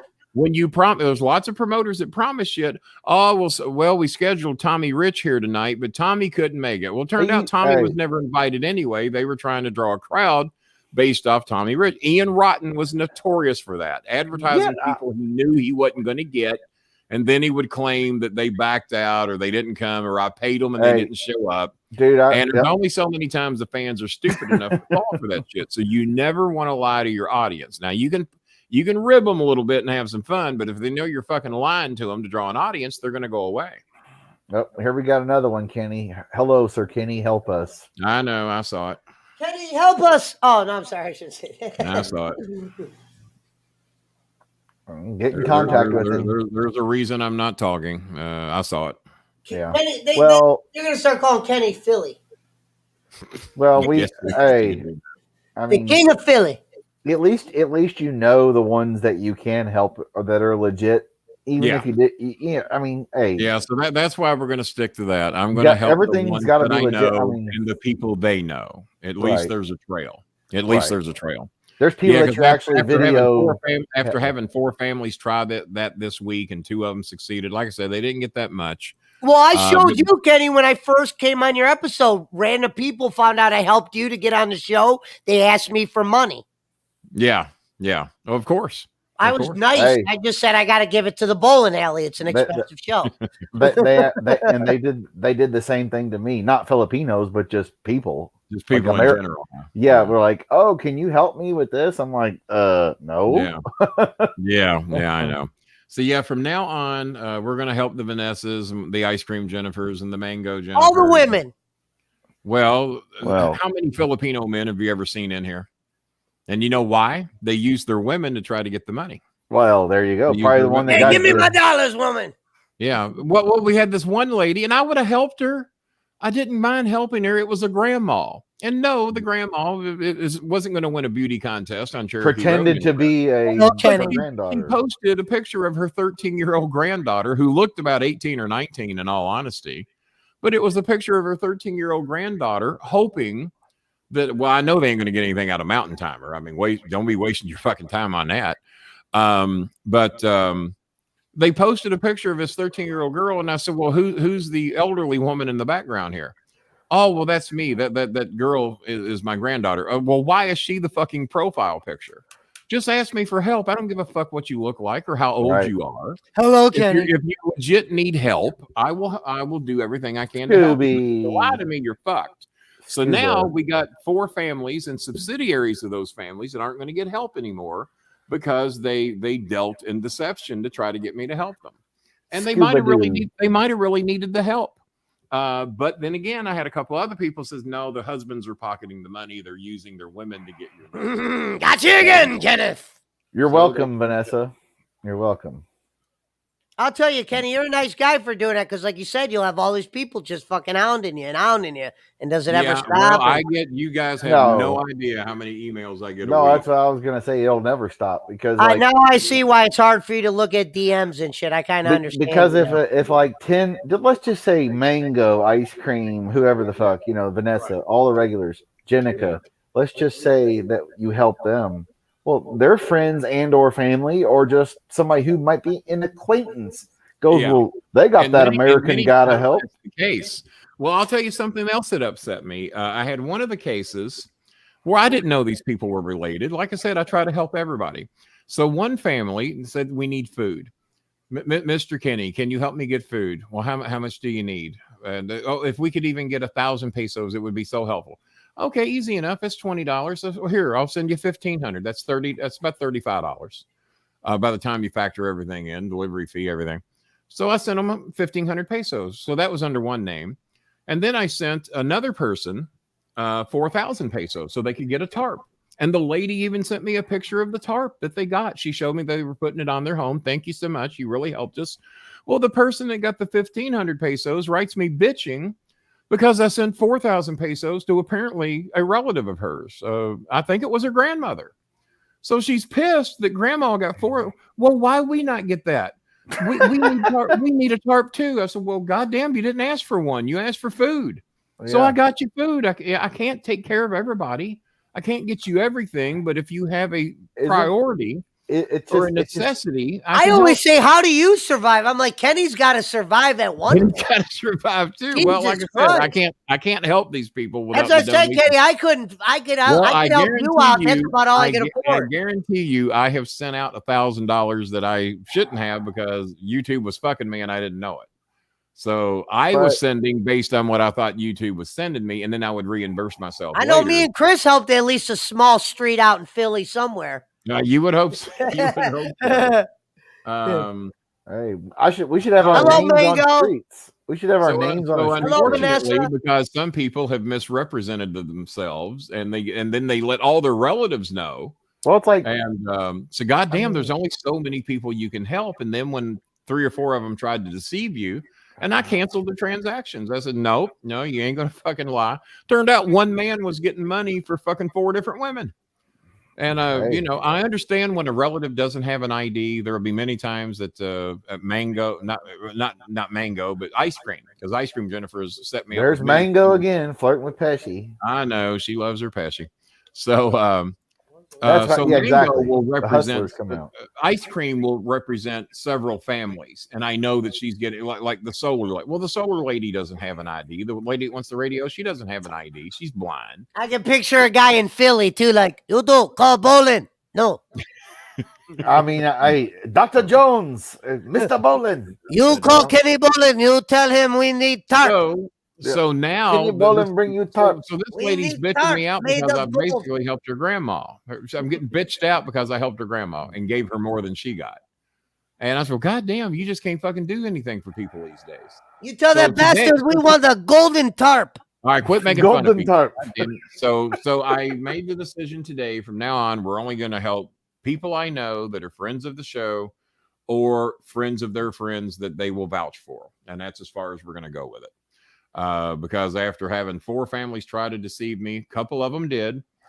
They got their shit through, but it ain't the end of the world. We'll be all right. And not sugar. Jennifer restating that she's not a not the sugar. Well, that means kidding, Mango. It's a joke. Yeah, she's just playing around. Ice Cream. I can't believe she knows what a sugar daddy is. That's a shocker. Ice Cream Jennifer is a fantastic woman. Yeah, you stay away from my Ice Cream Jennifer, Randall Harper. Yeah, you stay away. You behave yourself, Randall Harper. That's my lady. I guess, yeah. Well, who do you want, Evie or Ice Cream? I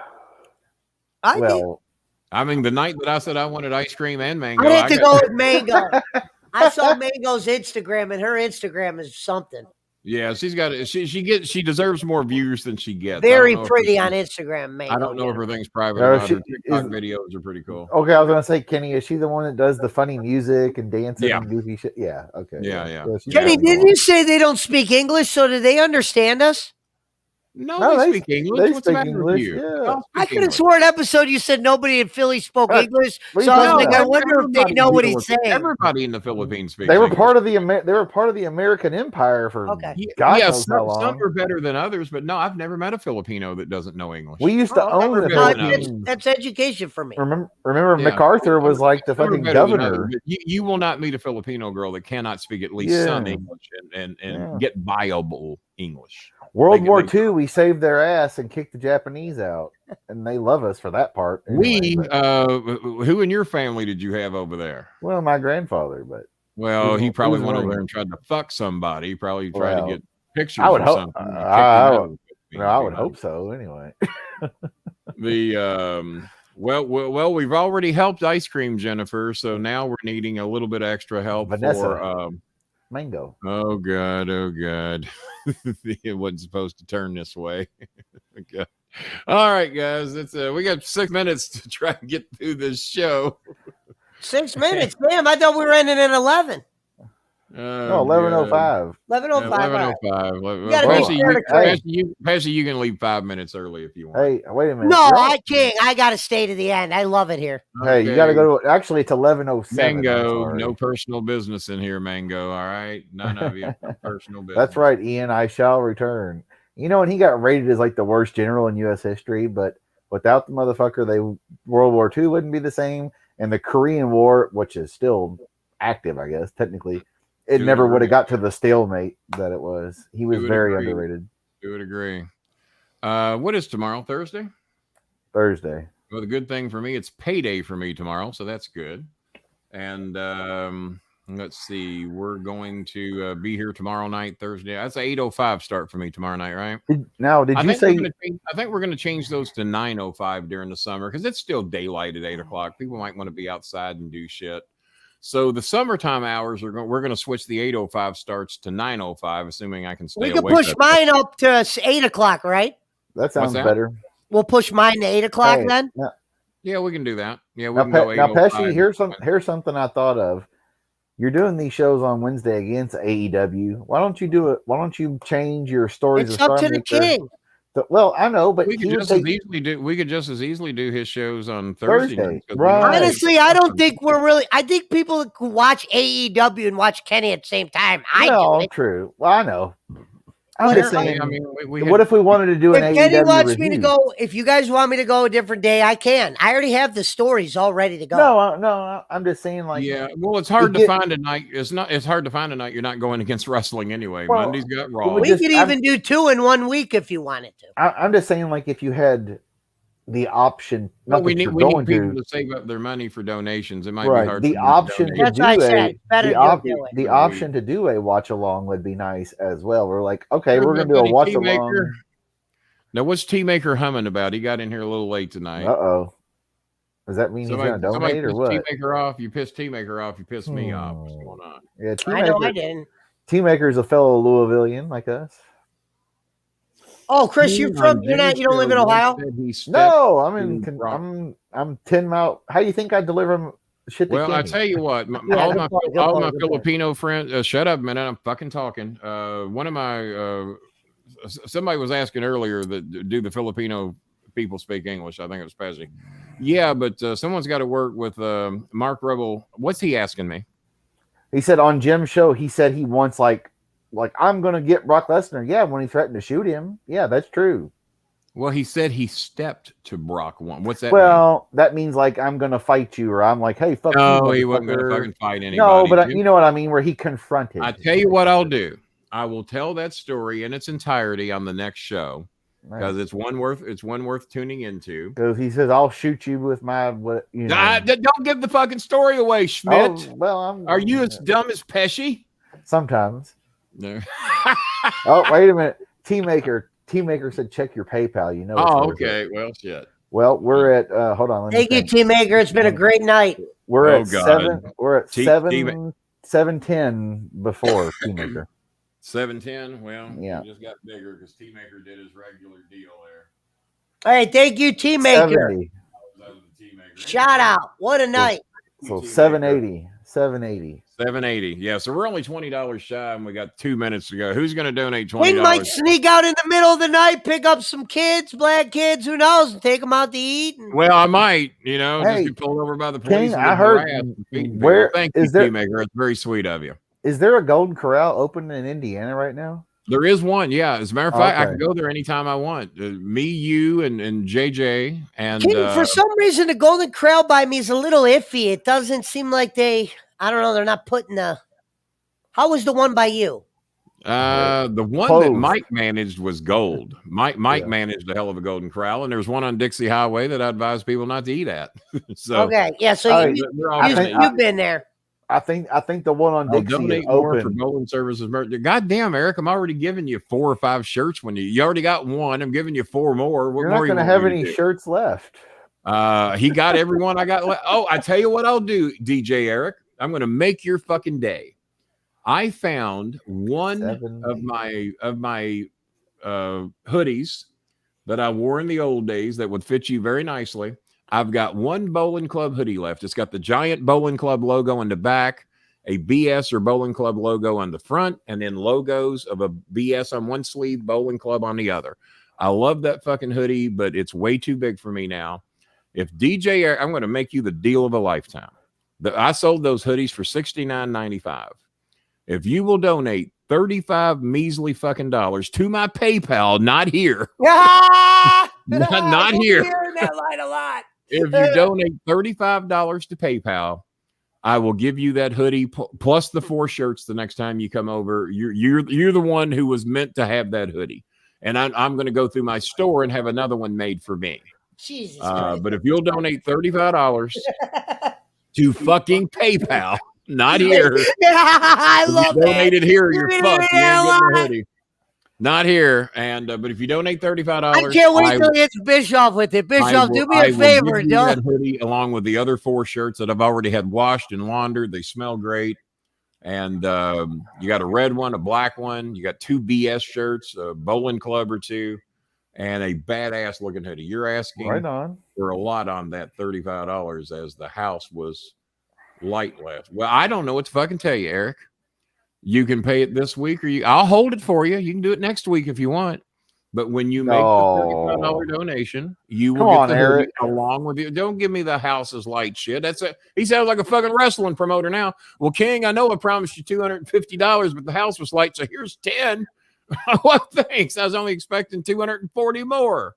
You fucking rat dog promoter. But no, you can do it next week. That's fine. King, and I appreciate the shout out. No, you didn't have to buy clothes for a wedding. Weddings are virtual these days. You're fucking ribbing her. Are you really going to show up at a live wedding? Maskless? Why the fuck are you dressing up? What's the matter with you, boy? What's the matter with you? Why are you dressing up to DJ? And why are you dressing up? Just put on your fucking bowling club shirt and say, "Hey, I'm here."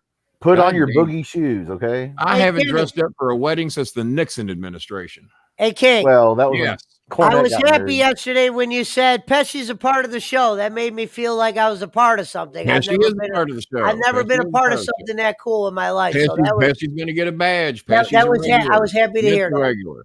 World needs ditch diggers too. Me, why are Pesci and Smith on the show so much? Well, they make the fucking show money. That's why. Hey, it's not that I like either one of them. They just make money.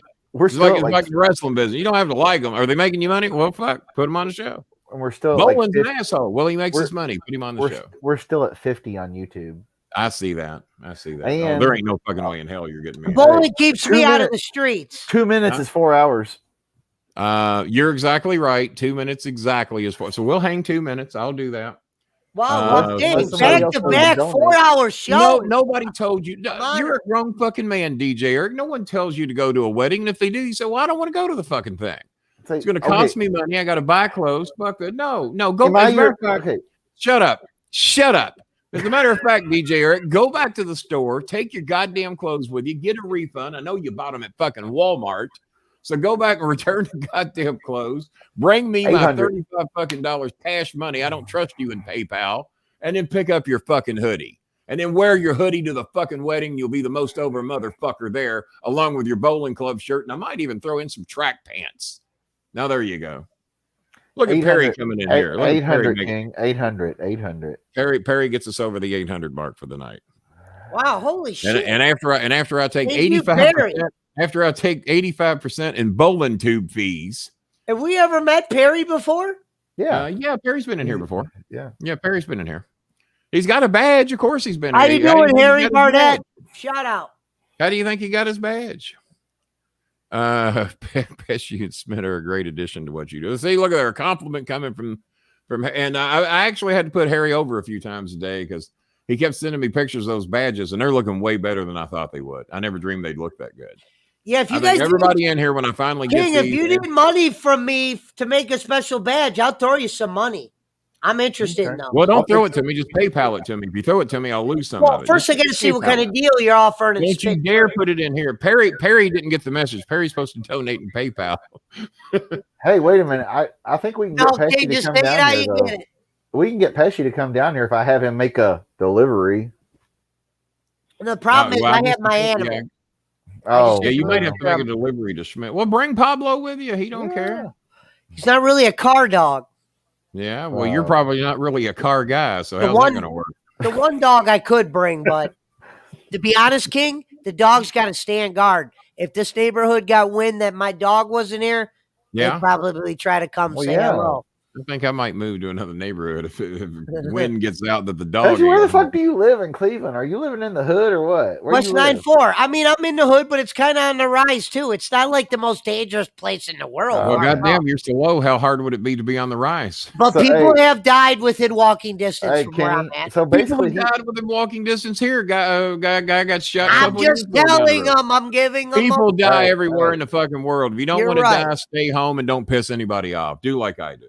Hey, you would not like it down my hair. The prostitutes don't wear a mask. You'd be getting on their case. Hey, he basically lives in Portland of our area. You know what I mean? I think Portland would be offended if you compared. It's not as bad as Portland, unless I'm not seeing shit. No, we don't know what Portland he's talking. He's not talking about Portland, Oregon. He's talking about Portland neighborhood in Louisville. Yeah. Oh, okay. Yeah, JJ, make a logo for Kenny and Pesci show. He already has. There's a logo for this show tonight. We already have a logo. DJ Eric, there'll be mass carnage, blood, guts everywhere. Oh God! If I spend a whole week with Pesci, well, number one, I can't breathe in that much bad air. It's the Burnett Avenue of Ohio. It is. It might be. Yeah, that would be comparable. I mean, it might be. Schmidt, when you back over this way again, we're gonna have you pick up DJ Eric's hoodie for him. Oh, it'll be Friday. Friday. All right. Oh, by the way, I don't know what we got to do to get more of those cannolis, but I saved 4 for Chris, and I'm not happy about it. Yeah. We got to get more of those. Those are the best cannolis I've ever had. Oh yeah, they're fucking good. I know I shit all over the lasagna, but the now T-Maker probably knows a little something here. Let's see. Portland is one place I go in the city that I check in with someone. Yeah, I'm just saying. Man. Now, if T-Maker is saying that means a little something. Yeah, T-Maker, I think so. Isn't T-Maker a former Marine? Maybe. I think. Ian, a cannoli is like in The Godfather. Leave the gun, grab the cannoli. Italian. It's got the white. And I need to get off my ass and get T-Maker's friends. A friend. It's a fucking Italian dessert. It's fucking. What's it got? Pistachio nuts. Cannoli. Goddamn! Just when I think my whole audience is as goofy as Pesci, pistachio nuts with a cream filling. It's fucking awesome. Sorry. Now that Pesci's smoking, everything's funny. Yeah. He was in the army. In the army. Okay, I couldn't remember. I thought you were in the Marines, but either way. Thank you for your services, T-Maker. If T-Maker's checking in before he goes to Portland, then that's saying. Well, that's because that was like the White Hood. Well, pistachios and cannolis are 2 different fucking worlds of the planet. All I can pistachios are part of the cannoli, like the little nuts on the end. I wish I had some pistachios I didn't even notice there was any pistachio. I didn't even notice there was any pistachios in it. You had some if you ate them. Pistachios and Pepsi. I like pistachios, but I didn't notice there was any in those cannolis. Pepsi and 5 Cokes or whatever. 5 Cokes, maybe. Coke. Pepsi, no Coke. Pepsi, okay. All right. Isn't West Memphis one? DJ, West Memphis is in Arkansas. DJ, what day do I get my salmon? My hood's kind of just active. Not that, there's more dangerous where I'm at. Lord Schmidt, I would pay you for some cannoli. I'm like the Death Star. They're like rebuilding it. It's like the Death Star after it got blown up. What do they charge for? I know where it comes from. The cannoli's got to be more expensive than I would want to pay, but we definitely want some more. Oh, that's not a problem. Chris, you work at like a Delmonico's, they got a place up here called Delmonico's. Chris was so mad he was out here yesterday. Like Jeff Ruby's comparable but local. Yeah. Yeah, I work at Italian restaurant. Yeah. Thank you, Zook. Another donation there out of Zook. Let's just say I can have enough. You should have just bought the badge, Zook. Yeah. I told him to buy a badge. He was at my house yesterday, King. Well, he's bound to know how to do it. I'm going to teach him. I told him I'd buy him the badge. 803. Sunday, 2 pieces of salmon with kick-ass rice, and I'm buying a sack of 10 White Castles. Oh, dude, I could eat 20 White Castles right now. Thanks for the shout out, Zook, and thanks for the donation. All right, and I'll make sure to plug your restaurant. Just make sure to give me the name of them. We'll get that taken care of. Jake, if you're out there, I'll hold your hoodie for you because I was going to auction it off on the show because I could get a lot more than $35 for that hoodie. But I'll save the hoodie for you because you're the one that should have it because you got all the other bowling club shit, so you might as well have the hoodie with it. But is he? And I don't think it's ever going to get hot this summer. I think it's going to be in the 60s all fucking summer long. I think the middle of fucking May, and we're still struggling. It's not going to get into the 70s until next week. Yeah. And then those 2 days of thunderstorms, Monday and Tuesday. So we just cannot get a fucking break on the weather around here. It has not felt. It barely feels springtime. I mean, God. I mean, we've been in the 60s every day for 2 weeks. I forgot what 70s and 80s feels like. We've only had like 1 day in the 80s all year. I don't know. I mean, like when you get to June and July or whatever, and you're like, God, we'll pay for it then. Yeah, late June, July, August. Oh, those 3 months we're gonna fucking pay for it. No, but here's the thing. When if I recall, it was about almost a year ago that you did that 13-hour podcast. It was like May. Because I was out of work. Everybody was. Raising money for the Louisville homeless. Yeah. That was when King was first learning how to use Super Chat.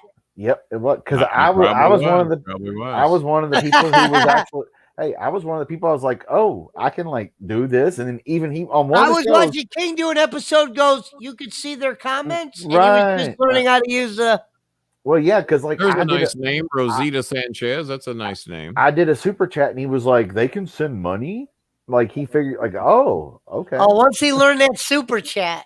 Yeah, didn't realize it. Let's get back and put up Perry's donation. Didn't realize he was going to get fucked on. That's that like too. a 15-year-old getting his. In the future, for everybody who's watching, if you're going to donate even $10 or more, if you have the ability to PayPal, do it that way. That way, as a friend, that way we get 100% of the money. Because we have found out tonight that YouTube gets a decent chunk of this. But no, I say, King, you got to put it on the bottom where it scrolls across. But if you do a $10 donation, please send to my. Right. It's like, hey, $10 is actually $7. That's fucking insane. Well, let me go back and change this because I've had it that way all fucking night. What hang on. What does that say? Please donate to as a friend to my PayPal as opposed to super chats when possible. Oh, it already it's told you that all night, Pesci. Oh, Kenny's already on top of it. Holy shit! You got to quit dope smoking during the show so you know what's going on. It only happened 4 hours ago. It only happened 4 hours ago. I guess Pesci forgot we even did a show 4 hours ago. Hey, the first hour was not even a show. God damn! Even North Carolina at 56 today. We were 60. Yeah. We were 65 today. We're 10 degrees warmer than fucking North Carolina. How the fuck can that be? I don't know. Yeah, King, I'm surprised you call yourself the South. Maybe North Carolina thinks they're North Dakota now, and they just forgot. South Dakota, North Carolina. South Dakota. How pathetic is it that you have two states and they just couldn't come up with their own name? Well, we'll be North Carolina then if we can't be Carolina. Well, we'll be South Carolina. I can give you that because back Carolina was named after Queen Caroline or whoever the fuck over there in the Europe. Never heard of her. Bitch never did a South Carolina podcast. I'll tell you that. Here's the thing to remember. South Carolina was all, I know this from history. I'm a history buff, but South Carolina was where all like the rich rice farmers, tobacco, blah blah blah. I've already covered that. It says right in the scroll. Pay as a friend, donate as a friend. It already says that. North Carolina was where all the hill folk. The fees aren't going to be 30%, even if they don't. The fees are only 3%, even if they don't pay as a friend. So yeah, 3 weeks 30. Basically, South Carolina. I'm on it, Eric. You just get my fucking salmon and my goddamn rice and. Thanks to anybody that donated during the show. It was a great show. Pen better have cheese, or I'm going to beat your ass when you get here. They're going to be smoking in Philly, and there better be extra pickles and onions on it with mustard and ketchup. Are we going to Philadelphia, Joe? Not to get too demanding. You said Philly. I'm in Philippines. As a matter of fact, Eric, even if you don't have your 35 by this weekend, I'm going to go ahead and let you have the hoodie in advance, and I'll trust you because I'll cut you off at Big Ben's and I'll have your picture put up not to serve you if you fuck me on this deal. See, I've always got an anchor to put on somebody. Put my thumb on them. Just keep them where I need them. King, let me tell you something we forgot to mention last week. Remember when you said how many people got a Pablo Escobar? Because I want cheese and onions and pickles. Oh, man. Now Eric's trying to bow up on me like he's a big tough guy or something. Let me tell you, Kenny, if you get White Castle outside of Louisville, it's better. King, I forgot to tell you this last week in the signs. It was probably oh God, here we go. Hold on. Remember when you said, do you know the song Sign Everywhere a Sign? You know that song? Knocking up the scenery, breaking my mind. Do this, don't do that. Can't you read the sign? No, we'll have you sing that every time I see one. Short-haired hippie Pesci's need but let me tell you this. He stuffed his hair up under his hat. King, remember when you said you have a sweater of Pablo Escobar in your closet? And I said, I sure do. And you said, what are the odds of somebody having a sweater? The odds aren't good. You found the needle in the haystack. And I was the guy holding the needle. And I happen to be kind of a needle. See, it's weird, but you kind of get it. You're like, how many people got a fucking Pablo Escobar sweater in their closet? Oh, yeah, he did have a Pablo Escobar sweater. And I said, how many people got one of those? Yeah, you said, how many people? And I said, that's like finding a needle in a haystack. All right. Hey, and I was the boy that had the needle. That's fighting words, motherfucker. Ban DJ Eric. I should block him right now. Take his membership away. Crystals is hot dog shit. That is the dumbest motherfucking thing I've ever seen anybody post in here. Is to say the Crystal burgers, those shit dried up fucking shit burgers, which I've had those. I remember when the first White Castle came to Nashville, Tennessee, Crystal went out of business. They just couldn't compete. There was only one White Castle, 75 fucking Crystals. God damn, Pesci, did your house catch fire? No, you made me laugh. They put fire out over there. I'm sorry. Always. But yeah, fuck DJ Eric and his 100 times better. Is Crystal Burgers like a White Castle knockoff? Cornette would bitch slap you for such a stupid statement. I hate to agree with Cornette. I like Swanson's. No, you are sorry. You a sorry motherfucker if you think you got a Swanson's down there? We don't. What's that? Swanson's is where you pull up and they run out to your car and take your order. No, this is Swanson's. That's altogether something different. I know about Swanson's, but we used to buy for them. Pesci might remember because I lived in northern Indiana for a little bit.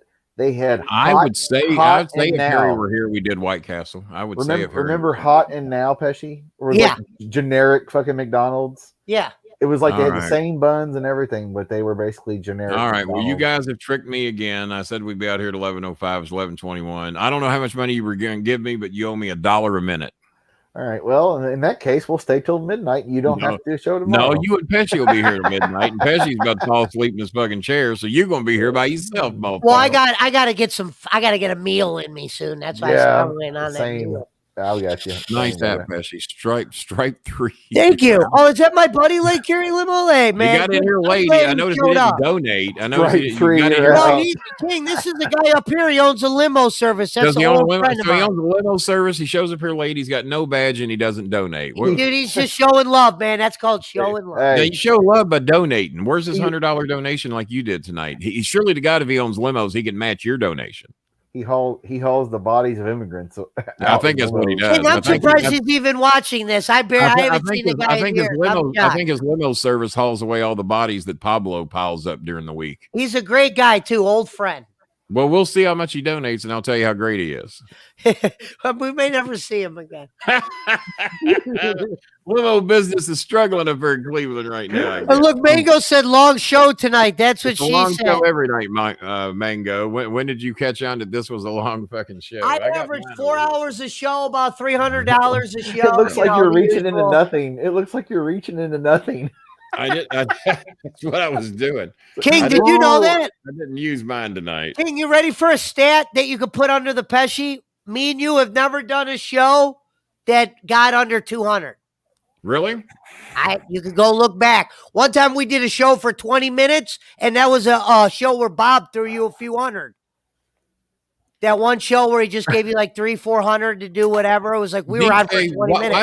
Why don't the next thing you type is, Kenny, I don't want the 4 shirts you set aside for me. Kenny, I don't want the hoodie.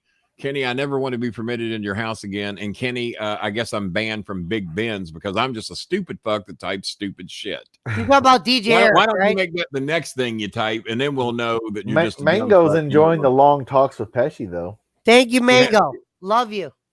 Jennifer and Pesci spent over 4 hours together tonight. They ought to be ashamed of themselves. You facilitated it. I did facilitate it. I felicitated it. Felicitated. Perry made his $20 donation. Even he's had enough. He's just, fuck this shit. I'm out of here. Hey, last time we went 5 hours, so this one's not as bad. Should I even let him call me dad anymore? I think he should be banned from calling me dad. No kid of mine would say Crystals is better than White Castle. Call him Stool Pigeon. Stool Pigeon. Cornette's boy. Yeah, if Cornette could produce. Cornette's. I was upset when they closed down White Castle. I was not thrilled. There was one right by me. They closed White Castle in Ohio? They're all gone. They took them all out. No fucking way. The only White Castle I ever ate, the first White Castle I ever ate at was in downtown Cincinnati. I was going to say, in White Castle. First one I ate at was in Louisville. Get out of here. Really? My great-grandma used they closed every White Castle in Ohio because they're big. They're still a big deal in New York. I was going to say, aren't they from Ohio? No, Illinois. No, actually, the first ever White Castle, I think, was built in Cincinnati. Thank you, J.J. Arwood. Huh. Yeah, I think the first. Well, I'll have to look that up. You have to find out where you went to White Castle in Louisville. Where was the first White Castle built? Here's something I found on the web.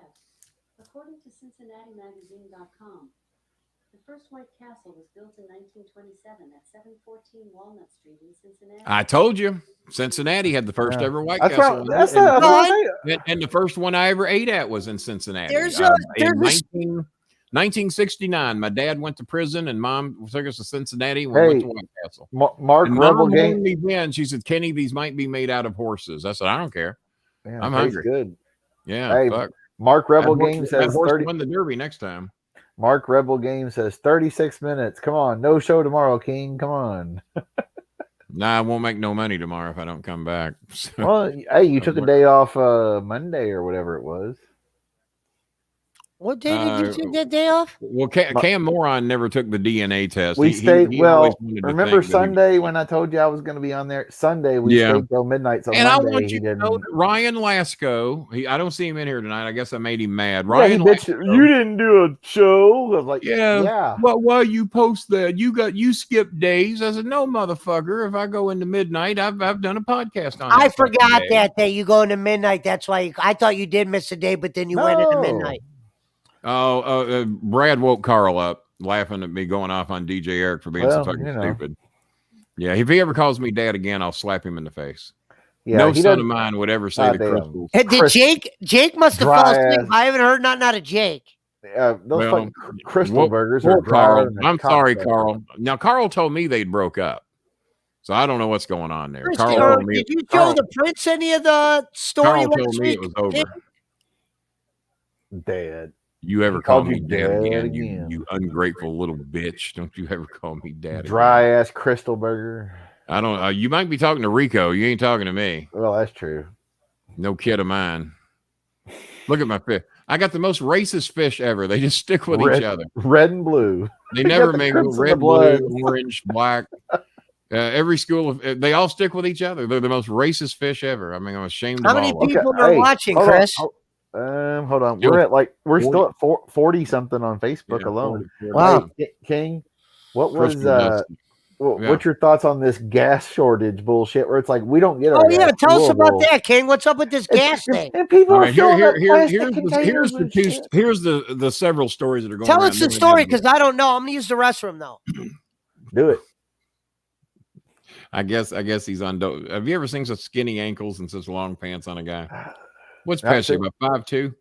I don't know. About 5'2". The stories on the gas shortage. One, if you want to believe what the Biden administration says, is that not the Russians, but a group supportive to the Russians, under orders of Putin, orchestrated a hack on the gas lines, and then to keep them from hacking into other segments of the pipeline that runs all the way from fucking New York to Houston for some fucking reason. You think they would have plenty of their own.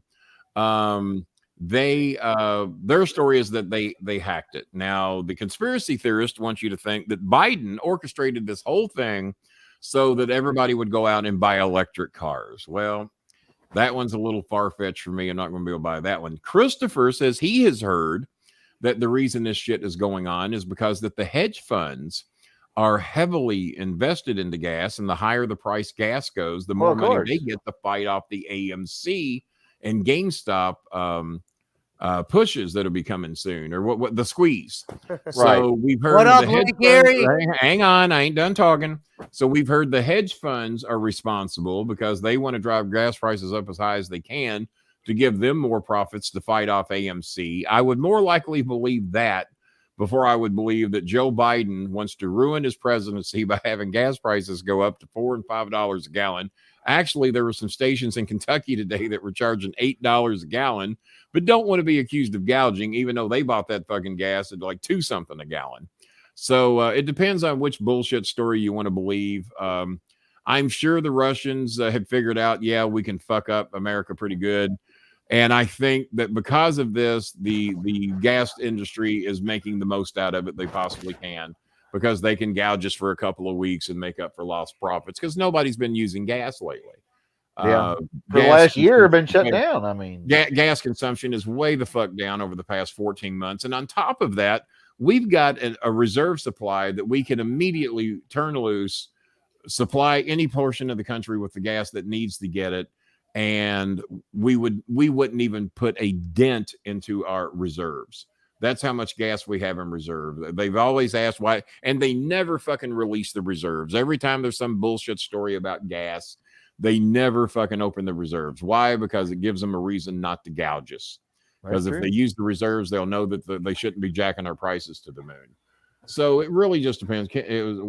Well, no, actually, we've heard today. I got the real story, and I think you already know Chris Schmidt. Ben Hameen, he's responsible. And we're going to get him on the show. And we're going to ask him. If you get Ben on, dude, I want to come on with Ben, dude. Please. I'll definitely make a suitable donation. Ben Hameen would love that. I'm going to contact him because it's time that we press him on what he's done to the industry. Especially because we're going to be doing an OVW episode. That's going to be the longest episode. I might not buy all this other shit, but if you tell me Ben Hameen's involved, then I'll fucking believe it in a heartbeat. God, he's great. He's making some good money out of this. He is good. All right, folks, we've done all the damage we can do here for tonight. All I know, they said 70% of the gas stations in North Carolina are closed. That's crazy. 70%. Oh, and here's something I meant to rant about this. King, is this something to be worried about? No. I don't really watch everything's going to be fine in 7 days or less. Just fill your car up and hang tight. Everything will be fine. Okay. I've got that from inside sources, by the way. That's why I'm asking you. I really don't know. I'm connected with smart people in the government. Trust me, everything's going to be fine in 7 days or less. Probably. I'm up here in the red state. You know how it is. Cryptocurrency market crashed tonight as well. Well, yeah, they get us all one way or the other. Just hang in there. Everything will be fine in a week or so. But here's the thing. Pete Buttigieg used to be the mayor of what town in Indiana was he mayor of? South Bend or something? South Bend. Pete Buttigieg had to come out on television today as the Secretary of Transportation, and he had to ask people, listen to this shit. If you want to know how stupid motherfuckers are, and especially Republicans, because I guarantee you they're the ones doing it. He had to come out today and ask people not to put gasoline in plastic bags. There were people in North Carolina showing up at gas stations with garbage sacks. Garbage bags? What the fuck? Garbage sacks. Garbage bags and plastic totes. Spencer, you put this post on Facebook. I couldn't believe it. Spencer Green or whatever. Yeah, they're fucking doing it. Yeah, no bullshit. Yeah, they're actually. I was like, did I miss something? Did we get hit by a rocket or something? Buttigieg, the Secretary of Transportation, had to come out and do a press conference today. And he says, I can't believe I have to do this, but would you please not put gasoline in plastic bags? It's not that bad. They're telling everybody not to hoard. And what's everybody do? They go out hoard. Just like last year with toilet paper. And that'll hang. That we'll be fine until fucking gas is running free and easy again in 7 days or less. Hey, they had to tell people not to. And what people are doing, we're putting gasoline in these containers that are not safe. The gas will go bad in 2 or 3 weeks. Garbage bag. They put it in their car and then it ruins their fucking catalytic converter. And if you know how much a catalytic converter is, you're fucked. Yeah, you got to have fucking stabilizer. $3 worth of gas, you've just fucked yourself. So yeah, you got to have Nurse Lulu was hot, but we don't judge women's looks on this show. That's my Mango. You gotta have like stabilizer well, Mango hung in there for the 4.5 hours. He always does. Your boyfriend Pesci. Bye guys, I gotta charge my phone. Thanks for helping. Love you, Mango. Love you too, Mango. Thank you for watching the show. And love Vanessa. Vanessa's working during the show. So she's chiming in when and if she can. Why don't you just stay till midnight and take tomorrow off? Like you did Monday. You should, because I know it's a long show. I mean, if Pesci wants to go, he can go. I'm game. It's only 25 minutes. Up to you, Pesci. What the fuck? I actually got a couple questions. There you go. I'll hang 26 more minutes and more. Might as well. I mean, that way you don't have to do a show tomorrow. You take a break. You made $800 fucking dollars tonight. Hold on, there's a donation coming in right now. Make $800. Well, YouTube made $4,000 tonight. Hey, Canada made money tonight too, King. Canada made money. The royal way. Yeah. So Vanessa, in case you're watching, I just sent a donation in. Bowling Tube has to deduct 85%. I should have sent that to PayPal. Then we got a tax, and so Vanessa owes me $26. Pesci, why'd you do that? I just thought about that. I'm an idiot. You stupid fuck. Why did you do that? Why did you PayPal me that? Now send me 5 more in PayPal, you bitch. I was going to say, because that $5 is actually like $3.80 or $3.40 or whatever. Something like that. I don't know what it is. Well, Vince Russo just went live. Oh, did he? Yeah. Send him over. Send him over. Tell him come over here. We'll do a simulcast for 30 minutes. We'll do the Brolin alley. Yeah, say Bolin says he'll send you a join link if you want to do a simulcast. Okay, I'll see what he says. Hold on. Yeah, tell him I'll send him a join link if he wants to do No, it. I guarantee he doesn't even Jake. answer it. Tell him I'll do a 30-minute simulcast with Hold him. on. With Joe Pesci. I'm going to turn on my speaker. I don't know. All right, Jake, you got to wait. You're the special guest on a different show. Well, this is a huge disappointment. This is a huge disappointment for Vanessa, because Vanessa thought we was going to make her some money tonight, and it turns out she owes me $26. So it's just a terrible, terrible night for Vanessa. We're glad to help, though. Now, one thing you have to realize, we're still waiting till the 22nd to get paid on a lot of this. What's going on, everybody? Guys, I hope you check out my new series on YouTube, bro. I started a new series on YouTube today. It's free. It is called... Well, Pesci, get on his ass. I'm going to send him and say, Bolin will send you a link. We'll see what he says. Yeah. You say Bolin says he'll do 30 minutes in a simulcast with him. Compare carving a pumpkin what the fuck is he talking about? Knife to the head of a styrofoam mannequin, you're out of your mind, bro. It's too completely different. This is awesome. That's why I love it. Hold on. Bolin says he'll. What do I type? Hold on. Bolin says he'll do 30 minutes live simulcast with you, and he'll send you a join link if you want to do it. Lacey just subscribed with Prime for the 7th. Says Lacey. I'm never going to do that. I ain't doing the bullshit, fake applause and shit. I'm not going to do it. Bolin says he'll do a 30-minute live simulcast. Yeah, I'm not going to do all that. Too much trouble. A grown man wearing a mask. Hold on, I'm going to make a donation so he sees it. Oh, God. Fuck me again, Pesci. It's not that kind of donation. They're called bits. I got it. Watches it, bro. That's going to be my new gimmick. So you're going to make a 30-minute live simulcast with Bolin right now. He's live. On and that one shoots on, and this one, I'm sick of that crap. What is he talking about? Yojo stabs at midnight, bro. He said nothing. Hold on, he's going to read my thing. Let's see if he reads it. Hold on. All right. Stabs at midnight, man. You're plugging his stuff anyway. This can't be illegal. He'll forgive me. 2-1, bro. 2-1. A lot of game left. I didn't do it. Oh, he just said a baseball score. Don't do that, King. Well, it's too late now. They've already told me. Yes. Okay, here we go. I cheered. Like diamonds in the sky. That's me. Yes. That's the sound it makes. Troy, thank you. Oh, no, that's not. Thank you. That was Troy. Let's see if he reads mine.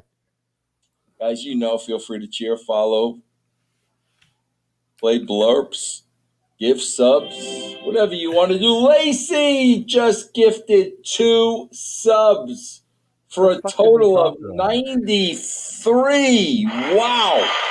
Hold on. I'm trying to figure out why it's not. Well, Pesci, you better up the donation to his ass so he sees it. No. All right. I just sent Russo the join link to his My Twitter. thing's loading. Hold on. I think I got to back out and go back in. Give me 1 second. Probably so. If we get that motherfucker to simulcast. Well, he's done it before. I did a simulcast with him the last time I did a show with him. So I say real quick, Kenny, hold on, let's see if it even. Say Bolin sent you a join link to his show if you want to do a simulcast for about 20 minutes. Tell him 20 minutes we'll do a simulcast. So what did I do today, guys? Today I recorded. Man, I got to go back to this morning and remember. What is today? It's only 9:30 where he's at. Yeah, tell him we're 4.5 hours in. This morning I recorded chicken necks, bro. Then I recorded Russo Puts Over, my new series. Sorry, Vince. Hold on. I'm just plugging my show. That's what I thought. Oh. Okay, here on Cheer 75. Okay, here we go. Bolin said he sent you a link, right, Bolin? I've already sent it to his Twitter. Okay. Then I did. Bolin sent you a link for a live simulcast. Okay, yeah. I'm just gonna say, Bolin sent you a link. Come join us. If you want to join us for 15 or 20 minutes. Yeah, just come join us for 15 minutes. Yeah, just say simulcast. Please. Bro. Hold on, I'm gonna tell you when I'm sending it. And then Gonna start rolling with what kind of fucking radio is that, Pesci? I know, right? This is just a Bluetooth. That's nice. Quite a little Okay, bit yeah. of work. Nicer than anything I got. All right, ready? I'm going to send it. Network from the bottom. Okay, here we go. All right, here we go. So there is a tell him we're listening to his. Here we go. And I'm very thankful, and I'm very, very, very grateful. Is he on Twitch? He's on Twitch. What is going on your end, guys? Anything you want to talk about? Anything you want to discuss? Okay, boom. He just got it. All right. 75 bits. Brolin sent you a link. Come join us for 15 minutes, please. How can I come join you always smoking if I am on here right now? How could I be on two places at once, bro? How can I make that happen? Tell him we've done it before. Simulcast. How am I supposed to leave all my friends? Brolin said you did it before. Brolin says you did a simulcast before. How am I supposed to do it? Brolin said he did it before. Right now he's watching Raw or something. Thank you, John. Let's see if he looks at it. Well, yes, Troy, I figured out the green screen. He's got it. We'll see if he says anything. Use my green screen and castrating the monster. He'll probably check on it because he knows I've donated. I wonder how I could video. Well, no, because I'd have to go through Twitch to do it, and I don't want to do that. Yeah, he didn't answer that one. I just said Brolin said he did it before. I can't hop on Kenny's show while I'm on Twitch, bro. Okay. Yeah, you can. I'll just put okay. Up incredible 19. I just put okay, thanks. All right. We tried. Oh. I wouldn't know how to do it either, but he told me that when he joined my show last time, he said, Brolin, I hope you don't mind. We're doing a simulcast. I said, I don't care. I'm going to donate again to him just to be nice. Well, why don't you donate here? You could donate here and be nice, being as you. I'm about to send him a nice one too, just so it doesn't look like we wasted his time. Say, hey, jump the fuck over here for 15 minutes. Wasted my time with my donation. You wasted mine. It's almost midnight here. We're on number $70. Come on, we're more important. Yeah, it's only fucking 9 o'clock where he's at. Right. 9:42. Well, whatever. But. Something like that. Oh, well, there you go. You got a little bit of the research. And that motherfucker gets people to donate for not talking about shit. I don't get it. I don't get it. Hey, bro. My bad for the bother. No, whatever. Hey, but you'll have to have it. Pesci, you got to be on when he comes on there eventually. Well, Vince would just like me because of the voice. Well, that would kind of drive him nuts because he's an Italian guy. Y'all are a couple of Guidos. I got along with Rico real well. Me and Rico were like brothers. Because he's a Guido. I get it. And Kenny said if Rico doesn't like you, I can't fuck with you. And Rico liked me. So. Exactly. Me and Kenny are too white. We got 17 minutes left. 12:01. My ass is out of here. So I put my bad. We love you. We love you from the bowling alley. Thank you, Brolin. There you go. we tried to get him on. Oh, that would have been awesome though if we could have. We made more money than Russo did tonight. Russo's trying to get a fucking record album. Yeah, he's just looking at the computer going, always smoking. Thanks for that. Oh, I can't do it, bro. And then the next one's Johnny Baloney. Oh, $20. Thanks, bro. Oh, I put my bad for bothering you. We love you at the bowling alley. And he just got like a $7 bowl. There you go. It's like, that'll teach you. I mean, we'll see if he read. We got to hear him read it. Wish I made $7 tonight. All right, hold on. YouTube gets their share. Some new roadcaster stuff, bro. Yeah, here's Bruce. You know, I'm not a person to toot our own horn, to toot our own. The old lady is. He's making fun of a guy. There you go, bro. Always smoking 245. My bad for bothering you. We love you from bowling. I love yous too from the bowling alley. Always. I love Kenny Brolin. I love the Prince. I love everybody on the bowling alley, but I can't drop my friends here. Understand? On Twitch to jump on there. That wouldn't be very nice. Come on, man. It's only 15 minutes. Well, at least he knows. One day, at least he knows. Then at least he sees. And on this show tonight, we heard Vince Russo say he loves the bowling alley. He loves Prince, and he talked he did. He loves all of you. He loves Maya. It all worked out. Stephen Edwards in the house and here late. So you can hear that. You can hear that speaker good. Oh yeah, it sounded good. Ladies and gentlemen, you did get Vince Russo on here tonight saying my name and Pesci's name and the Prince's name was all covered. Actually, called me always smoking. So always smoking. You got your plug. So hey, it was worth your $7 donation. You got plugged by Vince Russo. What a hell of a night. You got plugged by Vince Russo on the bowling alley. You got listen. The great J.J. Arwood got Bischoff. I got Shao Kahn and Bishop or Russo on the show tonight. You certainly did. Was Shao Kahn on the show tonight? Oh, you didn't hear when Shao Kahn was on? No. Hold on. Mortal Kombat. Did he talk about us? Yeah. No, Kenny, you missed this. He started the show with this. King didn't even probably realize what I was talking about Shao Kahn. Didn't know what he was doing. Let me show you real quick, King. Round 1. Hold on. Mountain Timer out there in Russo's land where it's only 9:46 at night. This is what I played before we started, but you must have been talking. I played this. He's always talking. 1. Yeah, he played that right before you. And I said, JJ got Bischoff. I got the great Shao Kahn. And to be fair, Shao Kahn's fights were just as real as any of Eric Bischoff's. This is to true. be fair to Shao Kahn, Shao Kahn's weren't all predetermined. You might be right. You might be right. Finish we have Bischoff one night. We got Vince Russo technically the next on audio. Third party. Shouting out the bowling alley. Shouting out the bowling alley. I love Kenny Bowling. You got to love that. How much more do you want than that? How much more? Hey, Willie, at least you know that like Russo was like giving you a shout out like for real. And like, the best part was Kenny doesn't realize this. Vito and Russo were best friends, and Vito was so mad at Russo. He goes, Vince Russo is worse than Kenny Bowling, and he just didn't say anything. Nobody else is as bad. That was what he said. No, Stephen, I did not meet such a person. Fucking V-Slow.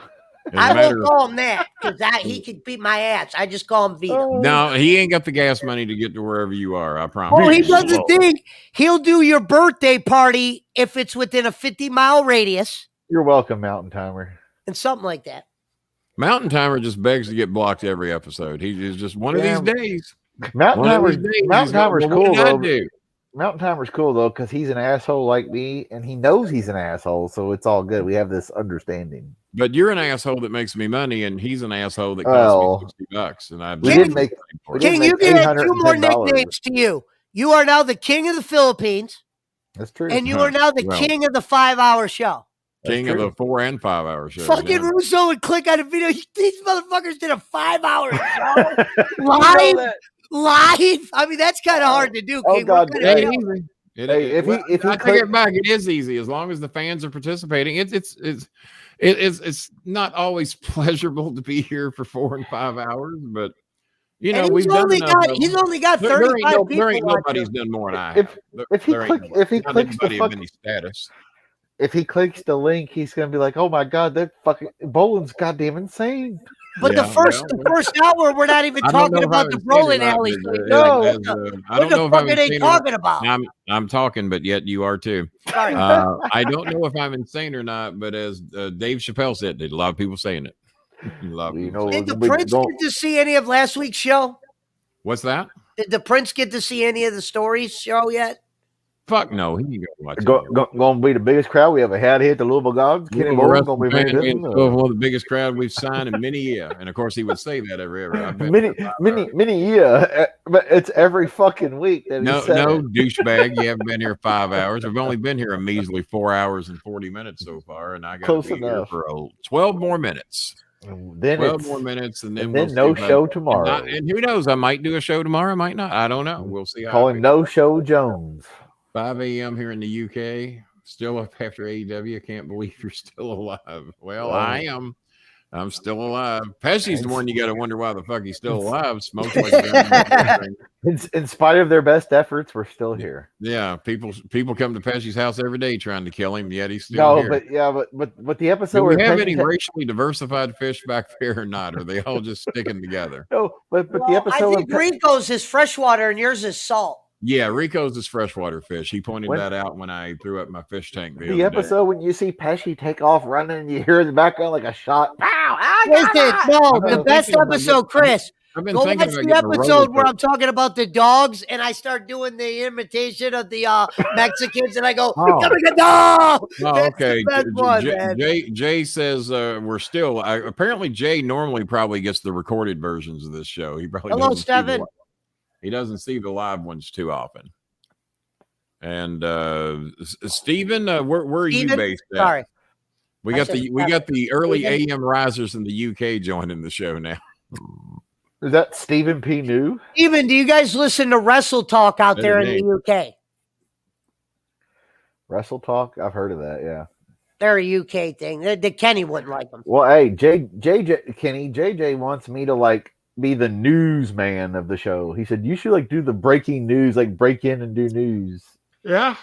Kenny, you were on to something with the politics show. I think you just got to call the show a politics show, meaning Kenny's news show, meaning so people. Well, what news, Kenny, news. If I ever decided to do BNN, the Brolin News Network, that was going to be pretty much the political news show. But you can't help yourself. I would do by myself. There would be no guests. They would be recorded. We would not do those live because the questions would interrupt the flow of the show.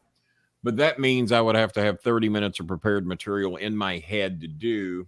And that's what I think I could do is I think I could find comments made by different sides, present them to you, and see what you think. Well, who knows? We might experiment with that one of these days. I could say Jeremiah of the Secretary of Defense says. Well, that's why I like doing the rant of the week, because whether it goes 10 minutes or 30 minutes, it's just whatever comes off the top of my head, and so be it.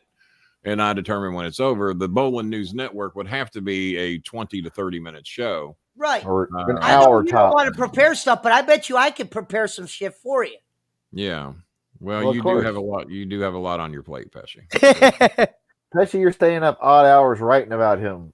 You're making him scared. That was just so I had something to do, man. It wasn't like that. I haven't honestly made my mind. I've hung in here this fucking long, so I may take another break tomorrow. Take a fucking day off. Shit. Take another break tomorrow, and who knows? Like I said, who knows? Might show up. We'll see what the demand is. If people write me, want me to do a show, if enough people want me to do one, I might be motivated to do it. Might sneak in about 10 o'clock, Oh, did you enjoy the pasta? Did you enjoy the pasta yet, though? I've already eaten all that pasta. Okay. All right. Yeah. The shredded beef stuff was real good. That's what I had for dinner. That fucking sounds good right now. Yeah, the shredded beef pasta was pretty good. Pesci, as high as you are, I bet eating these fish behind me sounds good. The Pompadoro or whatever is fucking good, yeah. Pesci's just trying to pick which one of those 5 fish behind me he wants to eat. That's what he's doing. Be honest, I've never ate too much fish. Someone would have to know what they're doing for me to eat fish, like cook it the right way. Well, go to a restaurant that's a fucking fish restaurant that has a pretty good idea what they're doing. I mean, I had grilled shrimp, lobster earlier. They probably got some shit at Chris's place. Filipinos eat fish with the fucking eyes in. I ain't doing that shit. Hey, I grilled shrimp and lobster earlier. It was a guy I sell weed to does exactly what you do. He just does it at Delmonico Steakhouse. Right. Yeah. Delmonico's, Jeff Ruby's, those are similar. Oh, King, you said you were scared of that mask. I showed you that mask I have. Yeah. Let me show Chris this. Chris, I'll show you the mask I wear when I'm in public. All right. Mark Rebel Games with a $2 donation, so we got $1.70. I didn't see that. Oh, there it is. Yeah, it just popped up over here. Super sticker. There we go. Thank you very much. Much appreciated. Pesci's going to get his, what do you call it, ski mask that he uses for armed robberies. I don't know what he's doing. All I know is I'm here for 7 more minutes. Come on. Maybe 8. Whatever. Get into here we go. There's Pesci tiptoeing to the tulip. There he goes. No, I said when I'm in public, this is the mask I wear. Pesci, how much was that Bluetooth speaker you got there? $20. Damn, that's cheap. Where'd you got that for $20 fucking dollars? Bro, welcome to the hood. Pesci don't overpay for shit. Oh, okay. Yeah, that's a hell of a buy. Is that a JBL? Honestly, this was CVS. I was loading my card. CVS $20 Bluetooth. You could go radio and Bluetooth and auxiliary.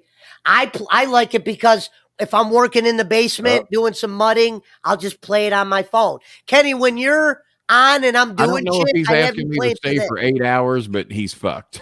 No, 8 minutes, maybe. Here we go. So I eight, got the Batman. Look, I haven't even been here 5 yet. Right here, Kenny. Batman. Yeah. The Batman. And what is that? This is my mask. This is the mask I wear in public. Batman. Well, if you put it on straight, it would help. Well, I don't care, but I'm just showing you what my COVID mask was, Ken. Oh, he says 8 more minutes. All right. Ken said I didn't have a mask. All right. I'll stay for I'll stay for 10 more minutes. How's that? Throw some money in. I thought he wanted me to stay 8 hours. Hey, Ken, this is a good mask for the winter. It keeps you warm. Throw some money in, cocksucker. But that's all. Yeah, that's where'd you get that at, Pesci? Gas station on the way to Michigan when I was going to one of their pharmacies. Oh, he was going to a pharmacy up there. You know what I mean? The weed. They got the weed legal up in Michigan now. So you were saying the cannoli's not that difficult for you to get. Why is that? Because that's one of the best fucking things y'all got. Oh, that's just a standard regular old dessert. That's not special. That's a standard dessert at high class eating where he works king. Cannoli is like a very popular dessert. Look who finally dropped in tonight. Hey, ice cream, Jennifer. Hey, so ice cream. We've done very good for ice cream, Jennifer. We've done very good for mango, Jennifer. And we've done very good for peanut butter jelly, Vanessa. Peanut butter Janessa. We did very good for her tonight. You know, I would just say Jennifer's so excited to get her laptop, and she's got new headphones that I got for her to go with her laptop, and pink headphones with a microphone. She's so excited, and her money came in today to get the young lady. Oh, I say young lady, not so young lady. The blind lady, her solar radio, and Jennifer's going to surprise her with that, and she's going to try to get it videoed for us, and we might even be able to show the video here. I hope we can. King, it's saying it's 40. They're saying it's 45 degrees outside up here. Yeah. What's it down by you? Yeah, it's fucking cold, man. I haven't. I had a window open all day, and when the show started, hold on, I'll tell you, Pesci. Hold on. It was 54 degrees when the show started. Hold on here. It is 54 degrees, Pesci. Wow. So and Peanut Butter Janessa, aka Vanessa, saying hello. I don't know if these two have actually met in here before. Now wait a minute, Kenny. Earlier I had some mango, Jennifer. Now you're telling me I can have some ice cream, Jennifer? Well, there's ice cream, Jennifer, and if you like ice cream and mango, you can mix it up with peanut butter. Oh, hey, peanut butter is great on everything, right? Vanessa said even though we've known each other for 7 years, we've never been boyfriend girlfriend. Oh, I got something you guys will like. Well, hang on, I'm telling a fucking story here. Okay, I want it when you're done. I got a Kenny clip. She wanted to change her name to Peanut Butter Janessa so she could have a J name as well. So we are putting that under consideration. Peanut Butter Janessa. I'm about to play a small clip of Kenny Brolin.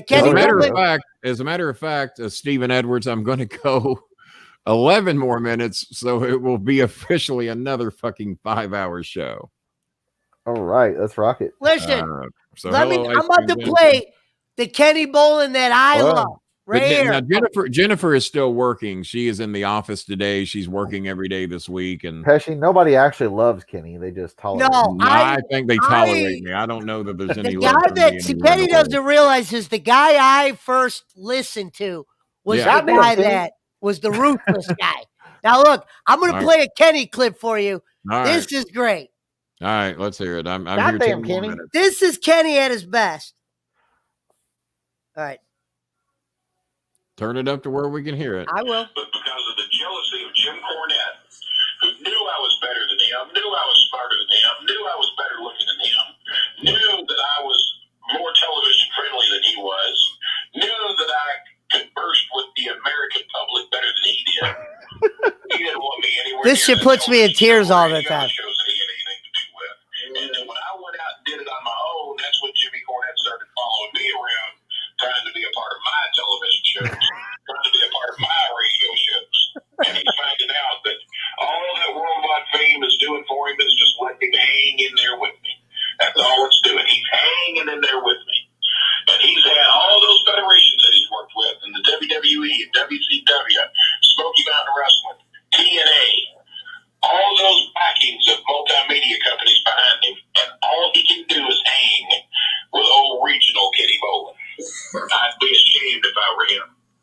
That's the end of that. That was one of them. Here's another one. Let's see what the other one I got. See, Thank you, Stephen Edwards. And like I said, I'm staying until 9 more minutes, so it'll be officially a 5-hour show. Let's see what this one is. We've done a few of them. We met at the wrestling matches, but that's not true. When I was a teenager, I went to the Oldham County Fair, and while I was there, I went up to one of those booths, where you shoot the water in the clown's mouth? Yeah. I went up to one of those booths, and I asked the guy, I said, how much is it? He said, 3 shoots for 50 cents. And I stuck my hand in my pocket to throw out my wallet. Listen to what Kenny says. Kenny Bolin. That's how we met. Well, you stupid fuck, if you hadn't talked over it, they would have heard it. So back it up and don't interrupt the fucking thing, and they'll hear what I said. He made a reputation, a name off of me. Wow. And then when I finally caught on to him, now he started this slander campaign all across the internet. First of all, you ungrateful bastard, your wallet was loose in those skin-tight jeans that you had no business wearing. It was about to squirt out your back pocket, and me being a decent citizen, come up to try and catch that wallet before it hit the ground in the dirt. Yeah. And it was loaded with a lot of cash that your mom and your dad loaded you up with. Love that line. Loaded you. It's for damn sure. Yes, I know. Well, turn it up.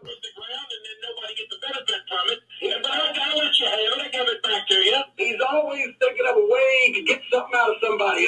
Yeah. One time I loaned him some money, and he paid me some of it back. This one time I remember, because that's the only time it happened. He gave me $1 bill. Washington's eyes were bloodshot. That's how tight and cheap he is.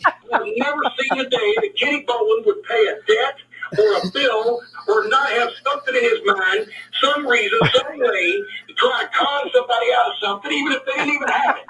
People come and con them out of it. Let me tell you something. If you think for one damn minute, Jimmy or Callie, that I'm going to sit here on my own radio show, when I broke the record with listeners, we logged on today with 103,000 listeners, up from 88,000 listeners from last week. And have you all tear me down, tear down my son, talk bad about me, make shame of me, talk about selling shit on eBay? Selling shit, real shit on eBay. You owe me an apology.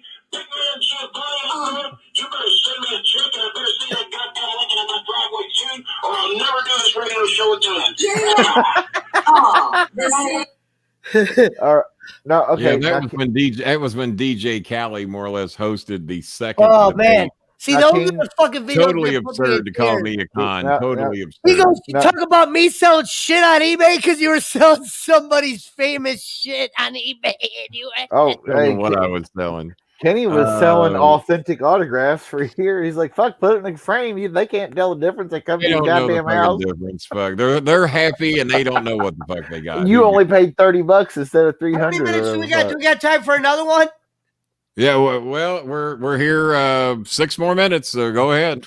Let's see what this other one. These are random. I don't know which ones I got. Well, the world will be surprised. Hey, King, does that shit make you miss Jimmy though? Tell the people. Here's exactly what happened in a nutshell. Oh, I love this. Because of service. Well, quit talking over it. All right, I won't. Done for me. I agreed to buy Kenny Bolin 8-piece chicken dinner at Popeyes, and I went over there and I was turning into Popeyes when suddenly, making an illegal left turn out quicker than a hiccup. Comes a pickup truck, and it's hauling a barbecue grill that's smoking behind it on wheels, and quickly followed a towing mobile, and they took off down the street. So I waited because I didn't know where they were going, and I was already committed to my turn in the Popeyes parking lot until this idiot comes back. It wasn't enough that I'd agreed to buy him an 8-piece chicken dinner at Popeyes. He had traded headphones for this guy that literally hauled a barbecue grill on the back of the truck while the winners were cooking. At what point did Kenny become Jay Wellington Wimpy? He wanted me to have him press. They can't be in a closed movie theater parking lot because they ran you out of Popeyes. They ran him out of Popeyes. They thought he was setting up shop. I said, hey, he's just giving me some hamburgers I traded for him. He'll be gone in 5 minutes. I'm going to be paying. Well, I'm not going to be paying, but somebody's going to be paying. He said, I'm not going to be paying. Somebody's going to be paying.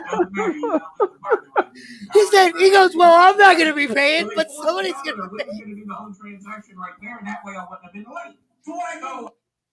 Oh, that's how that one ended, man. That was actually a God's honest true story. We had a guy who runs a grill around, and he has got some of the best grilled food you ever had, and he would make me specially made hamburgers that were the best hamburgers you ever had.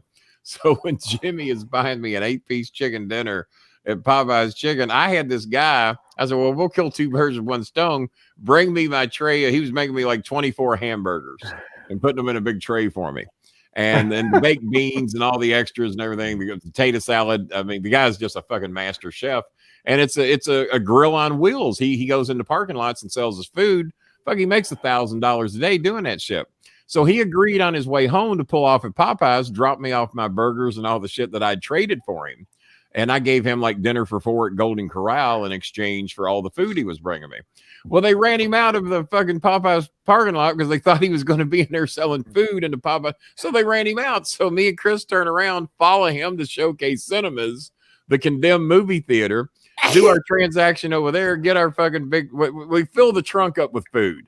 The fucking trunk has just got beans and tater salad and burgers, and go over there. I mean, I don't give a fuck. Jimmy buys me chicken dinner or not. I got enough food in my trunk to fucking feed. No, I love that you had the awareness to go, well, I'm not going to be paying. Somebody's going to be paying. The awareness to come and say that. I got two more. They're both a minute. Let's hear this last two I got. All right, here we go. Does that make you miss Jimmy though?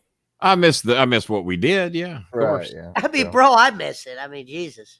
I got to pay for that. That's coming out of my pocket. I got real problems.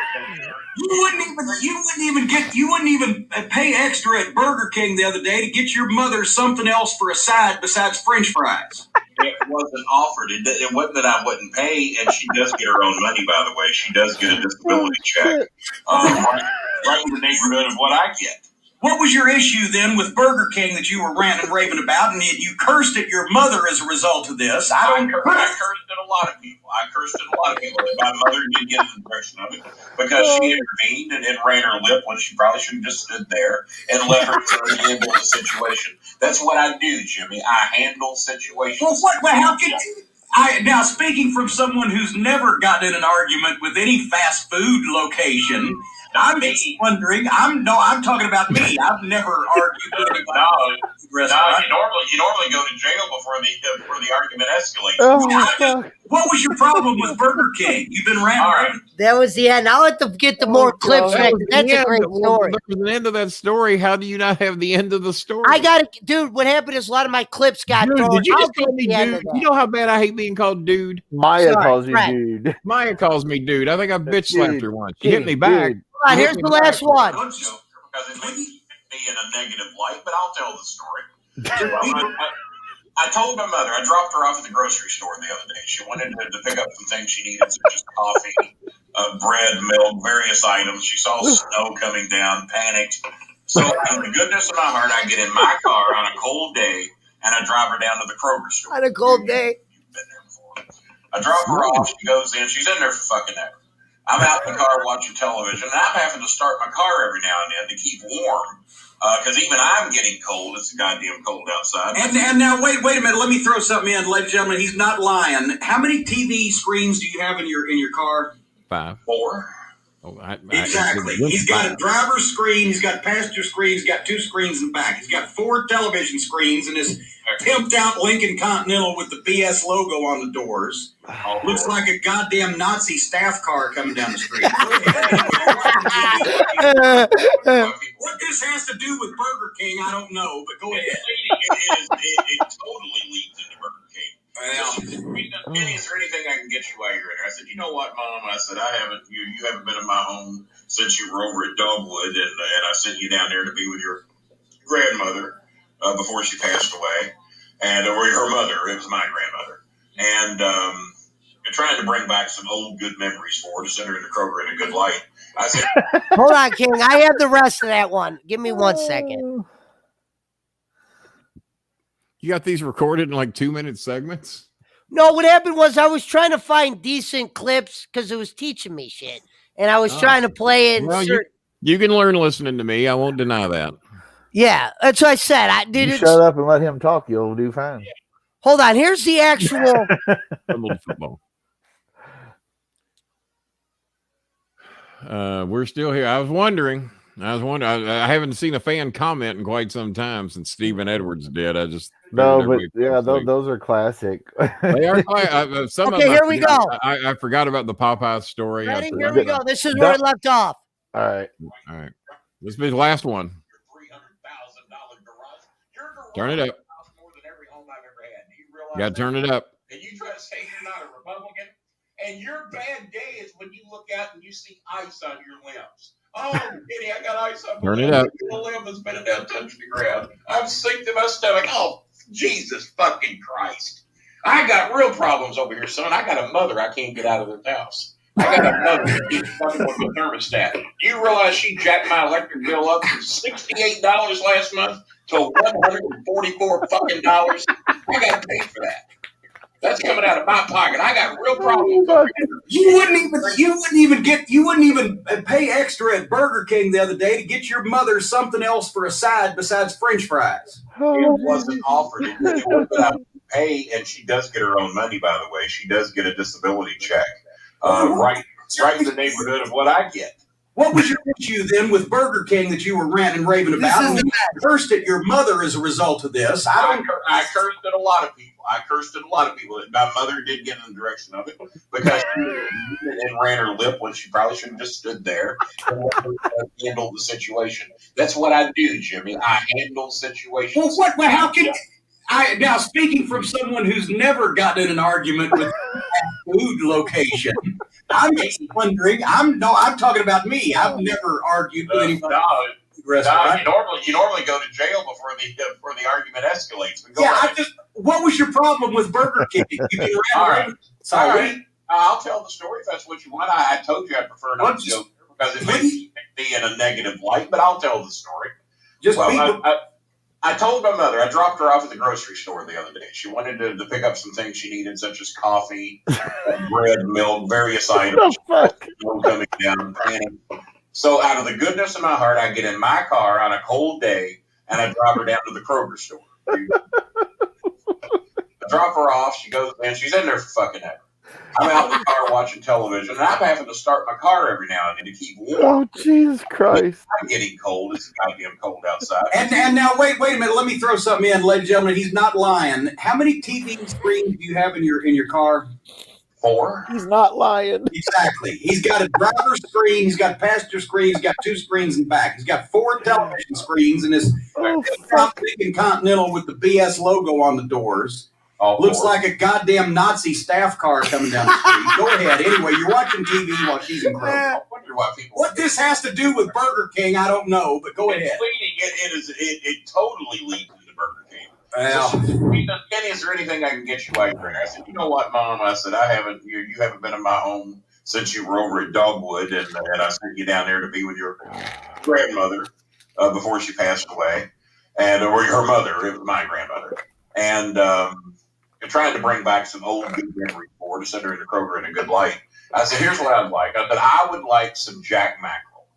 I don't know if you've ever had it. Jack Mackerel's kind of a poor people's food, Jimmy. It's only like a couple of bucks a can. You put some cracker and eggs in it. And it is some of the best damn stuff you ever had. But you, being silver spoon fed, you may have never had Jack Mackerel in your life. But poor people love Jack Mackerel. Those people can relate with me out there. So I wanted some. So I said, get me some Jack Mackerel. I want you to know that old bitch comes out of Kroger. Mom comes out of Kroger.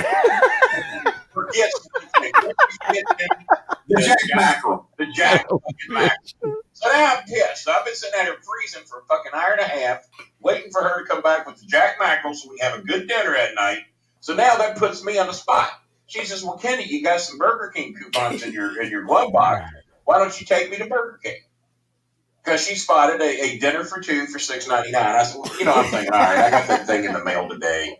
And there was some extra cash there, that's a little found money. All right, I'll take you to Burger King. I'll spring for the $6.99. So I drive her to Burger King out of my way. Now, we're not even factoring in gas miles and everything here. The inconvenience that I've now been put through instead of sitting in the car having Jack Mackerel prepared for me, I now got to drive her to Burger King.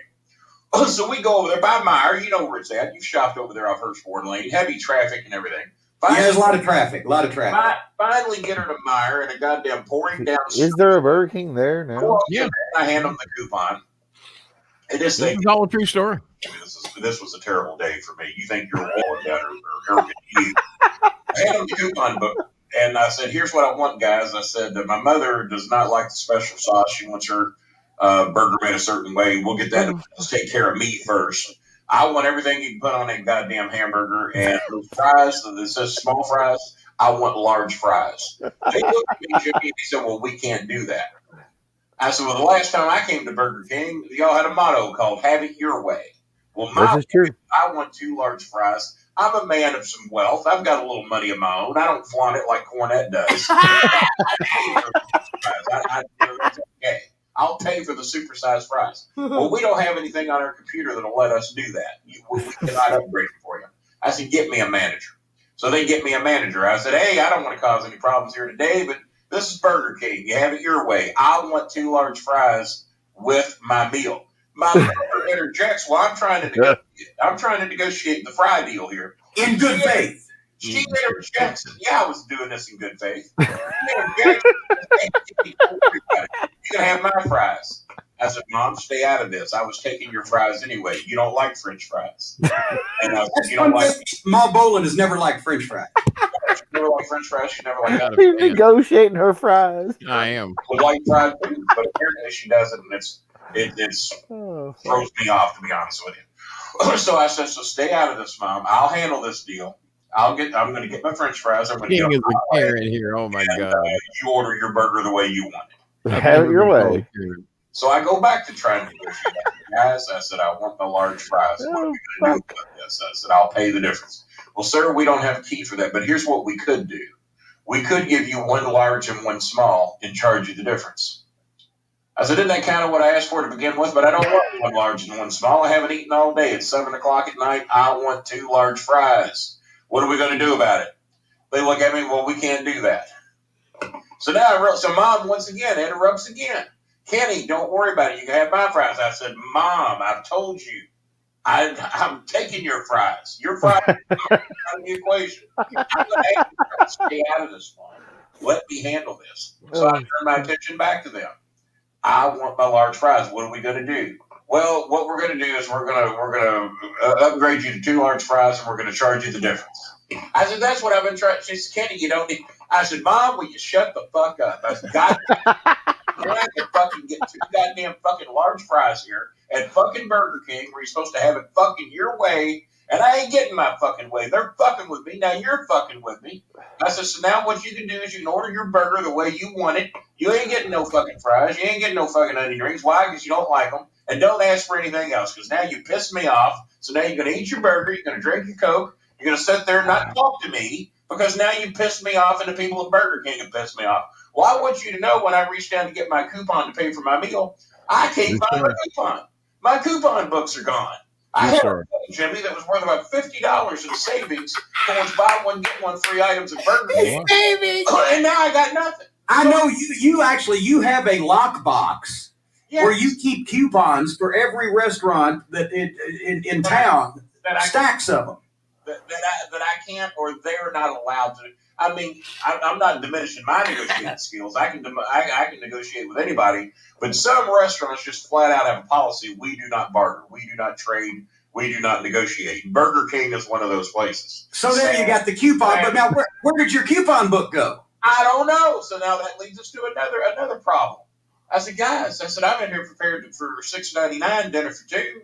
For the meal here, I can't find my coupon book. I just had it in my hand. I said, you all reached out and tore the coupon out and handed me. Where's my coupon? Well, we can't find the coupon. Where's my book? We don't see the book. That's why I tell you what we're going to do. You got fucking surveillance cameras all over this goddamn place. And when there's a robbery, you all check the film. So here's what we're going to do. And this is the God's honest truth, people. I am not embellishing one fucking word of what I'm telling you here. This is what fucking happened. I said, you're going to go back there. You're going to get that film. You're going to see who stole my fucking coupon book. You're going to get me my coupon rate for the food that I just bought. Or there's going to be some serious fucking trouble around here, because there's been a fucking robbery. I have been robbed of $50, and I want to know who did it. Well, I'm sorry, sir, but number one, you're going to have to tone down the language. I said, well, y'all are going to have to tone up the service. I said, I get shitty service, you get shitty language. I said, now what are we going to do? Are we going to get back here in the surveillance room or not? They said, well, we could, but it won't do no good. I said, well, explain that to me. Well, the camera's cut off at the counter. They cut off at the counter. So in other words, if the coupons fell on your side of the counter, you know where they're at, right? But if they fell on this side, you don't know, right? So in other words, if I walked in here with a gun and stood behind the counter and pointed at you and said I want 4 Whoppers and 4 Big Kings to go, you ain't got no footage. You ain't got no evidence. I said, you just revealed a weakness in your system here. That is stupid for you to do that. But if I jump over the counter and rob you and steal my Big Macs and my Big Kings, now we got trouble. I got. Wait a minute, I got news for you. If you were to jump over any kind of counter, they would put that footage on network television. All right. Well, where could the coupons have gone? Was there anybody else around? Scoured the place. A lady suspiciously walked in right after me and had a coupon book. Identical to mine that I've had stored in a cabinet here, Jimmy, under surveillance, said, waiting for the opportunity to use it this day. So not only did I have to buy this old bag's food and minus. Well, wait a minute. The woman was there a coupon torn from her book? Did you examine it? Did you hold her? I did not hold her down. I didn't yank her book. I thought that might be pushing it a little far. I thought it might be risking going to jail for myself because unlike you, sometimes I intervene and take the high road and don't go to jail for an altercation at a fast food restaurant. I elected not to go. And no, I did not yank the book from her hand to see if one was missing. But even though now that you mention that, makes me wonder if I should have. Because I left there minus the book and paid full price for my food, and it absolutely fucking ruined my day. It's fucking horrible. Because I was irritated so badly. And then basically it's all her fault because she hadn't got me so rattled over kept saying, well, you can have my French fries. A lot of this shit probably wouldn't have never happened. So basically I got you can have my French fries. And then my fucking electric bill gets jacked up to $144 a month. He's worried about the electric bill. Let me tell you, one thing you know about me, you know me your whole life. I don't turn the heat up. The heat goes down. I can vouch for that. No, Alice, you know how he actually heats his bedroom in the wintertime? Do tell. He sleeps with a giant black Labrador. That's almost cute. Moo cow. She's on 207 pounds. And of course I had Jackson. That's a pretty big dog. 8 pounds. Yeah. That's the fattest dog I've ever seen. That dog used to weigh 150. Its head is the size of Buddy Wayne's head. That dog has look at Buddy Wayne. Who's Buddy Wayne? I took her down. Buddy Wayne Peel. Memphis territory. Ken Wayne's dad. A place there to get the shots, to get the dog. The veterinarian. Oh, when the dog was sick. It's another thing. When his poor dog was sick, had black gunk coming out of its ears and had an eye infection, he insisted that the veterinarian give him expired medicine because it was cheaper. He could get it for half price because it was expired. Good deal. 55% off. And I called some authorities on that, and that medicine still had 5 days of good use left. It was just past the date that they like to sell it. So I saved 75%. That's a lot of fucking money. Can you imagine if you saved 75% on your plane tickets to go to London? What a substantial savings that would be. I could have probably got you that deal if you'd have took me with you. Believe me, if I'd have took you with me, I have a feeling I wouldn't come back. There'd be some international incident. I don't know whether behavior like this is tolerated in foreign countries like it is in the United States of America. Well, it wouldn't put it past me if you and I shared a room or something for you to try and put a pillow over my head and you go to jail for murder. I can see that happening. You just don't understand when you're being helped sometimes. You're the one that tried to get me to put your Howl at the Moon Sun cat box in my will. Against my will, and then I was afraid you were going to try to push me off something as soon as I did that, so of course I did not do it. I was looking out for his best interest. I can't live forever, Jimmy. I'm a man of excessive weight. I'm a man. Inherit his debt. 54 here, March the 16th. I don't, I know I got less than probably 30 or 40 years left. 30 or 40 years. 30 or 40. Making it to 100 under 10 years old. He eats healthy. He's a vegan. He doesn't eat some of the bad foods that I've eaten over the years. My mother's beans and cornbread, her fried taters, her chili with the hamburger grease still left in it, which I didn't find out till I was 27. A little too late then. I'll take some of that now. You're his godfather, and you have a lot of things. You named every single person that you knew. You named them his godfather when he was born on the theory that some way or another he'd get more presents and or more inheritances. No, that's a fucking lie. Let me set the people straight. I named Dennis Condrey his god uncle. Dennis Corlusa, because they were both Dennises, would be easy to keep up with. God uncle. Bobby Eaton, god cousin. Sherry Martell, god aunt. Well, unfortunately, some of these people have passed away and they didn't leave Christopher a damn thing. So that has created a bit of a problem there. So now the burden's kind of on you. You're the one that we know that has a rather healthy savings account. Despite knowing you for 40 years, I've still managed to maintain some of my money.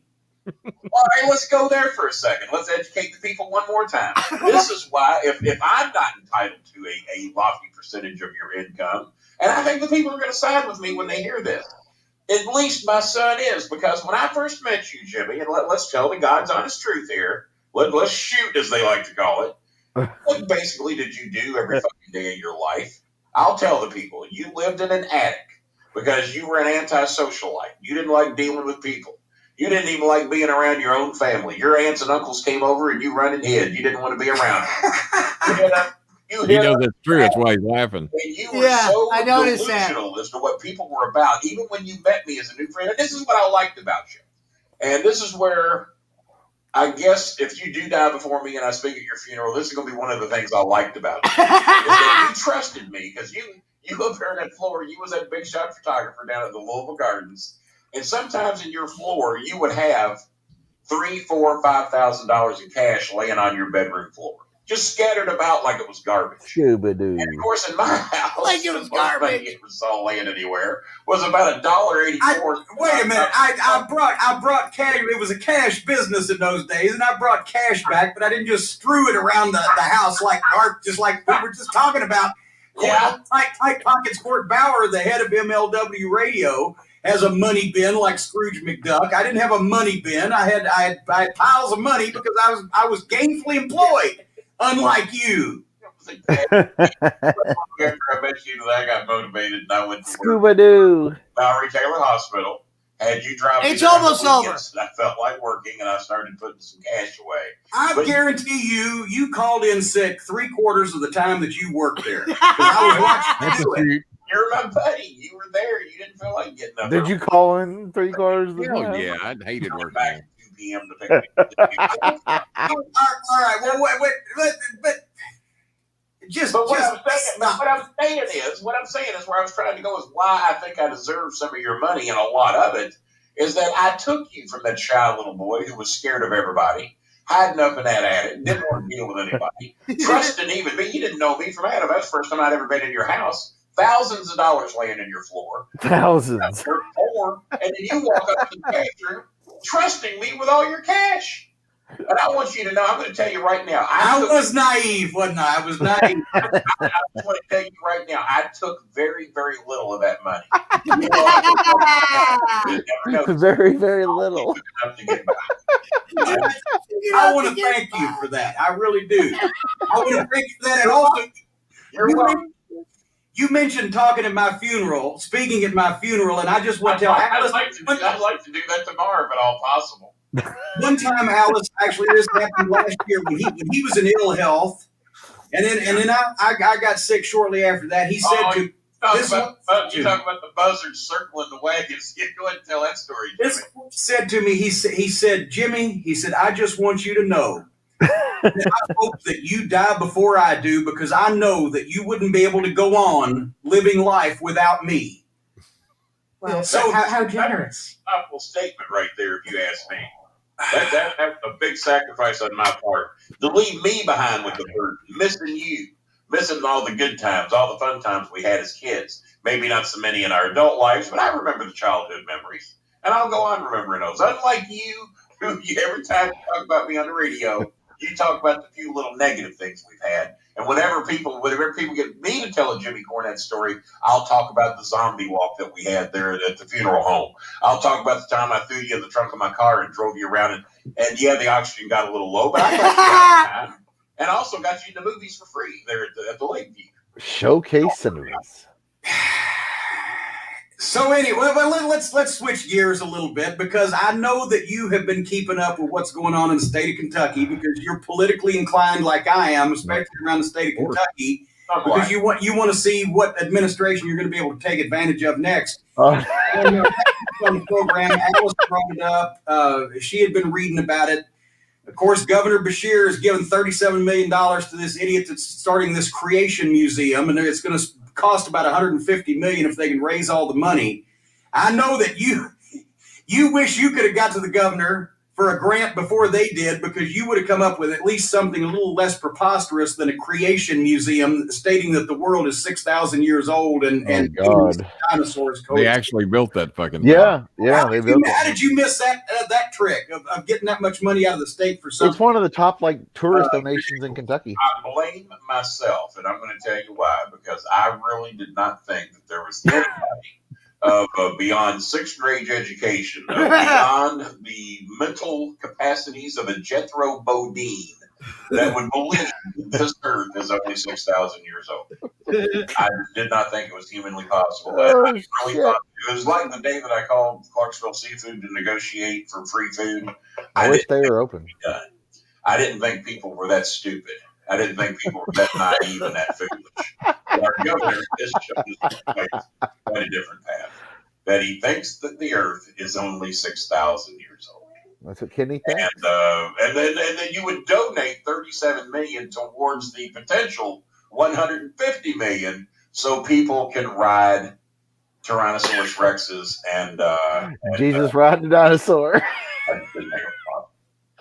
So how did you miss out on that score? When you heard about it, you should have got in there and said that you could build a bowling museum for all the great bowling down through history, like your Ulysses S. Bowling. He was great.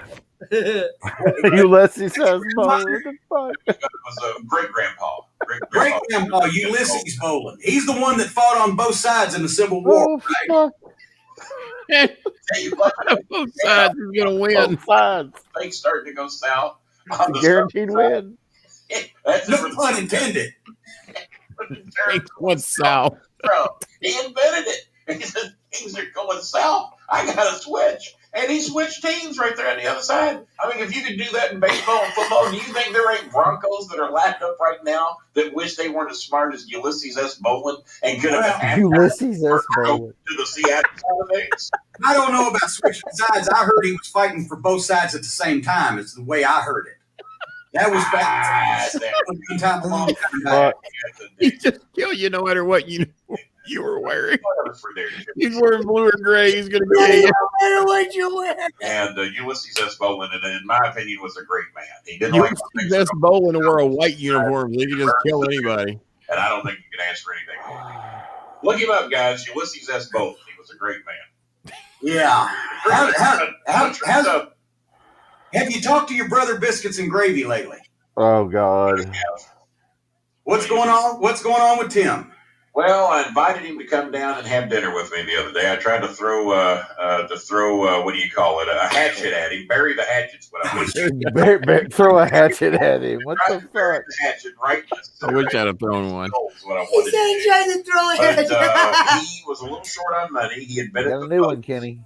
And had a new one. He need money if you invited him down for dinner. Well, because he lives in Carrollton, and it's 44 miles from his ex. I don't know how to pronounce that name. That is, binary. Do the math with me here, Jimmy. Binary 4? Yeah, it's an 88-mile round trip. And and the vehicle this is the final stretch. has about a tank of gas. A tank of gas for him is in the neighborhood of about $58 to fill up. He don't do so well. I've seen the last vehicle he was driving. I was actually following him, and pieces were falling off of the car while we were on the interstate. That is the God's honest truth. Jimmy does not lie this time. That is exactly what happened. And Timmy Dunn drives a thing, Bo Biscuits and Gravy. He drives a thing that looks like an ice cream truck. And I thought he was up to no good because he, like me, I have a motto that's sometimes misconstrued to where I help so many young kids, especially since I got my fame and got into the wrestling business. I started helping young, innocent children. Oh, God. And I come up with a phrase by accident on television. once that Kenny puts his finger in the youth of America. And that got turned around a little bit. And then some people, like you, tried to make a negative spin on that. Like you. Well, Teddy John is driving around. He has a fondness for the young ones, too, just quite in a different way that I do. And then I'm seeing him driving around in a thing that looks like an ice cream truck. Kids love more than anything in the goddamn world, Jimmy. Ice cream. Yeah, and what do they go to get that ice cream? Ice cream truck. Ice cream truck. But that was a panel van with windows painted black and a decal of an ice cream cone on the side of it. Nobody would think that was a legitimate ice cream truck. An adult, but a little kid would know different. Think there's ice cream in here. So we suspected some naughty things from Old Biscuits and Gravy. But now that is falling apart, I invited him down for dinner. I knew he needed a break, so I was throwing him a bone. I was going to hook him up with one of my free meals. And here's what he laid on me. Well, can you buy some of my artwork from me? Listen to this shit. He now goes on the internet and prints out, and I hope I ain't getting him in any big trouble here. But I don't really think you probably care if you do, apparently, at this point. Go ahead. He prints out copyrighted material on his printer. He went out and bought one of these executive printers. I don't know how he got it, but he did. He got an executive printer that prints out like 20 by 30 poster size pictures, and he prints out pictures of John Wayne, Daniel Boone, great Kentuckians of American history, great Western stars. John Wayne. Even Hoss Cartwright, he's got a few of him. He prints them out, puts them in frames, and sells them down at the auction. Well, here's the thing, Jimmy. This is in Carroll County, Shelby County, Henry County, Trimble County. Do you know what the education level is for those people out there? Anybody that got past, there's a term out there called what is long and hard on anybody from East LaGrange, Kentucky, and it's called third grade. So you're insulting a large segment of the population of Kentucky. About half of it. I just want to make sure we were clear on that. Okay, go ahead. About half. Out there in Trimble, Henry, Oldham, Carroll counties, where these auctions that he goes to. You notice he don't come down here to where the education level's a little higher and are going to be onto his scheme. He stays out there with the stupid people. And he just happens to be a notch smarter than most of the stupid people he's dealing with out there. And he's selling these paintings that he's copying off the internet as originals. A Daniel original, a Hoss Cartwright original. And that's legit, too. Original. And people are bidding up allegedly $75 to $100 on his pictures that he's only got a couple of bucks in. Well, I've got to say, I think that's reprehensible of a person to take copyrighted material and produce cheap bootleg ripoffs and then sell it for an inflated price to an innocent, unsuspecting victim. I don't know what kind of human being would possibly. Oh, well, never mind. I knew you would agree. 6 minutes left. I'll tell you what he was up to, and then maybe you and I can have an intervention with him. Show him how to live life the right way, the way that you and I do, as retired. We'll have to. I'll have to get a word in edgewise here, and we'll have to sit down and talk to him and hear his ways. And then I'm sure to make sure that he doesn't backslide and make sure he doesn't fall off the wagon from this bootleggery. That you'll be glad to take all the stuff that he has left and take it away from him, so he's not tempted to sell that stuff again, and you can take it home and sit on top. You know what I'll do? I will take that. I'll bring it down here to Louisville, Kentucky. I will donate to some of the fine charities around here. That will generate me some more money to put back into the youth of America because by leaps and bounds. The Brolin Foundation is bigger than it's ever been. Not only do I have my finger in the youth of America, I'm going to expand that, and I'm going to start inserting not one, but two, maybe three fingers. Eventually, I fist the youth of America and save all the children. That is my vision. Oh, fuck. Alice, three fingers. Alice. Three fingers. Three. Aren't you glad you're not a kid anymore, Jim? Oh, listen, before a great time to be a kid. I'm here to help you. Before we go,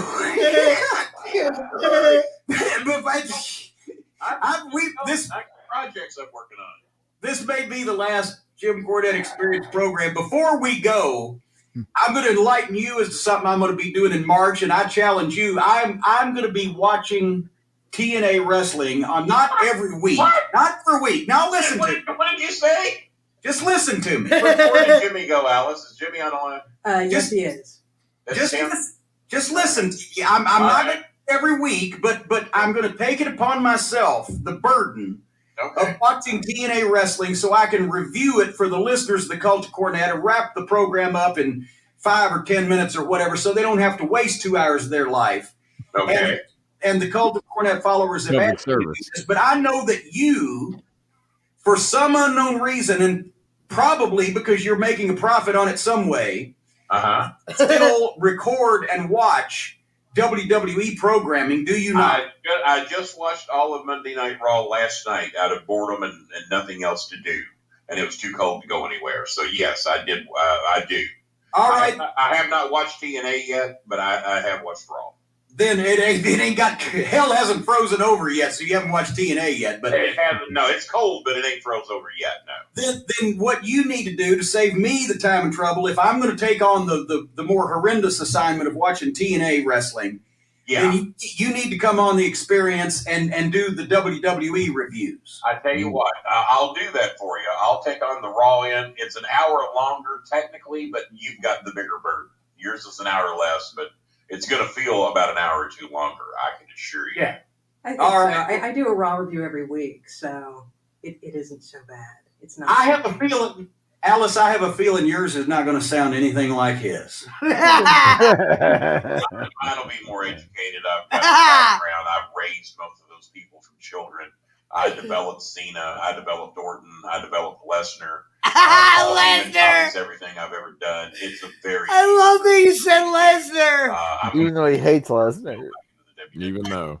And Bull Buchanan, and it'll be like the good old days. Sounds like Vince Russo. I invented water. I invented air. All right. That's Gene. Anyway, Vince Russo and Gene Simmons. Alice, have we fulfilled our programming commitment time for today? Yeah. Have we fulfilled our programming commitment time for the day with 5 hours and 30 minutes? I thought you were liking that. That's why I let it play, man. Yeah, it was funny. I was in tears, and I know you haven't heard it. I had forgotten about a lot of that shit. And and then I dropped that bitch. I mean, my mother. But here's the thing: me and Jimmy might have knew what he was going to say, but I never knew what I was going to say. Exactly. That's what made it great. And every fucking thing was off the hook. Was on the fly. Yeah, I was in tears. And well, when you hear Jimmy really laughing, that's when I'm throwing something at him that just threw him totally off guard. Yeah, you did. But no, there was not an ounce of preparation. I never knew where Jimmy was going. I just said, "You throw me something, I'll throw you something back," and that's just how we did those shows. And there ain't two people alive that can do that the way me and Jimmy do. What you just heard. That has 70,000 views, and it was only up for 3 months. That was the episode I heard that gave me the idea to do all this. Oh my God. Well, 70,000 views in 3 months, huh? All right. Time to go about 3 years, meaning it's. Now you're in a hurry to go. I was gonna stay a few more hours. What the hell? Might as well. No, I ain't staying a few more hours. I still got a baseball game to watch that I already know how ended. It was light out when I started. So I highly doubtful we'll be here tomorrow, but who knows? Who knows? Take a day off. But we'll be back here Friday night. Worst case scenario, maybe after SmackDown, do a 10 o'clock show. No, that'd be all right. Or go head to head with SmackDown and prove that I'm superior. But did you notice not one person commented during the entire run of those audio clips? They did not. Well, two people. We had Acamino, Aquino, Bellino. It's because people probably never heard it. Yeah. Well, there's a lot of people probably never heard those before. Yeah, somebody, Tiffany said, great storyteller. I mean, Vince Russo has said that. Eric Bischoff has said that. Mark Cuban has said that. Scaramucci said it. I mean, some great people have given me that title, and I agree. Pretty good storyteller. And me and Jimmy were gold, man. That's all. Yeah, that was one of my favorite ones, man. That one puts me in tears every time. I don't know. Me and Jimmy were gold because we didn't need an ounce of preparation. We just needed a subject, and we could turn it into magic. And that was Burger King. You were talking about going to Burger King. You know what I mean? Yeah. That was awesome. We made Burger King, and the fact that Jimmy let that shit run so long And that we would take one ridiculous story and then follow it with another more ridiculous story, followed by another more ridiculous story. Well, tell the Prince. And the fact is that there was a lot of truth in every one of those stories, especially the Burger King. When that video's on your page too. When me and Jimmy are going to shoot here, and I'd go up to his room and he'd have thousands of dollars. And Jimmy, I want you to know, I took very little of that money. Very little. Thank you, Kenny, for not taking all my money. Yeah. There we go. Well, guys, this has been 5 hours and 36 minutes of pure fucking hell. We raised some good money tonight. Pesci with some trips down memory lane that kept me here another fucking 45 and minutes. Pesci teased us for the next show about how he went to the nut house. Yeah, no, that's not going to be next show. That'll be down the line. There was a wrestler named Nut House Fargo that was in the Memphis territory that was a guaranteed sellout every time he was on the show. So we'll just have Nut House Pesci when we need a sellout. Nut House Pesci. Whatever you want to do that one, dude, I'll make that one really good. We'll do it soon. We'll do it soon. So after 5 hours, 36 minutes, and 50 seconds, this King of the 5 hour podcast. The king of the 5 hour, almost 6 hour podcast. This is Kenny, the Starmaker Brolin, speaking for Joe Pesci, speaking for Chris Schmidt, saying good motherfucking